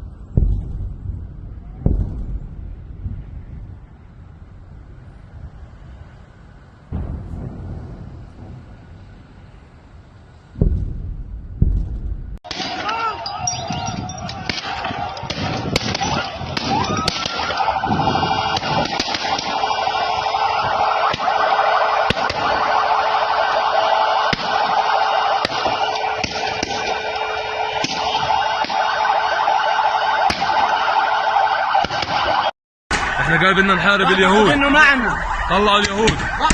معنا. الله الله.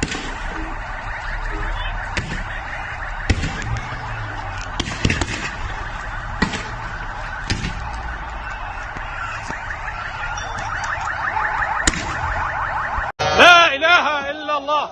لا اله الا الله. لا اله الا الله. لا اله الا الله. إله إلا الله. الله أكبر الله أكبر الله أكبر الله أكبر الله أكبر.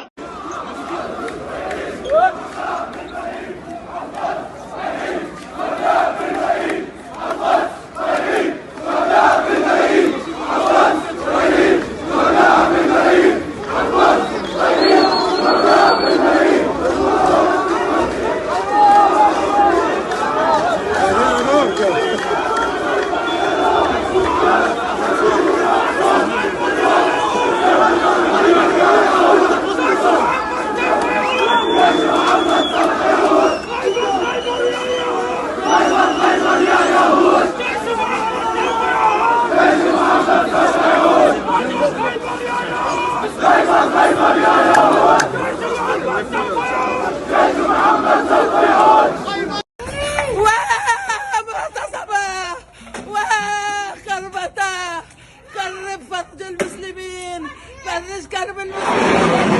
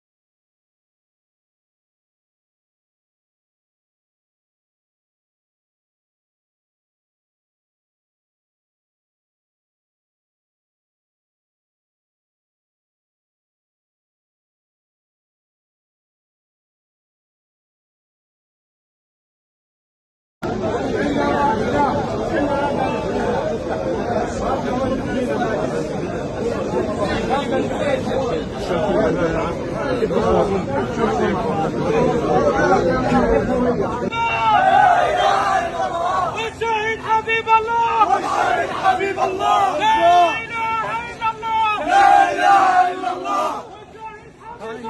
والشهيد حبيب الله. بالروح بالدم نبيك يا أقصى. بالروح بالدم نبيك يا أقصى. بالروح بالدم.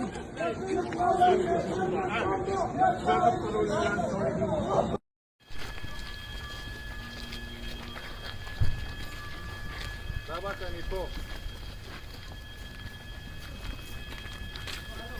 אני פה.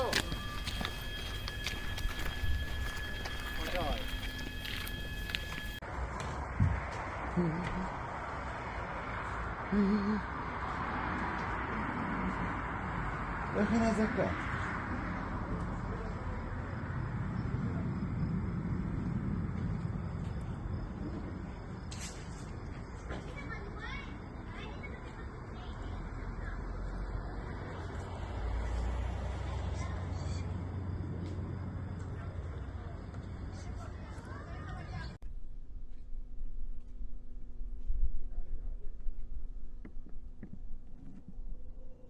وباتجاهات مختلفة تنطلق الآن رشقات من عدة مناطق واتجاهات مختلفة باتجاه البلدات والمستوطنات الإسرائيلية، ونستطيع أن نرى بوضوح هذه الرشقات التي تنطلق بكثافة في هذه الأثناء. وإن كان ربما من دلالة، فإننا الآن عند 9 مساء بتوقيت فلسطين، وهذه الساعة هي ربما ساعة مميزة في فلسطين ولدى المقاومة الفلسطينية، واعتادت على إطلاق الصواريخ لا سيما سرايا القدس الجناح العسكري لحركة الجهاد الإسلامي التي اعتادت على إطلاق الصواريخ عند 9، وأعلنت بالأمس أنها ستطلق صواريخ عند 9 كما يسمونها هنا سرايا القدس، هي 9 البهاء نسبة إلى بهاء أبو العطا القائد الذي اغتالته إسرائيل قبل عدة أعوام. وبالتالي إذا نحن نتحدث عن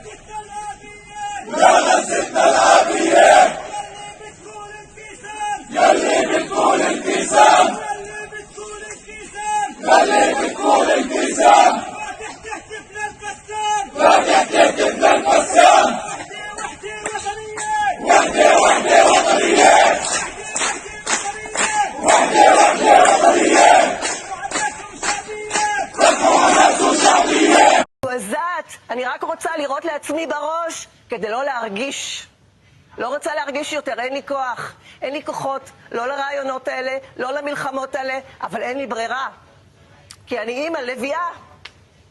יש לי ברירה? מה אתם הייתם עושים? הדס קלדרון, כל הורה, כל אבא, כל אימא שרואה אותך, יכולה להבין אולי קצת את הזוועה שאת עוברת, ועם זאת, צריך להגיד שחלק מהמסרים שיצאו בימים... אני רוצה שראש הממשלה יבין את זה, לא האימהות. אני רוצה שראש הממשלה יזיל פאקינג דמעה. שראש הממשלה יגיד, הדס, אני דואג לילד ולילדה שלך. שגביר בן גביר וכל החבר'ה שם בממשלה, איפה הם? מתחבאים? מה? במחילות? בושה! בושה, חברים, בושה! אנחנו נתנו, ההורים שלי נתנו, החברים שלי נתנו, הילדים, כולם מתים בשביל המדינה הזאת. לא שווה למות בארץ ארצנו, סליחה. לא שווה. שווה לא לחיות פה. אין לי מה לומר. הדס קלדרון. הפנו לנו עורף, בגדו בנו. נקודה, סימן קריאה, בגידה. הדס קלדרון, תודה רבה לך שדיברת איתנו. אנחנו שולחים...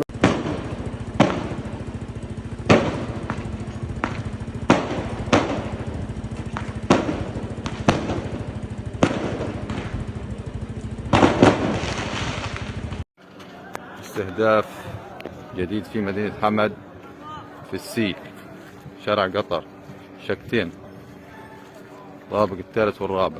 استهداف جديد في مدينة حمد. حسبنا الله ونعم الوكيل. حسبنا الله ونعم الوكيل. استهداف شكتين. حسبنا الله ونعم الوكيل. حسبنا الله ونعم الوكيل. حسبنا الله ونعم الوكيل. استهداف في السي. حسبنا الله ونعم الوكيل. في نار بتعدي على الطابق الثاني من صبح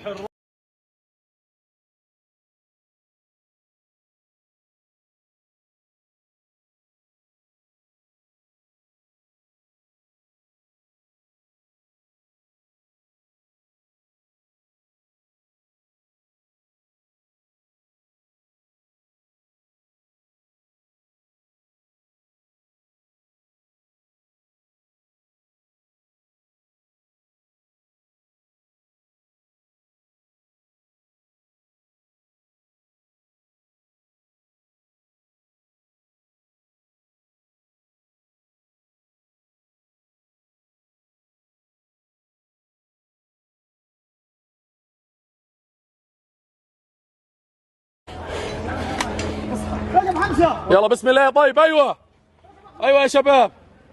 ايش صار الخلل؟ ايش فيه؟ مش عارف. ياسر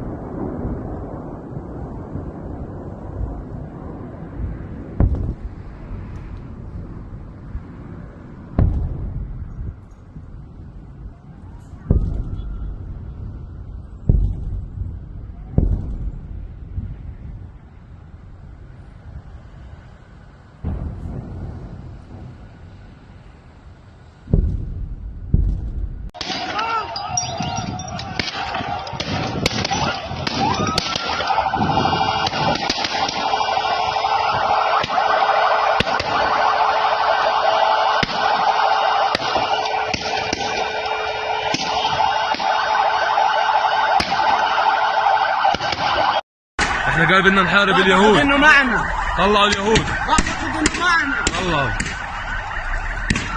طلعوا.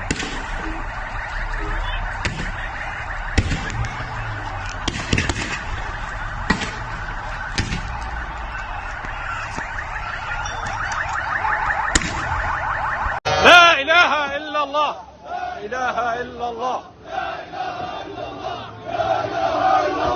لا اله الا الله. لا اله الا الله.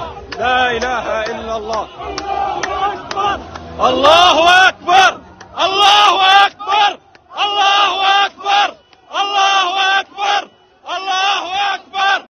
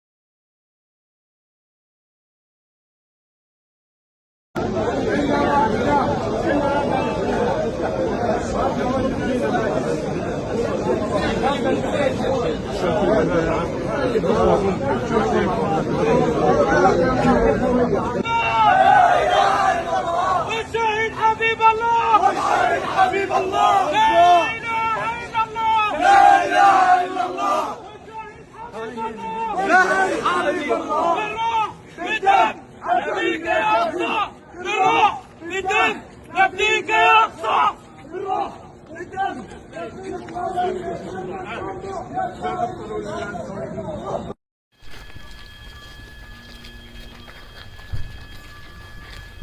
אני פה.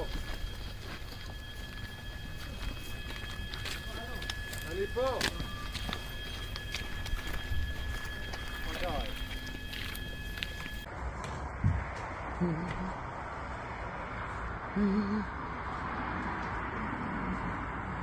איך אין אזעקה?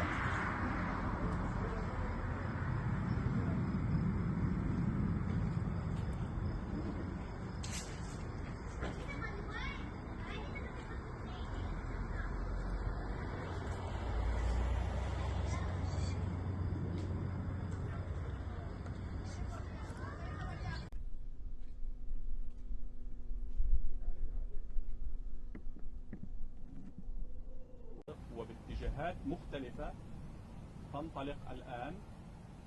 تنطلق الآن رشقات من عدة مناطق واتجاهات مختلفة باتجاه البلدات والمستوطنات الإسرائيلية، ونستطيع أن نرى بوضوح هذه الرشقات التي تنطلق بكثافة في هذه الأثناء.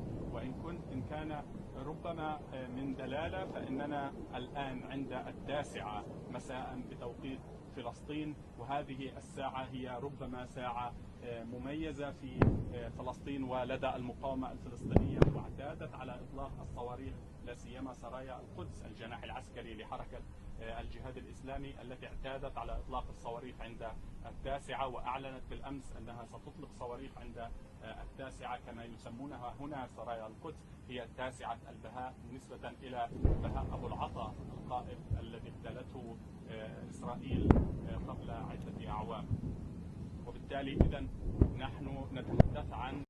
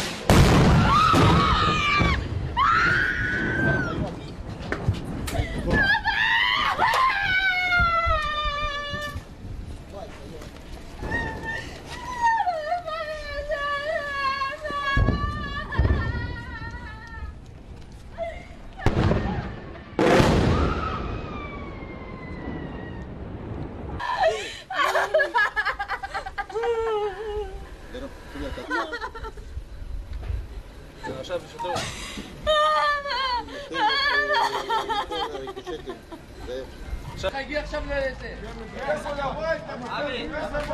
עוד לא יכול להידלק, יש ריח של דלק. לא, זה משם. בואו,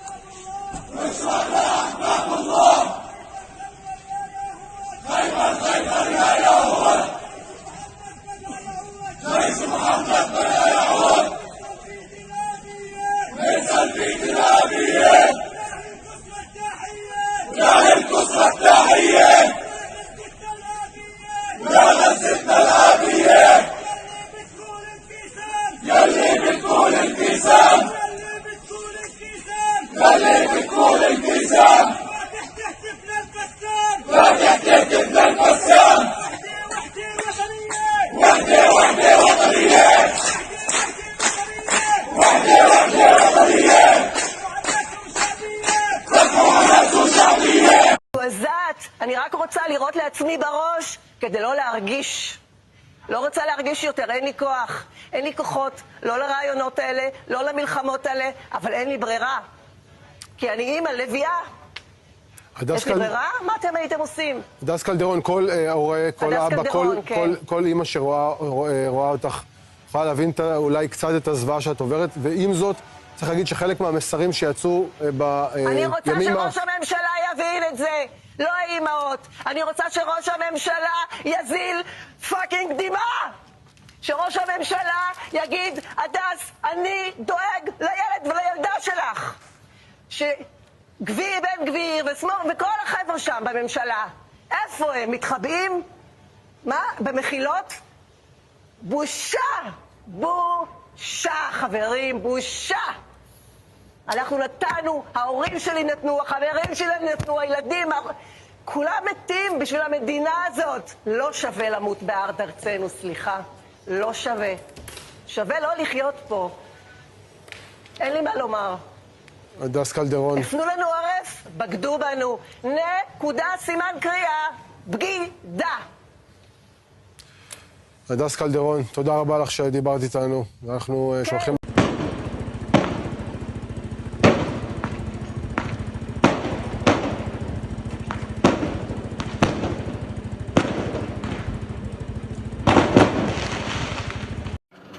استهداف جديد في مدينة حمد في السي شارع قطر شكتين طابق الثالث والرابع. استهداف جديد في مدينة حمد. حسبنا الله ونعم الوكيل. حسبنا الله ونعم الوكيل. استهداف شكتين. حسبنا الله ونعم الوكيل. حسبنا الله ونعم الوكيل.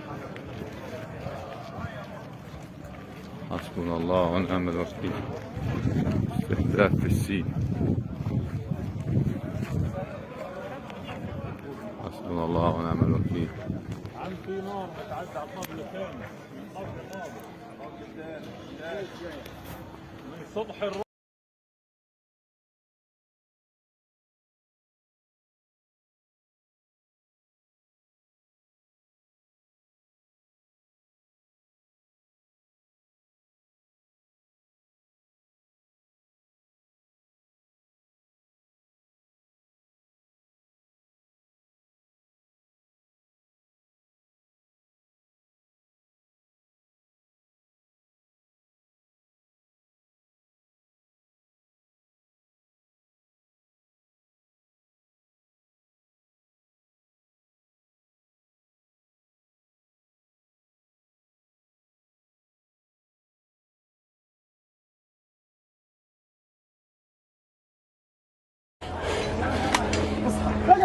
يلا بسم الله. طيب ايوه ايوه يا شباب.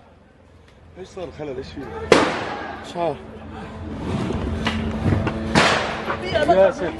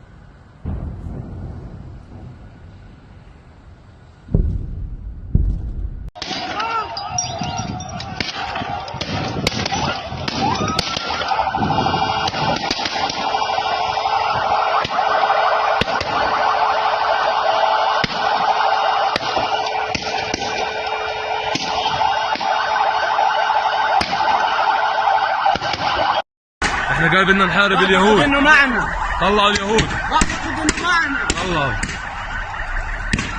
طلعوا.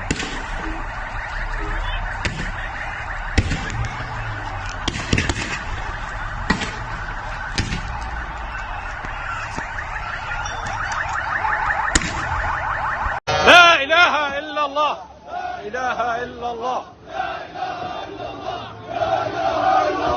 لا إله إلا الله. لا إله إلا الله. لا إله إلا الله. الله أكبر. الله أكبر. الله أكبر. الله أكبر. الله أكبر.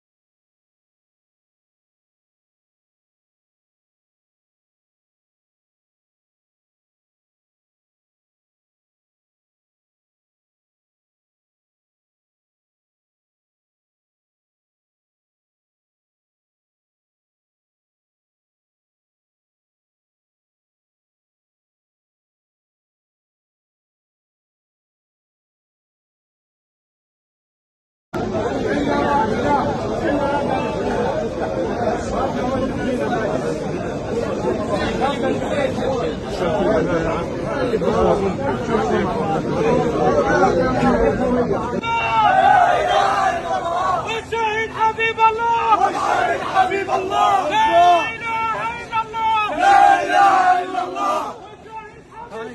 والشهيد حبيب الله. بالروح بالدم نبيك يا أقصى. بالروح بالدم نبيك يا أقصى. بالروح بالدم.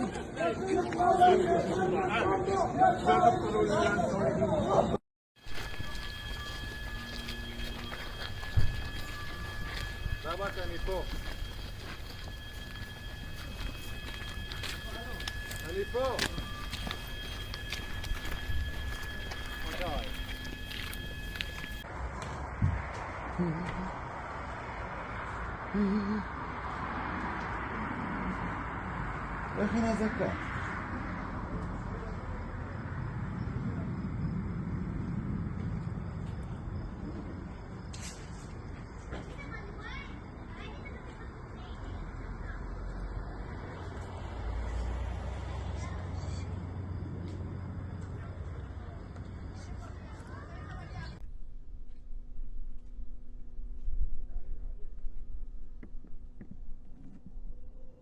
وباتجاهات مختلفة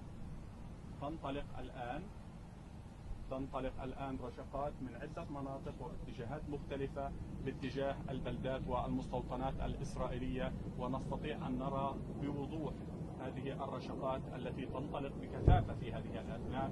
وإن كان ربما من دلالة، فإننا الآن عند 9 مساء بتوقيت فلسطين، وهذه الساعة هي ربما ساعة مميزة في فلسطين ولدى المقاومة الفلسطينية، واعتادت على إطلاق الصواريخ لا سيما سرايا القدس الجناح العسكري لحركة الجهاد الإسلامي التي اعتادت على إطلاق الصواريخ عند 9، وأعلنت بالأمس أنها ستطلق صواريخ عند 9 كما يسمونها هنا سرايا القدس، هي 9 البهاء نسبة إلى بهاء أبو العطا القائد الذي اغتالته إسرائيل قبل عدة أعوام. وبالتالي إذن نحن نتحدث عن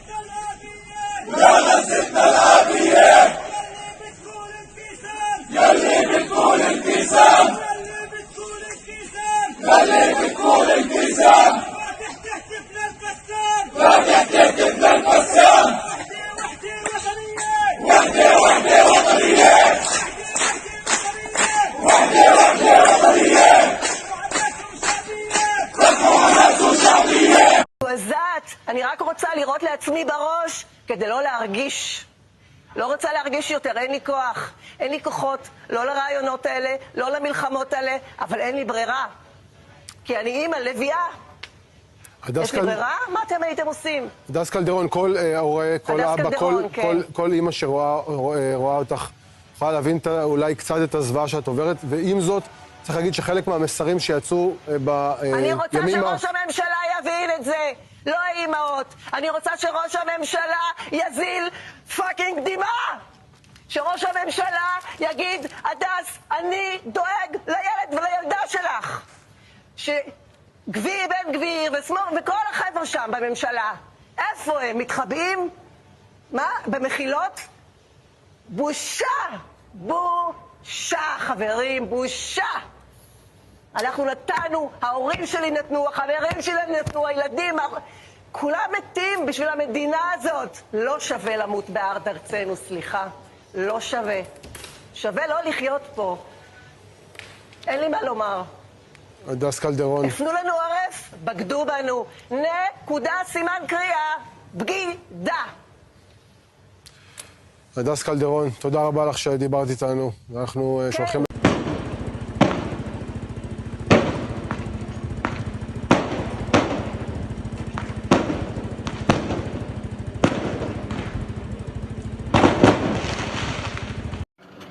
استهداف جديد في مدينة حمد في السي شارع قطر شكتين طابق الثالث والرابع. استهداف جديد في مدينة حمد. حسبنا الله ونعم الوكيل. حسبنا الله ونعم الوكيل. استهداف شكتين. حسبنا الله ونعم الوكيل. حسبنا الله ونعم الوكيل. حسبنا الله ونعم الوكيل. استهداف في السي. حسبنا الله ونعم الوكيل. عم في نار بتعدي على الطابق الثاني من صبح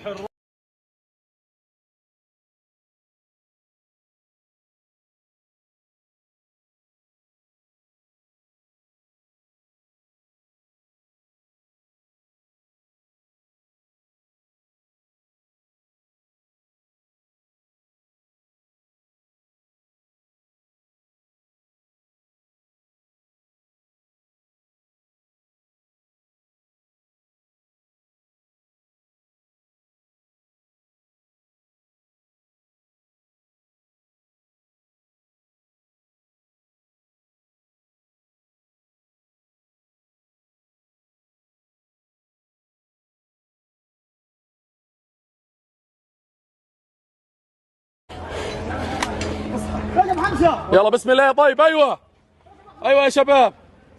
ايش صار الخلل؟ ايش فيه؟ مش عارف. ياسين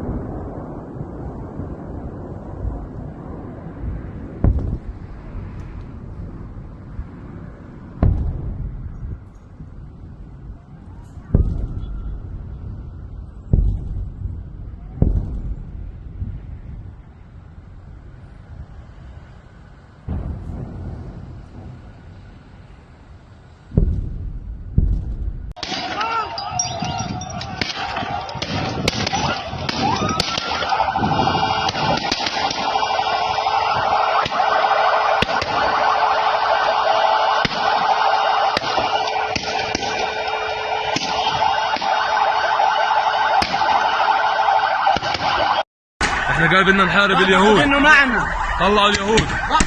معنا. الله الله.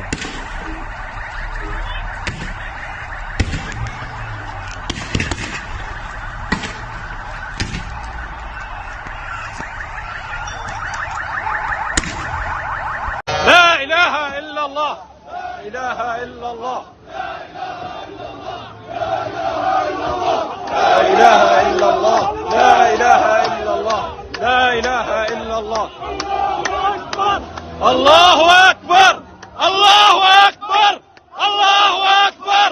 الله اكبر. الله اكبر.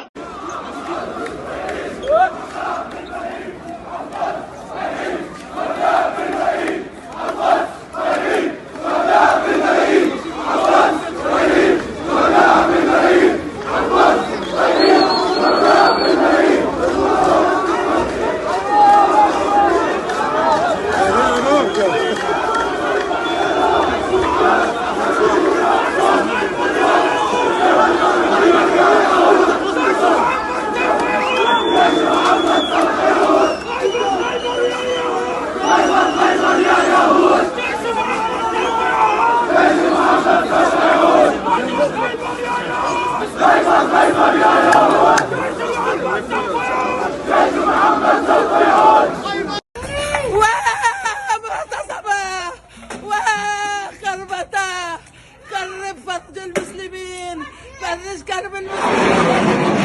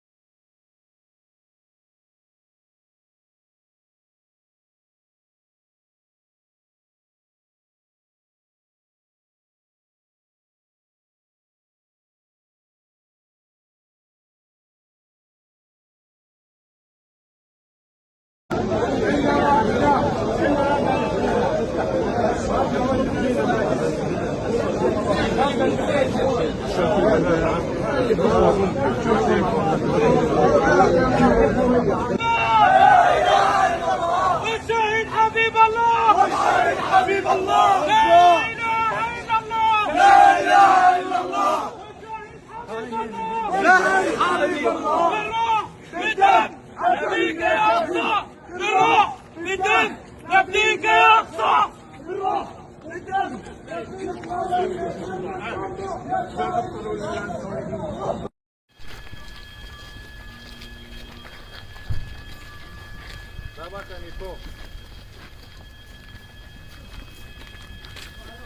אני פה.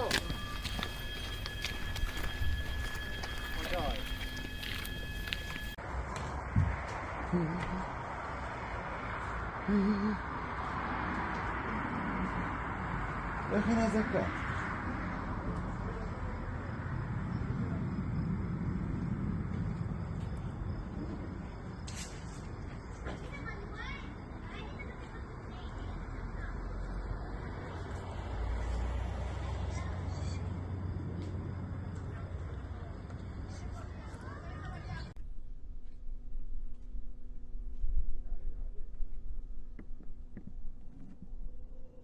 وباتجاهات مختلفة تنطلق الآن رشقات من عدة مناطق واتجاهات مختلفة باتجاه البلدات والمستوطنات الإسرائيلية، ونستطيع أن نرى بوضوح هذه الرشقات التي تنطلق بكثافة في هذه الأثناء. إن كان ربما من دلالة، فإننا الآن عند 9 مساء بتوقيت فلسطين، وهذه الساعة هي ربما ساعة مميزة في فلسطين ولدى المقاومة الفلسطينية، واعتادت على إطلاق الصواريخ لا سيما سرايا القدس الجناح العسكري لحركة الجهاد الإسلامي التي اعتادت على إطلاق الصواريخ عند 9، وأعلنت بالأمس أنها ستطلق صواريخ عند 9 كما يسمونها هنا سرايا القدس، هي 9 البهاء نسبة إلى بهاء أبو العطا القائد الذي اغتالته إسرائيل قبل عدة أعوام. وبالتالي إذن نحن نتحدث عن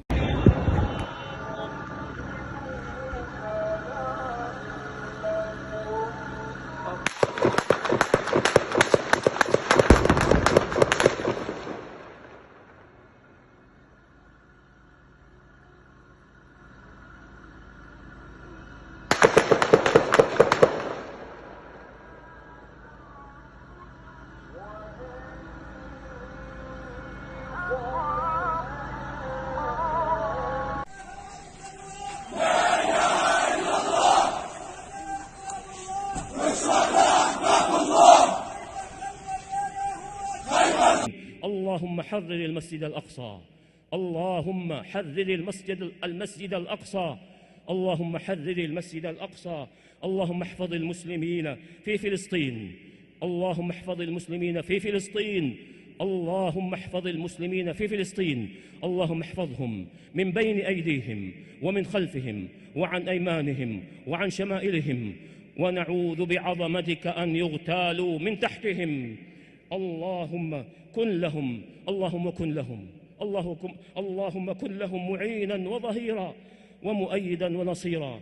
اللهم كن للمسلمين في فلسطين معينا وظهيرا ومؤيدا ونصيرا. اللهم كن للمسلمين في فلسطين معينا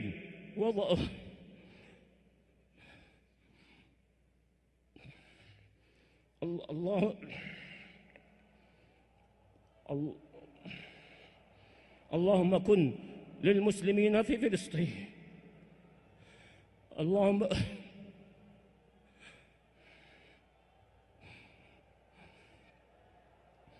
اللهم كن للمسلمين في فلسطين كلهم معينا وظهيرا ومؤيدا ونصيرا. اللهم ارحم ضعفهم، اللهم ارحم ضعفهم وارحم قتلاهم، واكتب أجر الشهادة لقتلاهم. اللهم اكتب أجر الشهادة لقتلاهم. اللهم اكتب أجر الشهادة لقتلاهم. اللهم أصلح لنا ديننا الذي هو عصمة أمرنا.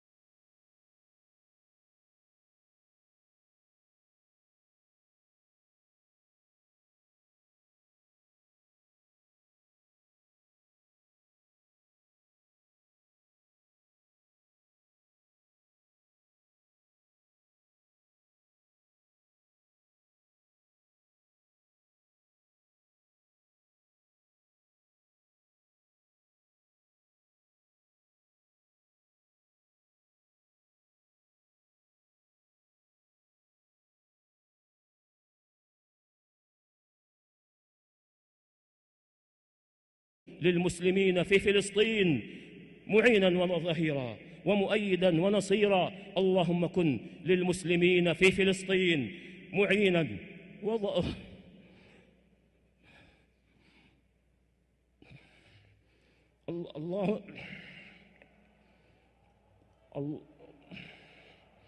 اللهم كن للمسلمين في فلسطين.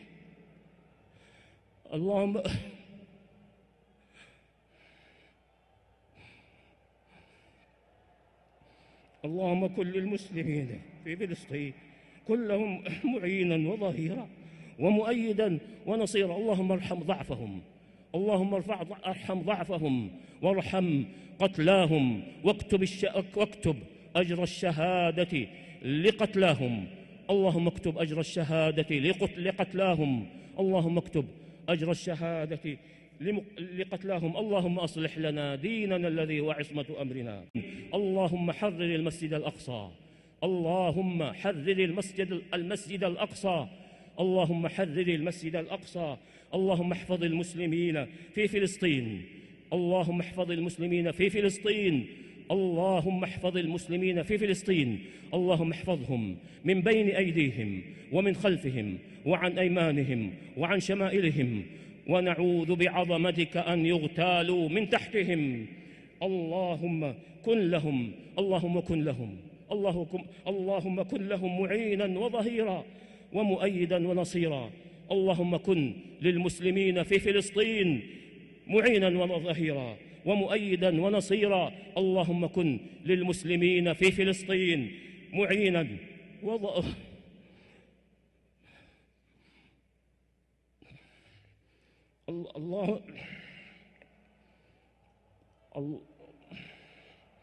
اللهم كن للمسلمين في فلسطين.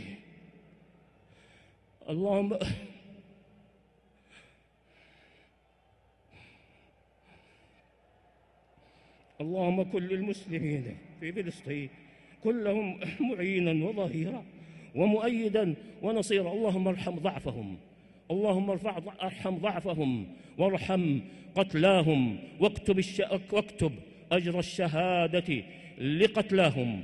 اللهم اكتب أجر الشهادة لقتلاهم، اللهم اكتب أجر الشهادة لقتلاهم. اللهم أصلح لنا ديننا الذي هو عصمة أمرنا.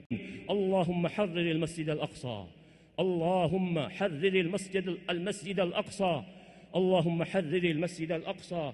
اللهم احفظ المسلمين في فلسطين، اللهم احفظ المسلمين في فلسطين، اللهم احفظ المسلمين في فلسطين. اللهم احفظهم من بين أيديهم ومن خلفهم وعن أيمانهم وعن شمائلهم، ونعوذ بعظمتك أن يغتالوا من تحتهم. اللهم كن لهم، اللهم كن لهم، اللهم كن لهم معينا وظهيرا ومؤيدا ونصيرا. اللهم كن للمسلمين في فلسطين معينا وظهيرا ومؤيدا ونصيرا. اللهم كن للمسلمين في فلسطين معينا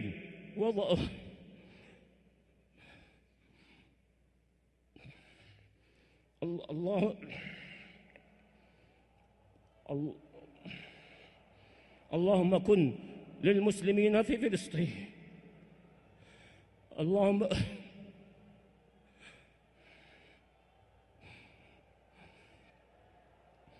اللهم كن للمسلمين في فلسطين كلهم معينا وظهيرا ومؤيدا ونصيرا. اللهم ارحم ضعفهم، اللهم ارحم ضعفهم وارحم قتلاهم، واكتب أجر الشهادة لقتلاهم. اللهم اكتب أجر الشهادة لقتلاهم، اللهم اكتب أجر الشهادة لقتلاهم. اللهم أصلح لنا ديننا الذي هو عصمة أمرنا. اللهم حرر المسجد الأقصى، اللهم حرر المسجد الأقصى، اللهم حرر المسجد الأقصى. اللهم احفظ المسلمين في فلسطين، اللهم احفظ المسلمين في فلسطين، اللهم احفظ المسلمين في فلسطين. اللهم احفظهم من بين أيديهم ومن خلفهم وعن أيمانهم وعن شمائلهم، ونعوذ بعظمتك أن يغتالوا من تحتهم. اللهم كن لهم، اللهم كن لهم، اللهم كن لهم معينا وظهيرا ومؤيدا ونصيرا. اللهم كن للمسلمين في فلسطين معينا وظهيرا ومؤيدا ونصيرا. اللهم كن للمسلمين في فلسطين معينا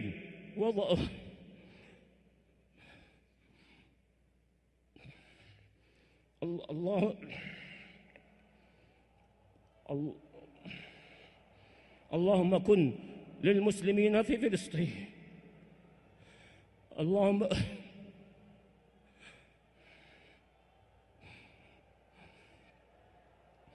اللهم كن للمسلمين في فلسطين كلهم معينا وظهيرا ومؤيدا ونصيرا. اللهم ارحم ضعفهم، اللهم ارحم ضعفهم وارحم قتلاهم، واكتب أجر الشهادة لقتلاهم. اللهم اكتب أجر الشهادة لقتلاهم، اللهم اكتب أجر الشهادة لقتلاهم. اللهم أصلح لنا ديننا الذي هو عصمة أمرنا. اللهم حرر المسجد الأقصى، اللهم حرر المسجد الأقصى، اللهم حرر المسجد الأقصى. اللهم احفظ المسلمين في فلسطين، اللهم احفظ المسلمين في فلسطين، اللهم احفظ المسلمين في فلسطين. اللهم احفظهم من بين أيديهم ومن خلفهم وعن أيمانهم وعن شمائلهم، ونعوذ بعظمتك أن يغتالوا من تحتهم. اللهم كن لهم، اللهم كن لهم، اللهم كن لهم معينا وظهيرا ومؤيدا ونصيرا. اللهم كن للمسلمين في فلسطين معينا وظهيرا ومؤيدا ونصيرا. اللهم كن للمسلمين في فلسطين معينا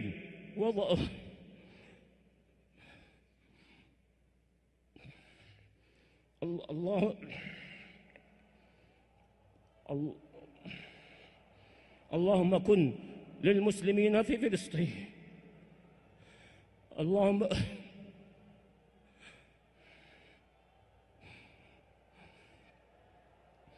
اللهم كن للمسلمين في فلسطين كلهم معينا وظهيرا ومؤيدا ونصيرا. اللهم ارحم ضعفهم، اللهم ارحم ضعفهم وارحم قتلاهم، واكتب أجر الشهادة لقتلاهم. اللهم اكتب أجر الشهادة لقتلاهم، اللهم اكتب أجر الشهادة لقتلاهم. اللهم أصلح لنا ديننا الذي هو عصمة أمرنا. اللهم حرر المسجد الأقصى، اللهم حرر المسجد الأقصى، اللهم حرر المسجد الأقصى.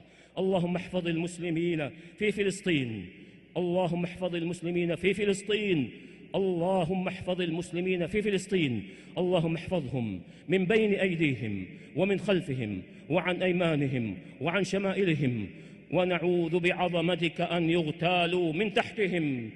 اللهم كن لهم، اللهم كن لهم، اللهم كن لهم معينا وظهيرا ومؤيدا ونصيرا.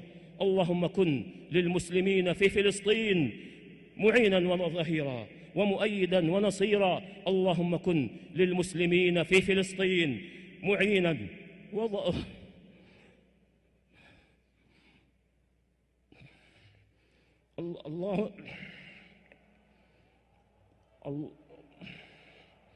اللهم كن للمسلمين في فلسطين.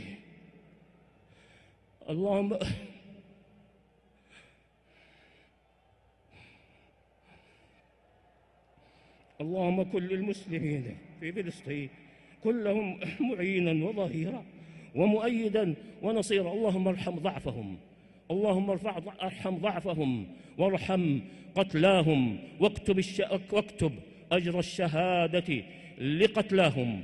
اللهم اكتب أجر الشهادة لقتلاهم، اللهم اكتب أجر الشهادة لقتلاهم. اللهم أصلح لنا ديننا الذي هو عصمة أمرنا. اللهم حرر المسجد الأقصى، اللهم حرر المسجد الأقصى، اللهم حرر المسجد الأقصى. اللهم احفظ المسلمين في فلسطين، اللهم احفظ المسلمين في فلسطين، اللهم احفظ المسلمين في فلسطين. اللهم احفظهم من بين أيديهم ومن خلفهم وعن أيمانهم وعن شمائلهم، ونعوذ بعظمتك أن يغتالوا من تحتهم. اللهم كن لهم، اللهم كن لهم، اللهم كن لهم معينا وظهيرا ومؤيدا ونصيرا. اللهم كن للمسلمين في فلسطين معينا وظهيرا ومؤيدا ونصيرا. اللهم كن للمسلمين في فلسطين معينا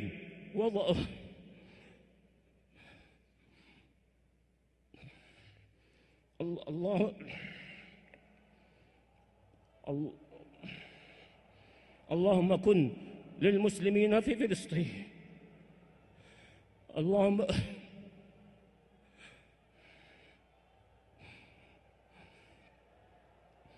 اللهم كن للمسلمين في فلسطين كلهم معينا وظهيرا ومؤيدا ونصيرا. اللهم ارحم ضعفهم، اللهم ارحم ضعفهم وارحم قتلاهم، واكتب أجر الشهادة لقتلاهم. اللهم اكتب أجر الشهادة لقتلاهم، اللهم اكتب أجر الشهادة لقتلاهم. اللهم أصلح لنا ديننا الذي هو عصمة أمرنا. اللهم حرر المسجد الأقصى، اللهم حرر المسجد الأقصى، اللهم حرر المسجد الأقصى. اللهم احفظ المسلمين في فلسطين، اللهم احفظ المسلمين في فلسطين، اللهم احفظ المسلمين في فلسطين. اللهم احفظهم من بين أيديهم ومن خلفهم وعن أيمانهم وعن شمائلهم، ونعوذ بعظمتك أن يغتالوا من تحتهم.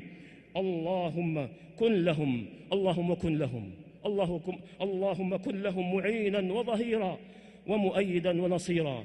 اللهم كن للمسلمين في فلسطين معينا وظهيرا ومؤيدا ونصيرا. اللهم كن للمسلمين في فلسطين معينا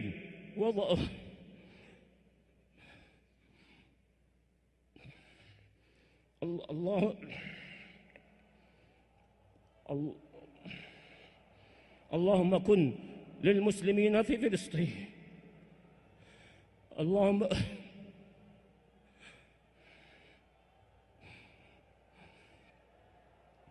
اللهم كن للمسلمين في فلسطين كلهم معينا وظهيرا ومؤيدا ونصيرا. اللهم ارحم ضعفهم، اللهم ارحم ضعفهم وارحم قتلاهم، واكتب أجر الشهادة لقتلاهم.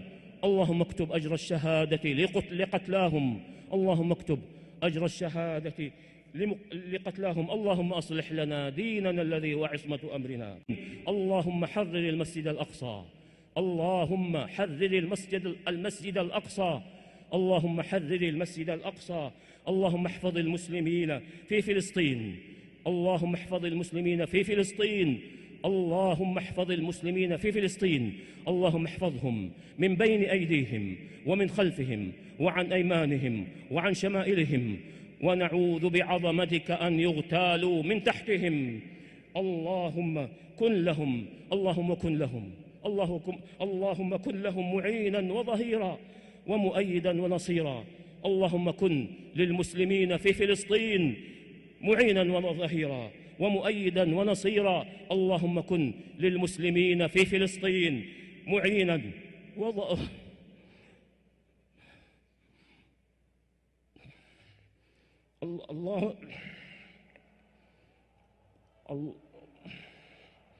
اللهم كن للمسلمين في فلسطين.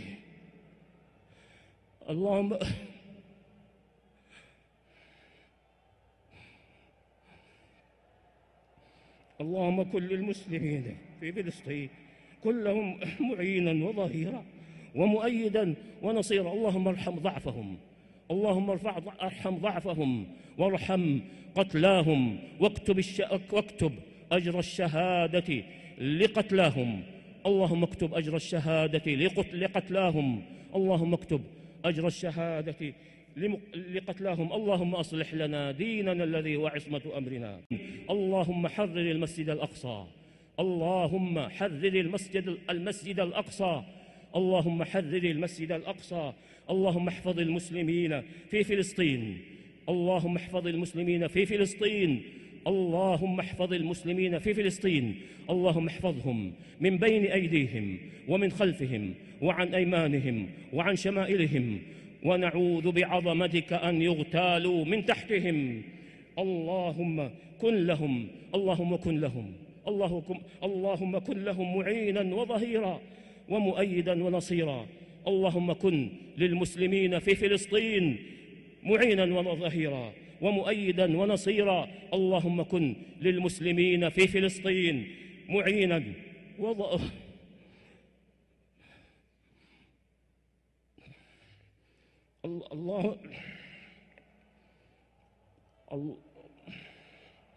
اللهم كن للمسلمين في فلسطين.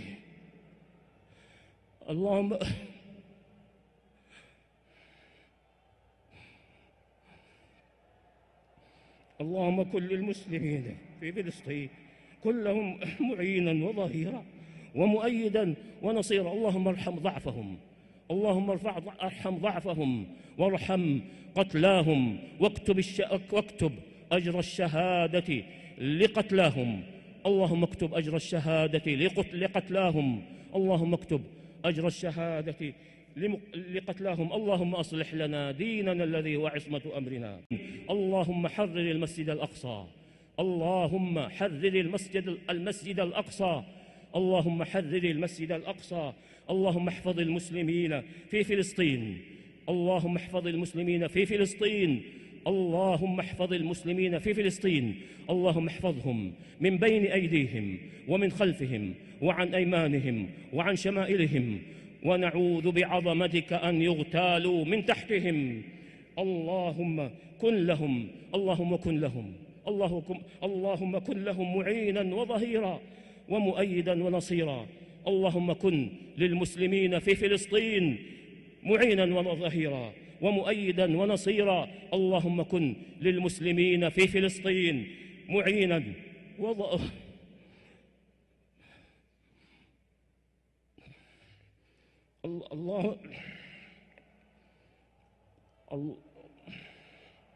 اللهم كن للمسلمين في فلسطين.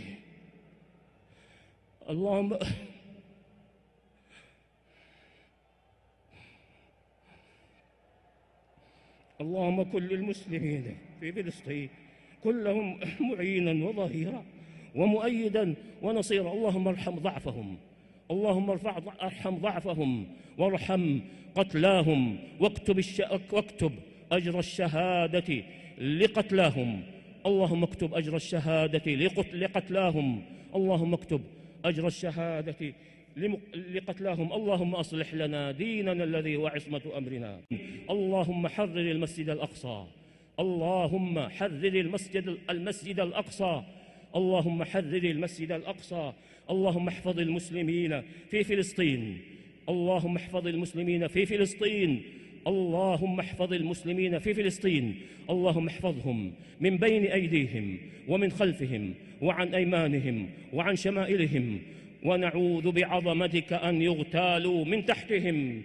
اللهم كن لهم، اللهم كن لهم، اللهم كن لهم معينا وظهيرا ومؤيدا ونصيرا. اللهم كن للمسلمين في فلسطين معينا وظهيرا ومؤيدا ونصيرا. اللهم كن للمسلمين في فلسطين معينا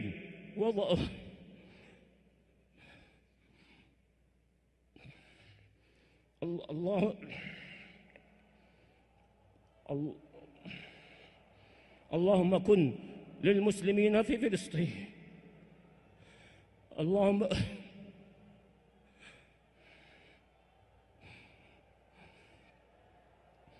اللهم كن للمسلمين في فلسطين كلهم معينا وظهيرا ومؤيدا ونصيرا. اللهم ارحم ضعفهم، اللهم ارحم ضعفهم وارحم قتلاهم، واكتب أجر الشهادة لقتلاهم. اللهم اكتب أجر الشهادة لقتلاهم، اللهم اكتب أجر الشهادة لقتلاهم. اللهم أصلح لنا ديننا الذي هو عصمة أمرنا. اللهم حرر المسجد الأقصى، اللهم حرر المسجد الأقصى، اللهم حرر المسجد الأقصى. اللهم احفظ المسلمين في فلسطين، اللهم احفظ المسلمين في فلسطين، اللهم احفظ المسلمين في فلسطين. اللهم احفظهم من بين أيديهم ومن خلفهم وعن أيمانهم وعن شمائلهم، ونعوذ بعظمتك أن يغتالوا من تحتهم. اللهم كن لهم، اللهم كن لهم، اللهم كن لهم معينا وظهيرا ومؤيدا ونصيرا. اللهم كن للمسلمين في فلسطين معينا وظهيرا ومؤيدا ونصيرا. اللهم كن للمسلمين في فلسطين معينا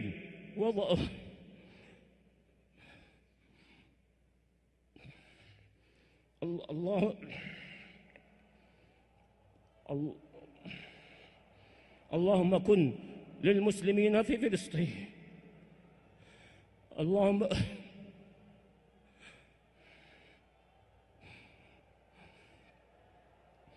اللهم كن للمسلمين في فلسطين كلهم معينا وظهيرا ومؤيدا ونصيرا. اللهم ارحم ضعفهم، اللهم ارحم ضعفهم وارحم قتلاهم، واكتب أجر الشهادة لقتلاهم. اللهم اكتب أجر الشهادة لقتلاهم، اللهم اكتب أجر الشهادة لقتلاهم. اللهم أصلح لنا ديننا الذي هو عصمة أمرنا. اللهم حرر المسجد الأقصى، اللهم حرر المسجد الأقصى، اللهم حرر المسجد الأقصى. اللهم احفظ المسلمين في فلسطين، اللهم احفظ المسلمين في فلسطين، اللهم احفظ المسلمين في فلسطين. اللهم احفظهم من بين أيديهم ومن خلفهم وعن أيمانهم وعن شمائلهم، ونعوذ بعظمتك أن يغتالوا من تحتهم. اللهم كن لهم، اللهم كن لهم، اللهم كن لهم معينا وظهيرا ومؤيدا ونصيرا. اللهم كن للمسلمين في فلسطين معينا وظهيرا ومؤيدا ونصيرا. اللهم كن للمسلمين في فلسطين معينا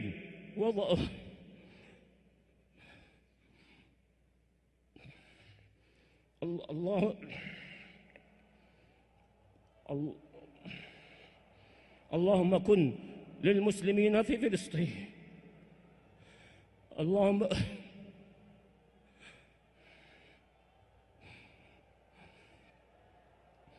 اللهم كن للمسلمين في فلسطين كلهم معينا وظهيرا ومؤيدا ونصيرا. اللهم ارحم ضعفهم، اللهم ارحم ضعفهم وارحم قتلاهم، واكتب أجر الشهادة لقتلاهم.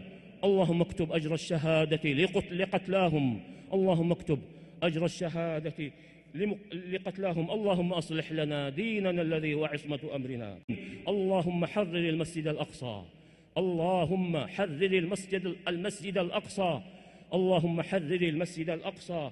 اللهم احفظ المسلمين في فلسطين، اللهم احفظ المسلمين في فلسطين، اللهم احفظ المسلمين في فلسطين. اللهم احفظهم من بين أيديهم ومن خلفهم وعن أيمانهم وعن شمائلهم، ونعوذ بعظمتك أن يغتالوا من تحتهم. اللهم كن لهم، اللهم كن لهم، اللهم كن لهم معينا وظهيرا ومؤيدا ونصيرا. اللهم كن للمسلمين في فلسطين معينا وظهيرا ومؤيدا ونصيرا. اللهم كن للمسلمين في فلسطين معينا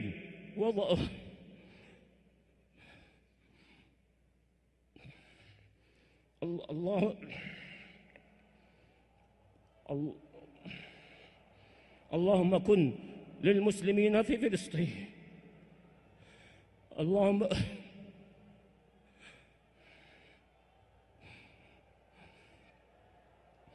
اللهم كن للمسلمين في فلسطين كلهم معينا وظهيرا ومؤيدا ونصيرا. اللهم ارحم ضعفهم، اللهم ارحم ضعفهم وارحم قتلاهم، واكتب أجر الشهادة لقتلاهم.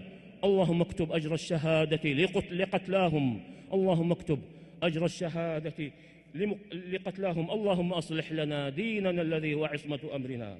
اللهم حرر المسجد الأقصى، اللهم حرر المسجد الأقصى، اللهم حرر المسجد الأقصى. اللهم احفظ المسلمين في فلسطين، اللهم احفظ المسلمين في فلسطين، اللهم احفظ المسلمين في فلسطين. اللهم احفظهم من بين أيديهم ومن خلفهم وعن أيمانهم وعن شمائلهم، ونعوذ بعظمتك أن يغتالوا من تحتهم. اللهم كن لهم، اللهم كن لهم، اللهم كن لهم معينا وظهيرا ومؤيدا ونصيرا. اللهم كن للمسلمين في فلسطين معينا وظهيرا ومؤيدا ونصيرا. اللهم كن للمسلمين في فلسطين معينا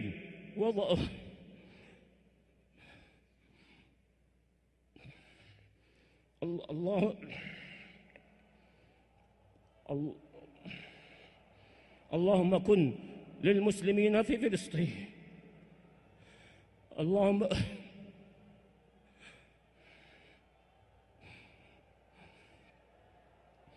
اللهم كن للمسلمين في فلسطين كلهم معينا وظهيرا ومؤيدا ونصيرا. اللهم ارحم ضعفهم، اللهم ارحم ضعفهم وارحم قتلاهم، واكتب أجر الشهادة لقتلاهم. اللهم اكتب أجر الشهادة لقتلاهم، اللهم اكتب أجر الشهادة لقتلاهم. اللهم أصلح لنا ديننا الذي هو عصمة أمرنا. اللهم حرر المسجد الأقصى، اللهم حرر المسجد الأقصى، اللهم حرر المسجد الأقصى. اللهم احفظ المسلمين في فلسطين، اللهم احفظ المسلمين في فلسطين، اللهم احفظ المسلمين في فلسطين. اللهم احفظهم من بين أيديهم ومن خلفهم وعن أيمانهم وعن شمائلهم، ونعوذ بعظمتك أن يغتالوا من تحتهم.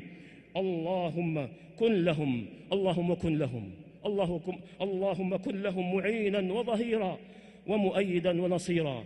اللهم كن للمسلمين في فلسطين معينا وظهيرا ومؤيدا ونصيرا. اللهم كن للمسلمين في فلسطين معينا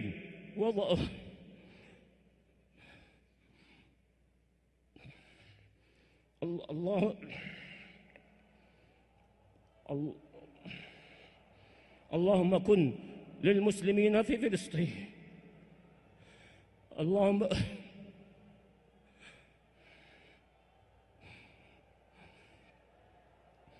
اللهم كن للمسلمين في فلسطين كلهم معينا وظهيرا ومؤيدا ونصيرا. اللهم ارحم ضعفهم، اللهم ارحم ضعفهم وارحم قتلاهم، واكتب أجر الشهادة لقتلاهم.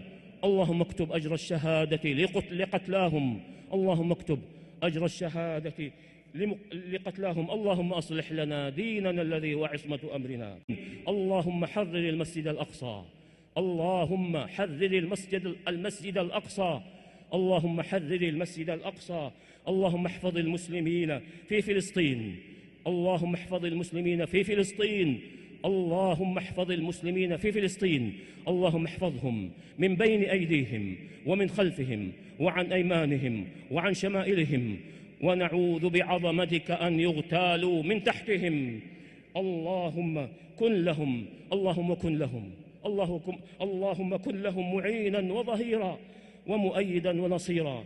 اللهم كن للمسلمين في فلسطين معينا وظهيرا ومؤيدا ونصيرا. اللهم كن للمسلمين في فلسطين معينا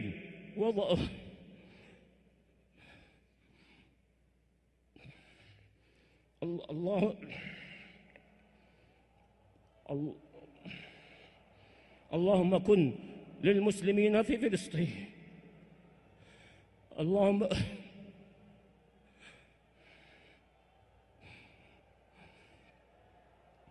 اللهم كن للمسلمين في فلسطين كلهم معينا وظهيرا ومؤيدا ونصيرا. اللهم ارحم ضعفهم، اللهم ارحم ضعفهم وارحم قتلاهم، واكتب أجر الشهادة لقتلاهم.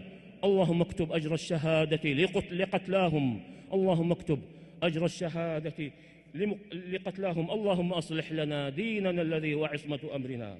اللهم حرر المسجد الأقصى، اللهم حرر المسجد الأقصى، اللهم حرر المسجد الأقصى. اللهم احفظ المسلمين في فلسطين، اللهم احفظ المسلمين في فلسطين، اللهم احفظ المسلمين في فلسطين. اللهم احفظهم من بين أيديهم ومن خلفهم وعن أيمانهم وعن شمائلهم، ونعوذ بعظمتك أن يغتالوا من تحتهم.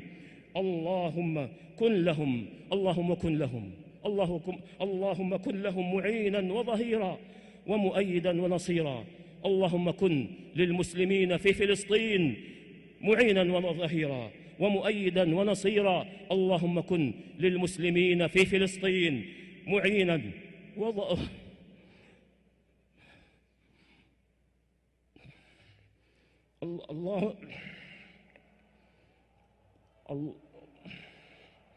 اللهم كن للمسلمين في فلسطين.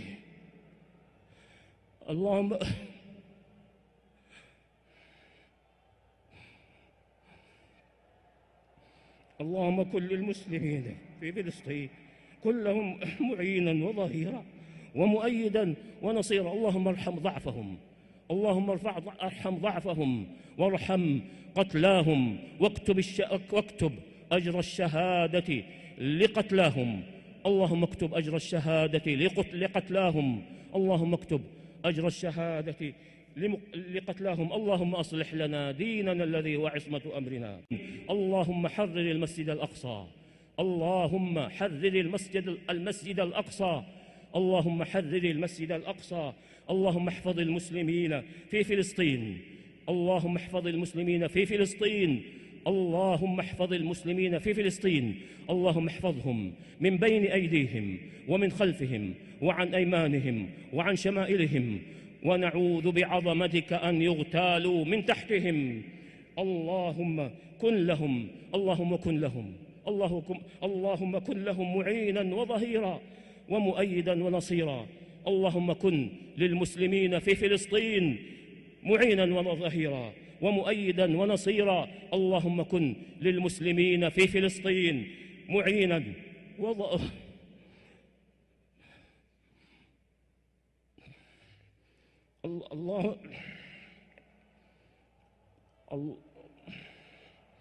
اللهم كن للمسلمين في فلسطين.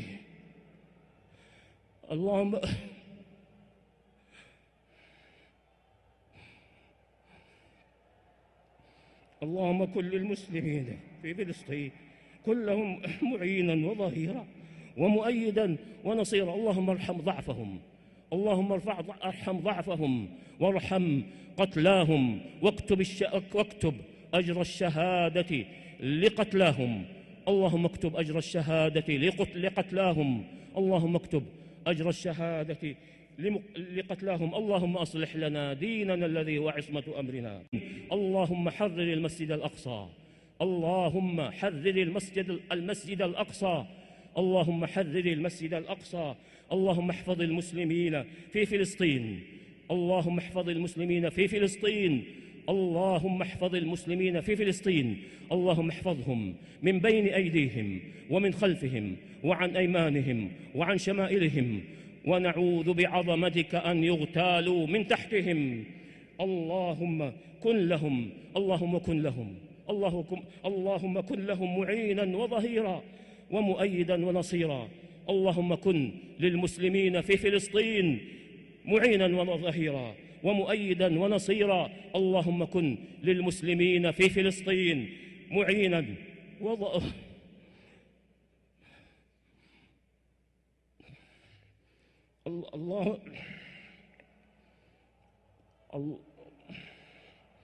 اللهم كن للمسلمين في فلسطين.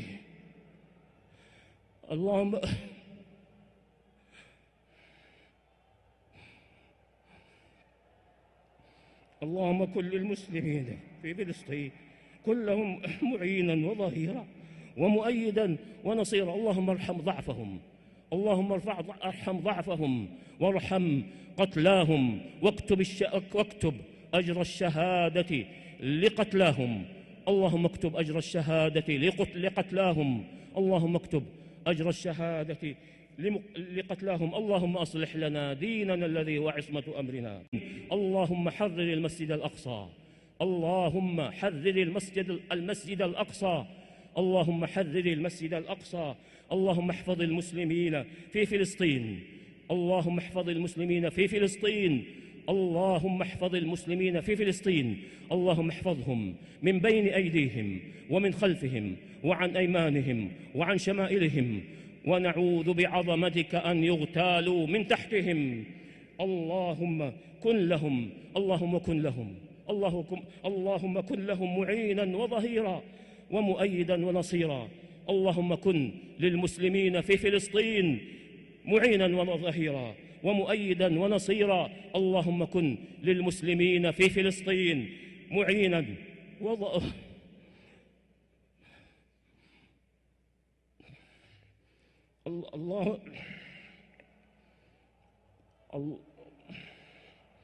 اللهم كن للمسلمين في فلسطين.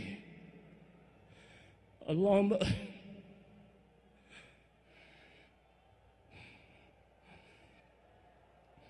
اللهم كن للمسلمين في فلسطين كلهم معينا وظهيرا ومؤيدا ونصيرا. اللهم ارحم ضعفهم، اللهم ارحم ضعفهم وارحم قتلاهم واكتب أجر الشهادة لقتلاهم. اللهم اكتب أجر الشهادة لقتلاهم. اللهم اكتب أجر الشهادة لقتلاهم. اللهم أصلح لنا ديننا الذي هو عصمة أمرنا. اللهم حرر المسجد الأقصى، اللهم حرر المسجد الأقصى، اللهم حرر المسجد الأقصى.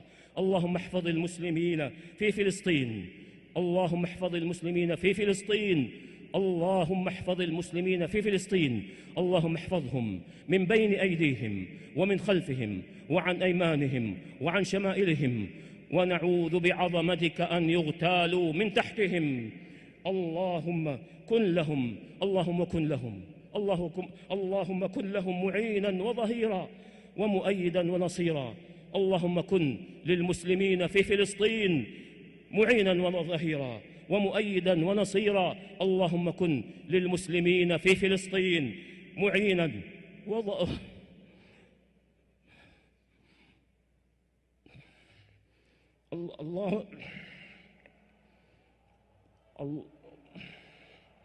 اللهم كن للمسلمين في فلسطين.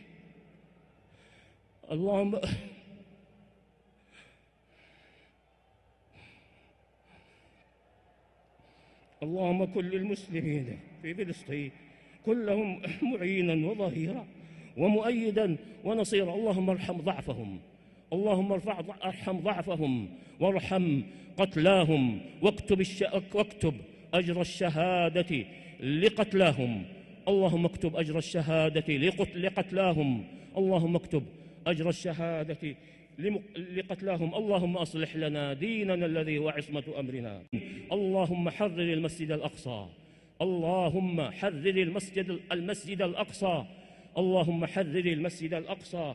اللهم احفظ المسلمين في فلسطين، اللهم احفظ المسلمين في فلسطين، اللهم احفظ المسلمين في فلسطين. اللهم احفظهم من بين أيديهم ومن خلفهم وعن أيمانهم وعن شمائلهم، ونعوذ بعظمتك أن يغتالوا من تحتهم. اللهم كن لهم، اللهم كن لهم، اللهم كن لهم معينا وظهيرا ومؤيدا ونصيرا. اللهم كن للمسلمين في فلسطين معينا وظهيرا ومؤيدا ونصيرا. اللهم كن للمسلمين في فلسطين معينا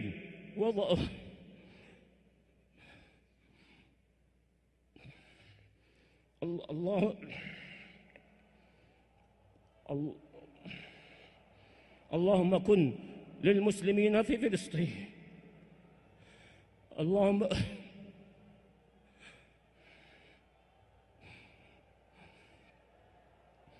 اللهم كن للمسلمين في فلسطين كلهم معينا وظهيرا ومؤيدا ونصيرا. اللهم ارحم ضعفهم، اللهم ارحم ضعفهم وارحم قتلاهم واكتب أجر الشهادة لقتلاهم. اللهم اكتب أجر الشهادة لقتلاهم. اللهم اكتب أجر الشهادة لقتلاهم. اللهم أصلح لنا ديننا الذي هو عصمة أمرنا. اللهم حرر المسجد الأقصى، اللهم حرر المسجد الأقصى، اللهم حرر المسجد الأقصى. اللهم احفظ المسلمين في فلسطين، اللهم احفظ المسلمين في فلسطين، اللهم احفظ المسلمين في فلسطين. اللهم احفظهم من بين أيديهم ومن خلفهم وعن أيمانهم وعن شمائلهم، ونعوذ بعظمتك أن يغتالوا من تحتهم. اللهم كن لهم، اللهم كن لهم، اللهم كن لهم معينا وظهيرا ومؤيدا ونصيرا. اللهم كن للمسلمين في فلسطين معينا وظهيرا ومؤيدا ونصيرا. اللهم كن للمسلمين في فلسطين معينا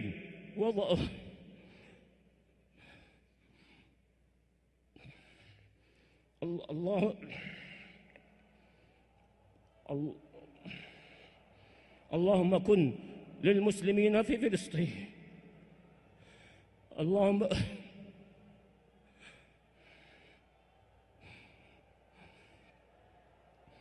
اللهم كن للمسلمين في فلسطين كلهم معينا وظهيرا ومؤيدا ونصيرا. اللهم ارحم ضعفهم، اللهم ارحم ضعفهم وارحم قتلاهم، واكتب أجر الشهادة لقتلاهم.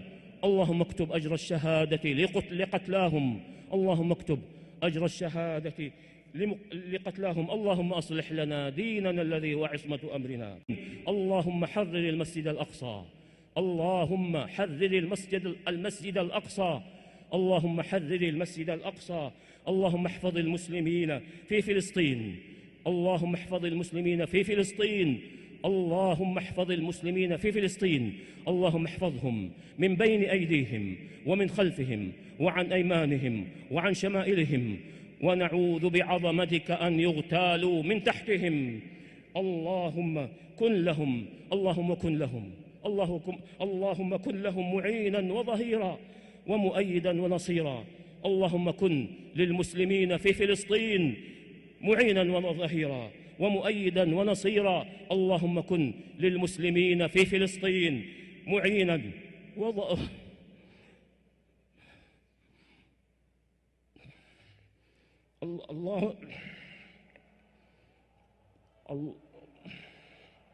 اللهم كن للمسلمين في فلسطين،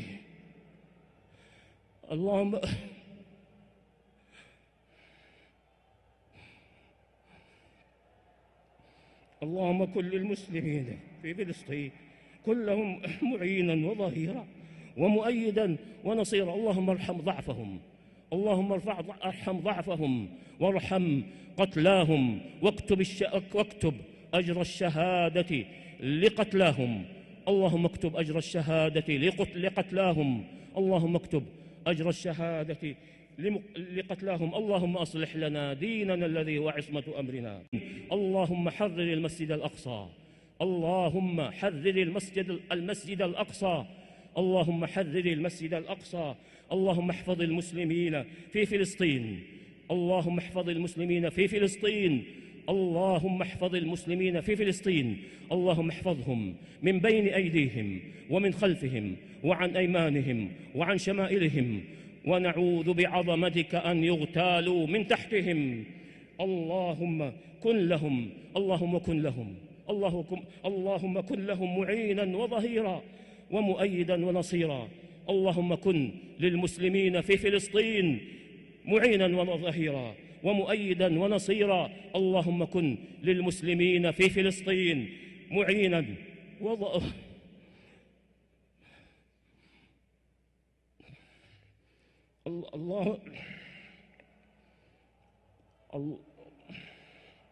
اللهم كن للمسلمين في فلسطين،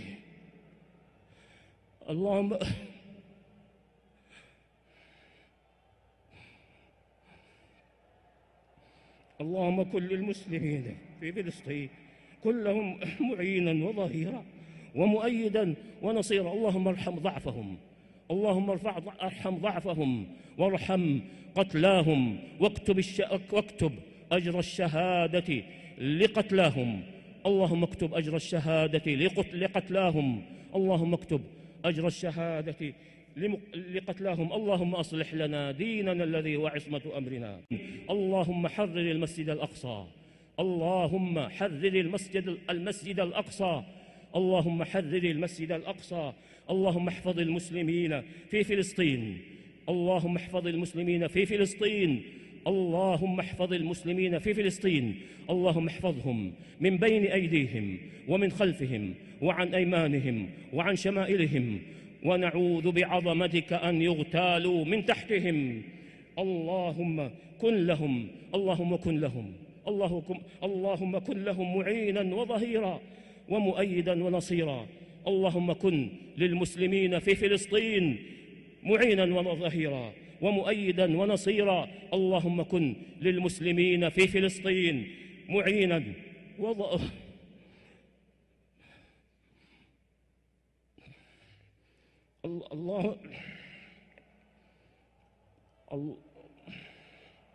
اللهم كن للمسلمين في فلسطين،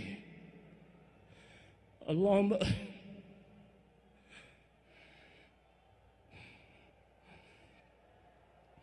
اللهم كن للمسلمين في فلسطين كلهم معينا وظهيرا ومؤيدا ونصيرا. اللهم ارحم ضعفهم، اللهم ارحم ضعفهم وارحم قتلاهم، واكتب أجر الشهادة لقتلاهم. اللهم اكتب أجر الشهادة لقتلاهم، اللهم اكتب أجر الشهادة لقتلاهم. اللهم أصلح لنا ديننا الذي هو عصمة أمرنا. اللهم حرر المسجد الأقصى، اللهم حرر المسجد الأقصى، اللهم حرر المسجد الأقصى. اللهم احفظ المسلمين في فلسطين، اللهم احفظ المسلمين في فلسطين، اللهم احفظ المسلمين في فلسطين. اللهم احفظهم من بين أيديهم ومن خلفهم وعن أيمانهم وعن شمائلهم، ونعوذ بعظمتك أن يغتالوا من تحتهم. اللهم كن لهم، اللهم كن لهم، اللهم كن لهم معينا وظهيرا ومؤيدا ونصيرا. اللهم كن للمسلمين في فلسطين معينا وظهيرا ومؤيدا ونصيرا. اللهم كن للمسلمين في فلسطين معينا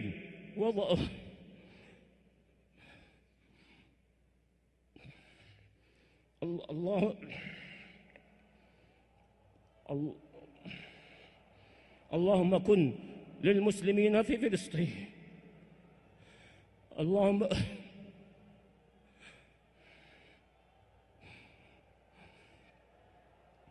اللهم كن للمسلمين في فلسطين كلهم معينا وظهيرا ومؤيدا ونصيرا. اللهم ارحم ضعفهم، اللهم ارحم ضعفهم وارحم قتلاهم، واكتب أجر الشهادة لقتلاهم. اللهم اكتب أجر الشهادة لقتلاهم، اللهم اكتب أجر الشهادة لقتلاهم. اللهم أصلح لنا ديننا الذي هو عصمة أمرنا. اللهم حرر المسجد الأقصى، اللهم حرر المسجد الأقصى، اللهم حرر المسجد الأقصى. اللهم احفظ المسلمين في فلسطين، اللهم احفظ المسلمين في فلسطين، اللهم احفظ المسلمين في فلسطين. اللهم احفظهم من بين أيديهم ومن خلفهم وعن أيمانهم وعن شمائلهم، ونعوذ بعظمتك أن يغتالوا من تحتهم. اللهم كن لهم، اللهم كن لهم، اللهم كن لهم معينا وظهيرا ومؤيدا ونصيرا. اللهم كن للمسلمين في فلسطين معينا وظهيرا ومؤيدا ونصيرا. اللهم كن للمسلمين في فلسطين معينا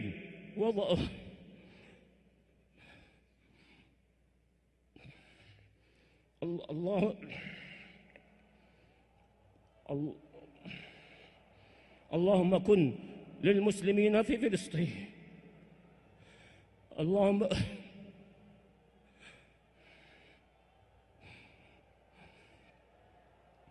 اللهم كن للمسلمين في فلسطين كلهم معينا وظهيرا ومؤيدا ونصيرا. اللهم ارحم ضعفهم، اللهم ارحم ضعفهم وارحم قتلاهم، واكتب أجر الشهادة لقتلاهم. اللهم اكتب أجر الشهادة لقتلاهم، اللهم اكتب أجر الشهادة لقتلاهم. اللهم أصلح لنا ديننا الذي هو عصمة أمرنا. اللهم حرر المسجد الأقصى، اللهم حرر المسجد الأقصى، اللهم حرر المسجد الأقصى.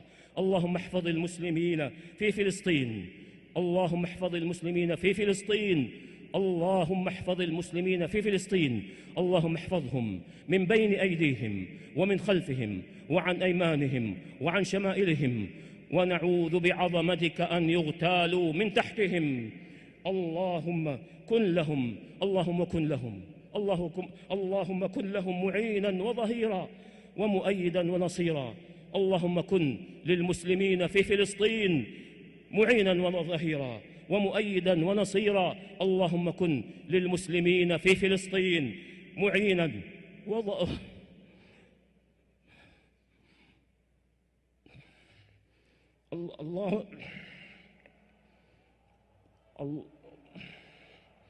اللهم كن للمسلمين في فلسطين.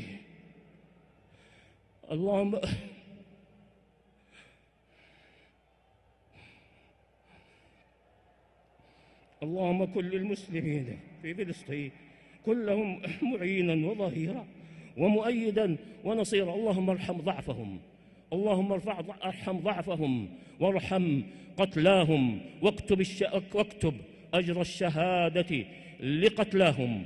اللهم اكتب أجر الشهادة لقتلاهم، اللهم اكتب أجر الشهادة لقتلاهم. اللهم أصلح لنا ديننا الذي هو عصمة أمرنا. اللهم حرر المسجد الأقصى، اللهم حرر المسجد الأقصى، اللهم حرر المسجد الأقصى. اللهم احفظ المسلمين في فلسطين، اللهم احفظ المسلمين في فلسطين، اللهم احفظ المسلمين في فلسطين. اللهم احفظهم من بين أيديهم ومن خلفهم وعن أيمانهم وعن شمائلهم، ونعوذ بعظمتك أن يغتالوا من تحتهم. اللهم كن لهم، اللهم كن لهم، اللهم كن لهم معينا وظهيرا ومؤيدا ونصيرا. اللهم كن للمسلمين في فلسطين معينا وظهيرا ومؤيدا ونصيرا. اللهم كن للمسلمين في فلسطين معينا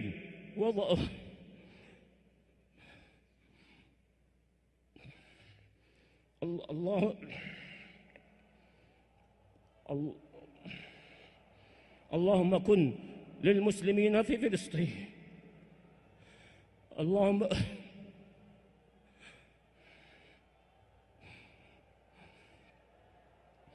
اللهم كن للمسلمين في فلسطين كلهم معينا وظهيرا ومؤيدا ونصيرا. اللهم ارحم ضعفهم، اللهم ارحم ضعفهم وارحم قتلاهم، واكتب أجر الشهادة لقتلاهم. اللهم اكتب أجر الشهادة لقتلاهم، اللهم اكتب أجر الشهادة لقتلاهم. اللهم أصلح لنا ديننا الذي هو عصمة أمرنا. اللهم حرر المسجد الأقصى، اللهم حرر المسجد الأقصى، اللهم حرر المسجد الأقصى.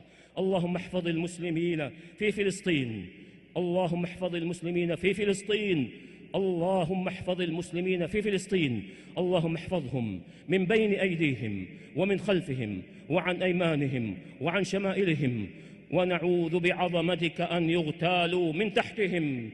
اللهم كن لهم، اللهم كن لهم، اللهم كن لهم معينا وظهيرا ومؤيدا ونصيرا.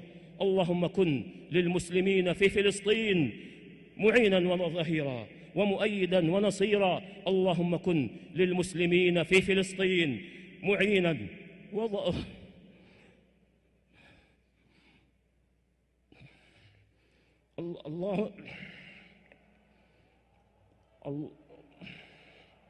اللهم كن للمسلمين في فلسطين.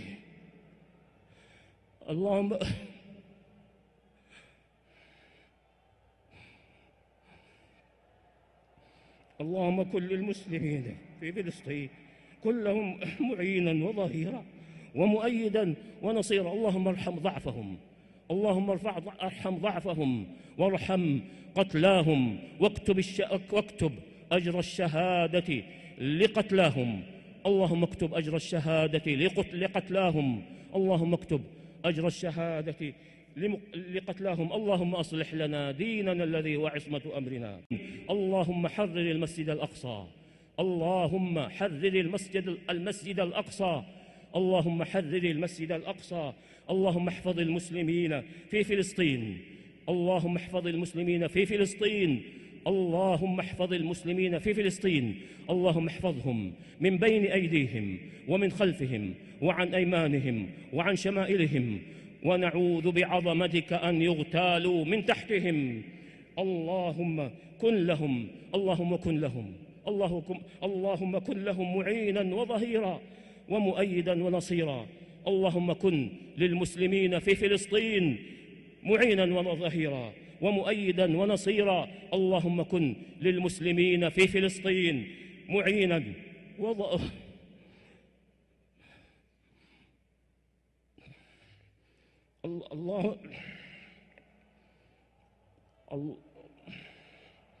اللهم كن للمسلمين في فلسطين.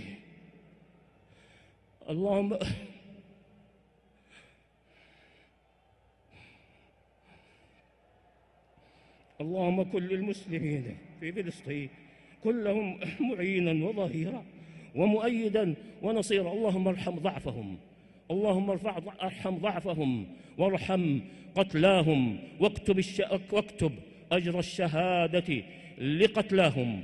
اللهم اكتب أجر الشهادة لقتلاهم، اللهم اكتب أجر الشهادة لقتلاهم. اللهم أصلح لنا ديننا الذي هو عصمة أمرنا. اللهم حرر المسجد الأقصى، اللهم حرر المسجد الأقصى، اللهم حرر المسجد الأقصى. اللهم احفظ المسلمين في فلسطين، اللهم احفظ المسلمين في فلسطين، اللهم احفظ المسلمين في فلسطين. اللهم احفظهم من بين أيديهم ومن خلفهم وعن أيمانهم وعن شمائلهم، ونعوذ بعظمتك أن يغتالوا من تحتهم. اللهم كن لهم، اللهم كن لهم، اللهم كن لهم معينا وظهيرا ومؤيدا ونصيرا. اللهم كن للمسلمين في فلسطين معينا وظهيرا ومؤيدا ونصيرا. اللهم كن للمسلمين في فلسطين معينا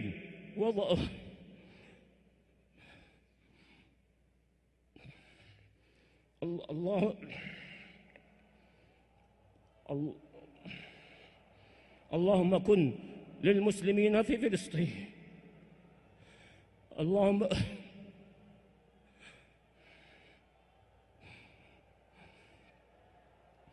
اللهم كن للمسلمين في فلسطين كلهم معينا وظهيرا ومؤيدا ونصيرا. اللهم ارحم ضعفهم، اللهم ارحم ضعفهم وارحم قتلاهم، واكتب أجر الشهادة لقتلاهم.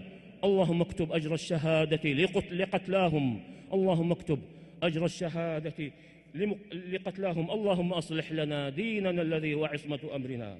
اللهم حرر المسجد الأقصى، اللهم حرر المسجد الأقصى، اللهم حرر المسجد الأقصى.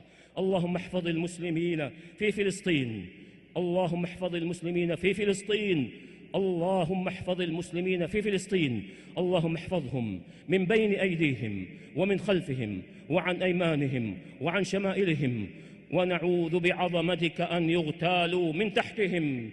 اللهم كن لهم، اللهم كن لهم، اللهم كن لهم معينا وظهيرا ومؤيدا ونصيرا. اللهم كن للمسلمين في فلسطين معينا وظهيرا ومؤيدا ونصيرا. اللهم كن للمسلمين في فلسطين معينا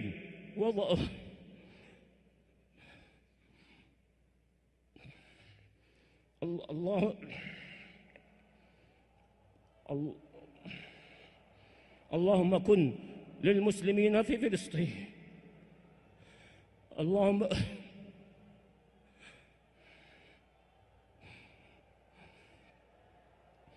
اللهم كن للمسلمين في فلسطين كلهم معينا وظهيرا ومؤيدا ونصيرا. اللهم ارحم ضعفهم، اللهم ارحم ضعفهم وارحم قتلاهم، واكتب أجر الشهادة لقتلاهم.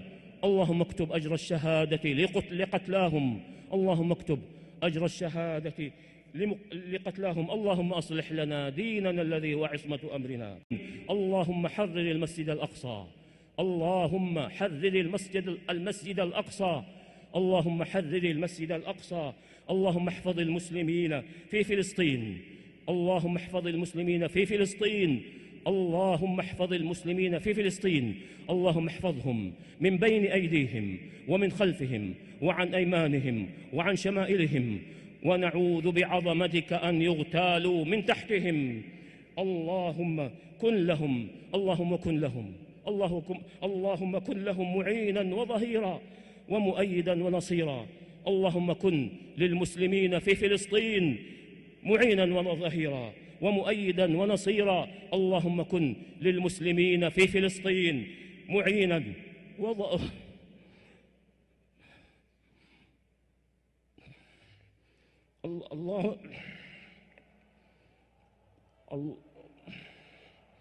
اللهم كن للمسلمين في فلسطين. اللهم